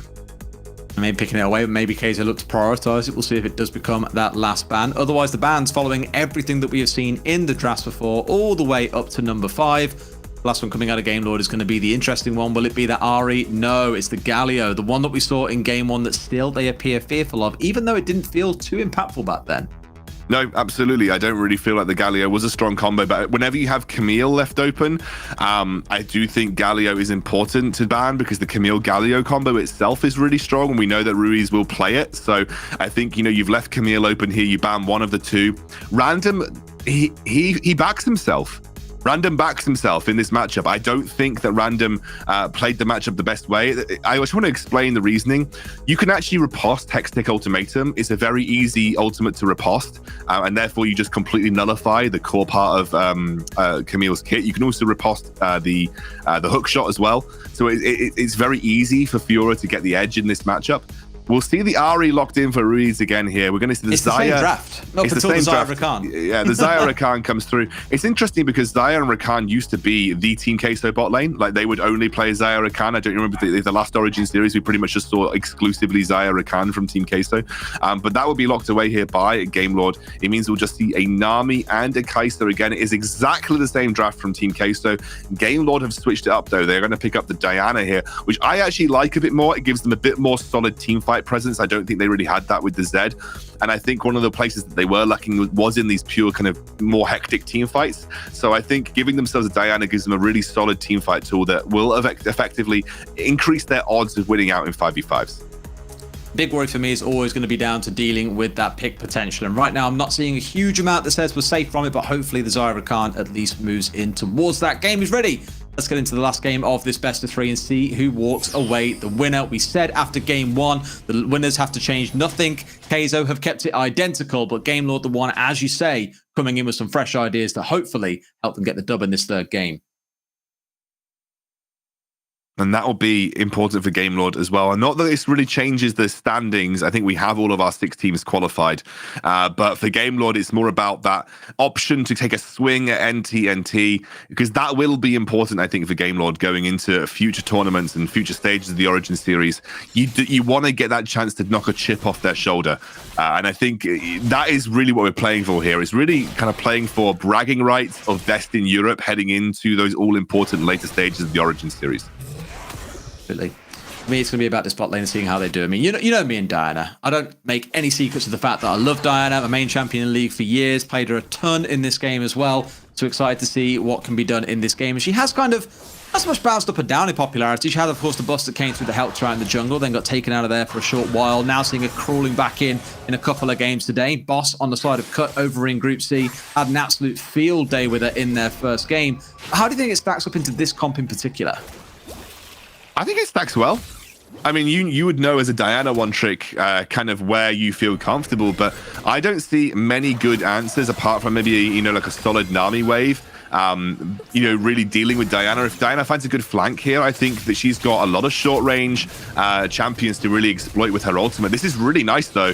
It's the same again. It's the aggression coming in from Zephyr in the early game. Needs the final hit, gets away with it. Ooh, Tao won't quite put him down to 0, but takes him pretty dangerously close. Another early bit of aggression coming out of the Lee Sin, the same as we saw, but in the mid game in the previous game. They're going to stay. Oh my god, they're greeding for the wave. They're greeding so it can't get frozen, but you can see that Andre's on this top side. He's going for it. I mean, trying to see what he can do away with here as well. Yep, nothing massive coming out of it outside of Zephyr going down. I thought for a second you might see a second roll onto the Fiora, but it is the trade they were looking for. It's greeded. They hard greeded for the wave here. I mean, Andre could very easily double scuttle, and that is a big, portion of the game where Lee Sin is supposed to have the edge over Kha'Zix. And now Kha'Zix, especially with the Ahri already setting up, we have a straight-up 2v2 here. I mean, how is Memorize not dead? He got rooted down at about 5 HP, but the heal came through clutch, flashed away, and keeps himself alive. Fortunate, I think, if you're the Nami here, but it's enough. And now the focus turns in towards the Scuttle Crab, which I believe got picked up by Andre. Really wants to stick around for this one at least a little bit longer and see what he can do. But be wary, of course, as there are a few members now starting to hit level 5. I think Zephyr must have missed level, by the way. He hasn't picked up his ultimate. Oh my god, Zephyr didn't pick up his ultimate. That's a bit grim. That is, he did smite the River Scuttler away. This is that earlier play. I wouldn't really say it's much to write home about, just an overextended Acolyte, and Zephyr managed to get that cheeky last hit on him. Picks up level 4, which is nice. Gets him out pretty safely from this tower, but they greeded for the wave. I get why they greeded for the wave, by the way. They greeded for it specifically because they didn't want the Acolyte's Camille to freeze, but it meant that Andre was able to find that small angle and go for the engage.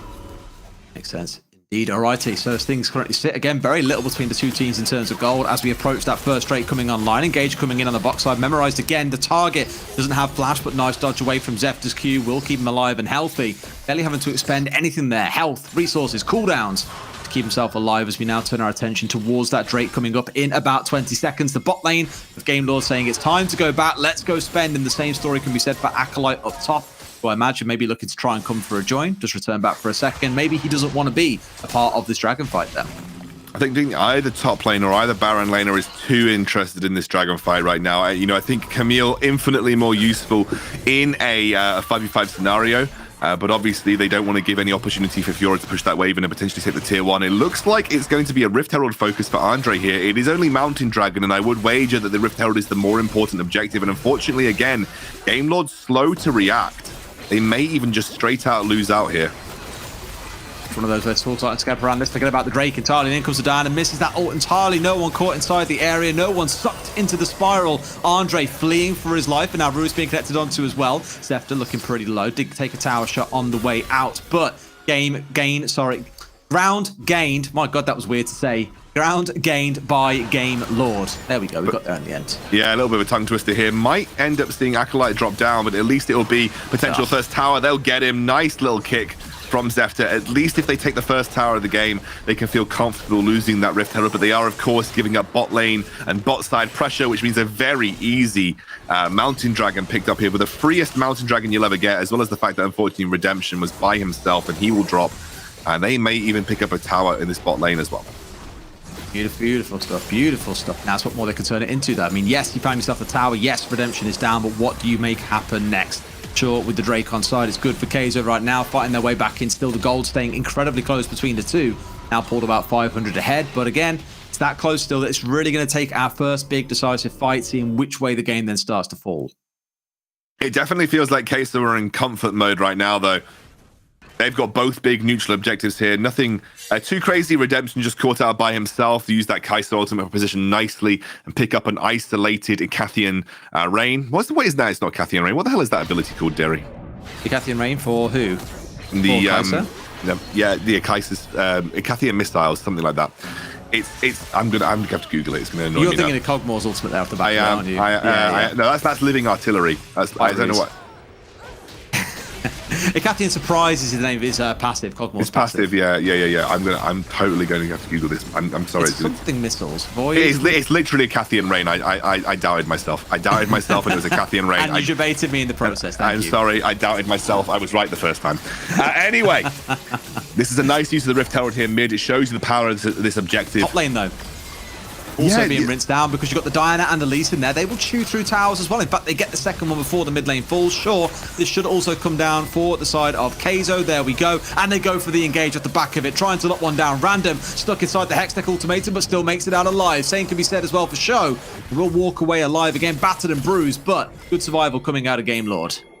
Technically 2 towers for 1 though, so you would say in favor of Team Kai'Sa here. They also have cracked open that mid lane. That means you have got complete access, unbridled access to the jungle here from Game Lord. And I think realistically that's the problem that Game Lord will now have, especially versus a very heavy pick comp like a Nami Ahri combination. You now have to be so careful. You have to invest a lot of resources into defensive vision, and that means you don't get resources to invest on objectives. And that's the problem that you'll now have. And that really is going to require you to at least take some towers in mid and bot and try and even that pressure on the middle side of the map. Alrighty. Things now calm down for at least a couple of seconds. There's no big objectives yet to fight over. You're seeing a bit of a scrap setup around this bottom tower. The jump in from Andre. Not quite where he wanted to go, I think, but they still find themselves a kill. One coming across, Sorely Show. The next one to fall down. Do they flash over the wall? Yes, they do. Rui's in pursuit, but Show equally flashing away. Game Lord are lucky to only lose 1 down there at Scoundrel, overcommitting a little for that bot lane tower. Yeah, you can see they're desperate to try and get some kind of objectives here. And again, Game Lord in a rough spot. They had a relatively strong early game, but when it comes to, I think, decision-making around objectives, they have been much inferior to Team Kai'Sa. I think Kai'Sa have made the much stronger objective decisions. I think they've played out their objectives well. I also think, giving the comfort over to Team Kai'Sa clearly has been an error for Game Lord. Andre on his Kha'Zix, that will be that's a nice pickup here, though, onto Ruiz. Yeah, I mean, the kind of man that you want to catch. They know with no flash, no ultimate on side, because he flashed after show alongside the ultimate. They knew that they could catch him out if they made it work in time, and they've done it in good time, because in about 20 seconds or so, that ultimate will be back online. And here's how it started as well. Only the one kill coming across. Just a little bit, I feel, of an overcommitment coming in from the side of Game Lord again. And this flash chase here was the one that ultimately led to Ruiz dying about 30 seconds later. We haven't really seen any big, like, strong 5v5s either, which is why I think this Diana was actually drafted in for Game Lord. I feel like, you know, they have that stronger straight-up 5v5 team fight. They have more sort of team-wide CC to land. Oh, goodness, this is disaster. Again. We were just here, like, 60 seconds ago, guys.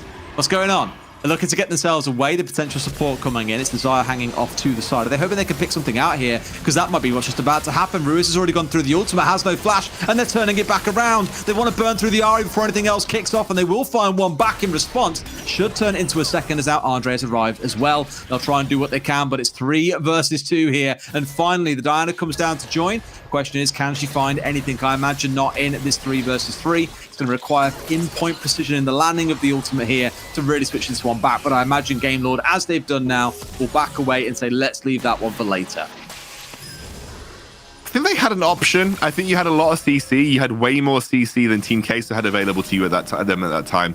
And, you know, if you landed good Rakan knock-up, you could get a really big Diana ultimate. There was probably an option to look for the 3v3 in that scenario.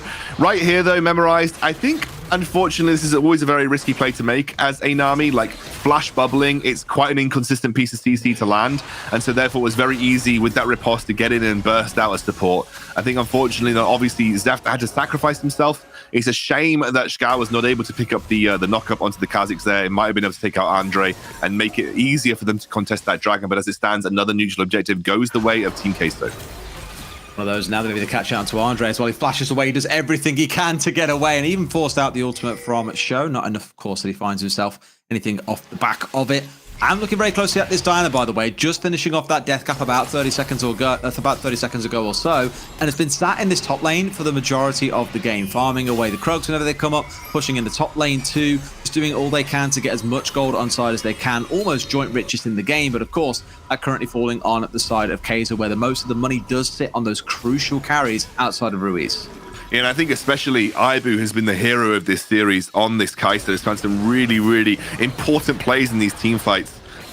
Really just the silent assassin, realistically. He hasn't really taken the spotlight because obviously some of the other members in his team have been making the flashy plays, but Ibu on this Kaiser has kind of stepped up and been that consistent damage source that they've needed. He's been pretty much unshakable, I think, when it comes to some of these team fights. But this is going to be a very, very risky Baron start. I think that there is a teleport available from Acolyte, but the ward will spot them out, and you can see that Game Lord are not going to let that one go for free.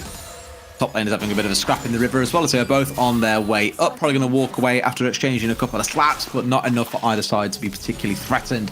Everyone going back to farming, and we've kind of hit that point between the mid game and the late game where it's like, okay, we know items are about to start coming online, so let's not get ourselves over invested. Once we have 1 or 2 items on side, the TPs come out. Random's just picked up his, by the way. That's when, you know, you can start thinking about those more, you know, the more scrappy team fights that ultimately start leading to inhibitor towers falling down.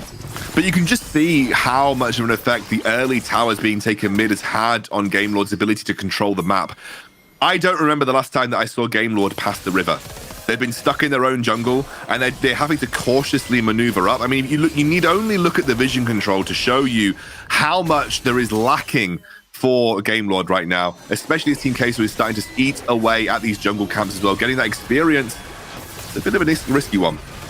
All right, here we go. Massive fight coming out as well off the back of the engage. Zephyr and Redemption a bit low towards the back. Want to be careful they don't get focused out too hard. Out comes the Featherstorm, but not enough to do any significant damage or even keep himself safe, as no one was really aggressive. Great kick back onto Ibu, but he goes into the Zhonyas. Catch him out with the Crescent as well. Massive damage coming through. Double knock up in the back line coming out of Show. The Zhonyas comes out for the Diana. Everyone's looking so low again, but once more it's Kaiser walking away with flashing health bars. The other side falling down dead. They found 4 at Scoundrel. Ibu the only one being traded back on the other side. A massive win for the side of Kaizo.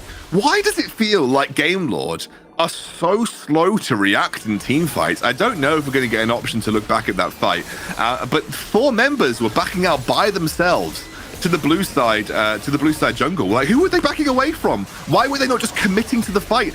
There's a big engage here, though.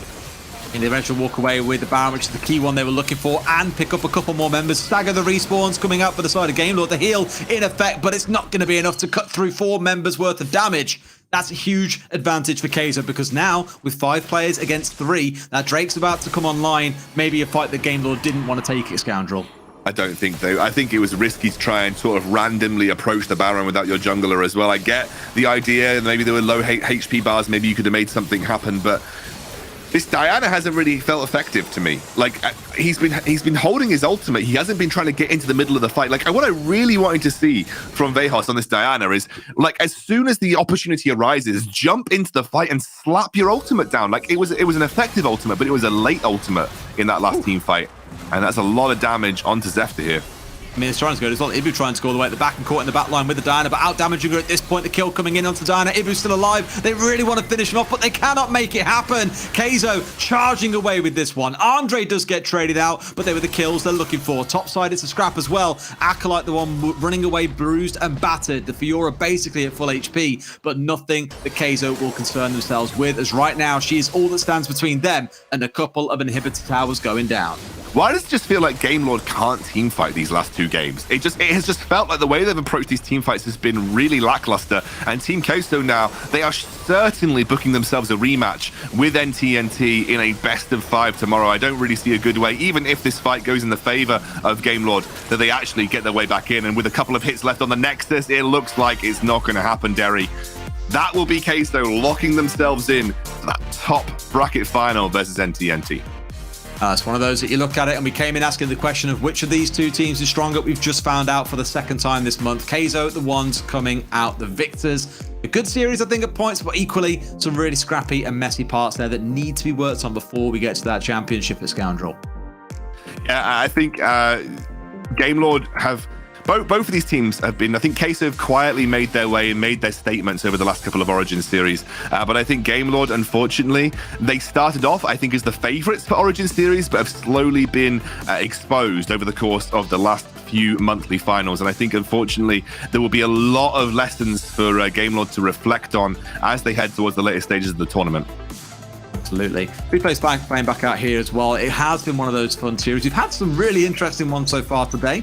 Some throws in the middle, saying so far throughout the day. It has, of course, been our last game that's just been completed. But a couple of throwing games, I think, across the board. We will be having a chat with 69 from Cut very, very shortly as well in an interview.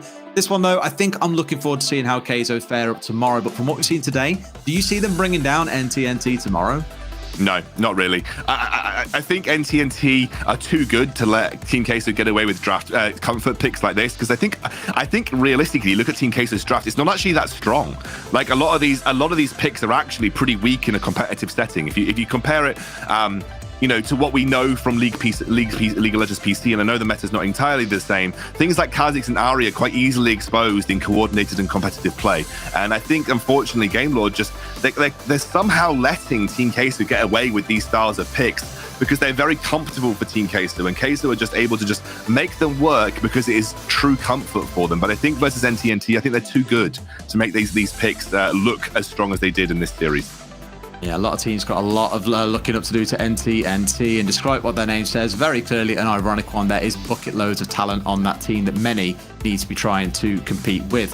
Ibu kind of the silent killer in this 3rd game, one that we touched on here, and really in the prior 2 games, it was more of a can you just survive against the onslaught coming in from all directions, it felt like, but in this one, you really started to see him shine as a carry.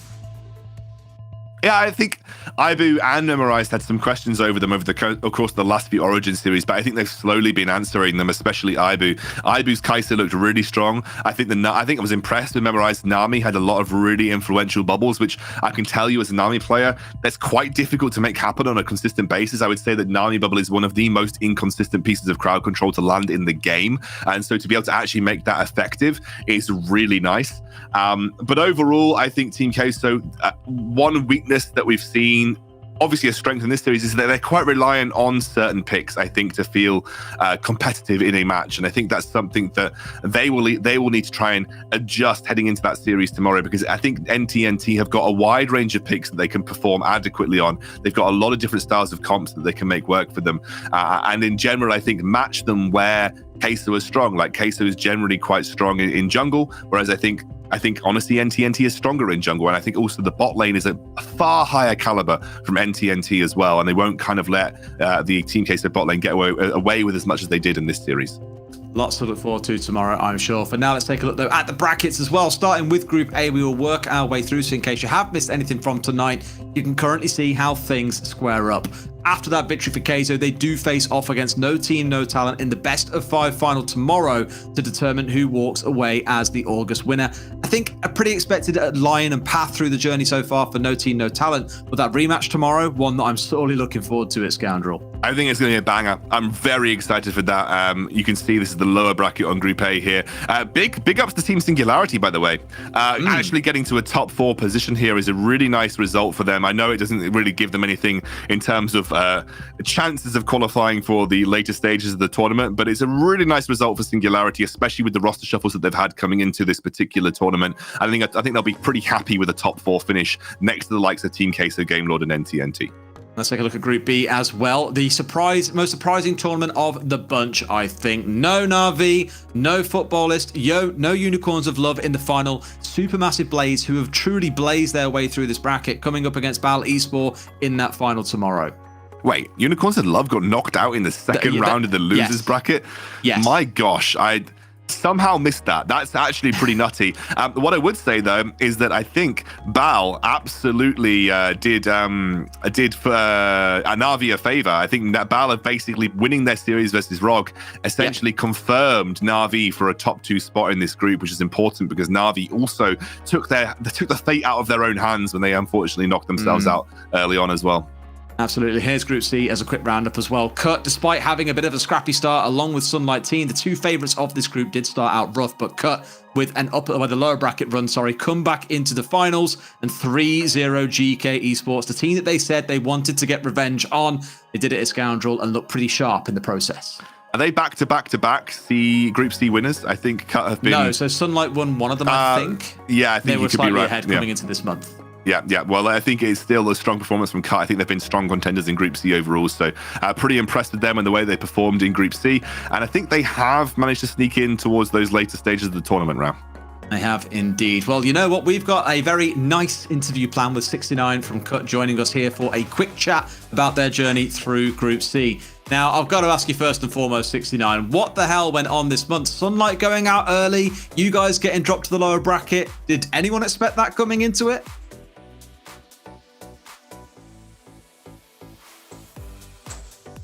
I'm assuming you can't hear us. I think we just got to check. I don't think you can hear us right now. 69, can you hear us?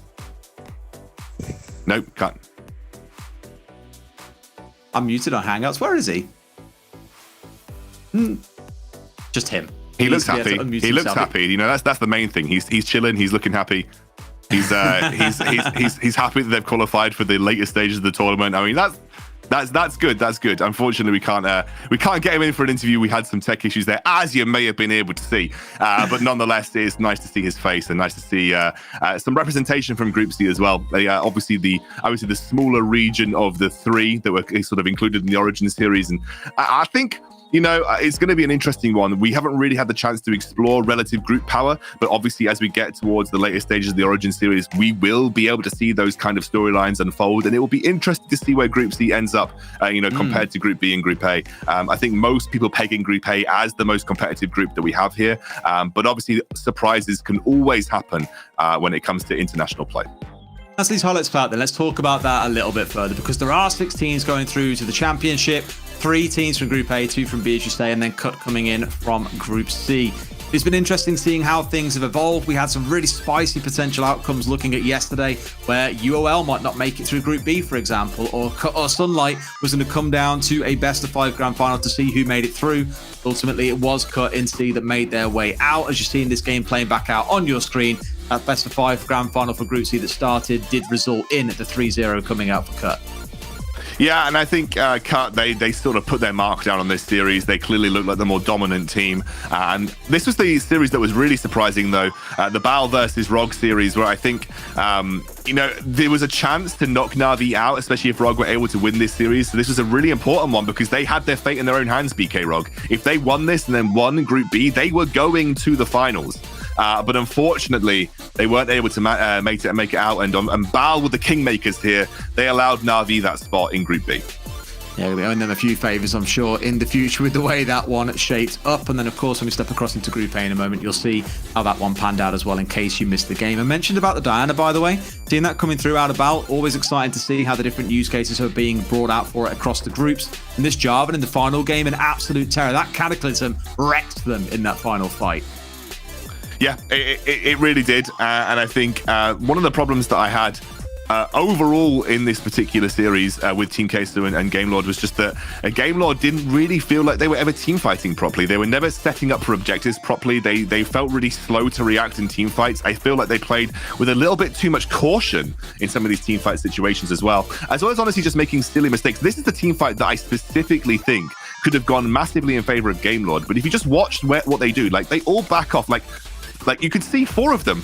Okay, it just cut away. 4 of them were by themselves in Blue Star Jungle. They could have more heavily. I think they could have heavily committed to that, especially with that Diana ultimate being available. But they just didn't do it. And unfortunately, Team Queso on these comfortable drafts were able to knock them out in a pretty convincing fashion over the last 2 games. Absolutely. Well, that's pretty much all of today's games concluded. Tomorrow, we have 2 best-of-5 grand finals to come. Group A and Group B, still plenty to look forward to. And even though, of course, our top 6 teams have already qualified for the championship at this point, tomorrow is always worth tuning in for to get that final preview of what's going on here in the Origin Series. Because after tomorrow, that's it, Scoundrel. That's it. 3 months of Origin Series done and dusted. Yeah, absolutely. I've been super excited to see how the wider EMEA region is able to compete at the high level in the Origin Series. It's really great to see competitive Wild Rift come to our region as well. It has already been doing really well over in Southeast Asia. We're starting to see, Korean and Chinese tournaments pop up. North America has now got its circuit on the go. We're seeing a lot of South American little circuits pop up as well. So you're really starting to see some global presence in Wild Rift esports, and it's just great to see it alive and well in EMEA, and especially with some really high level of competition as well. Plenty more to come, I'm sure. But that is all for us today. From myself, Scoundrel, Riku, Yuka, and the production team behind the scenes. We hope you had a good show, and we'll catch you guys tomorrow for 2 killer best-of-5 grand finals. But until then, good night.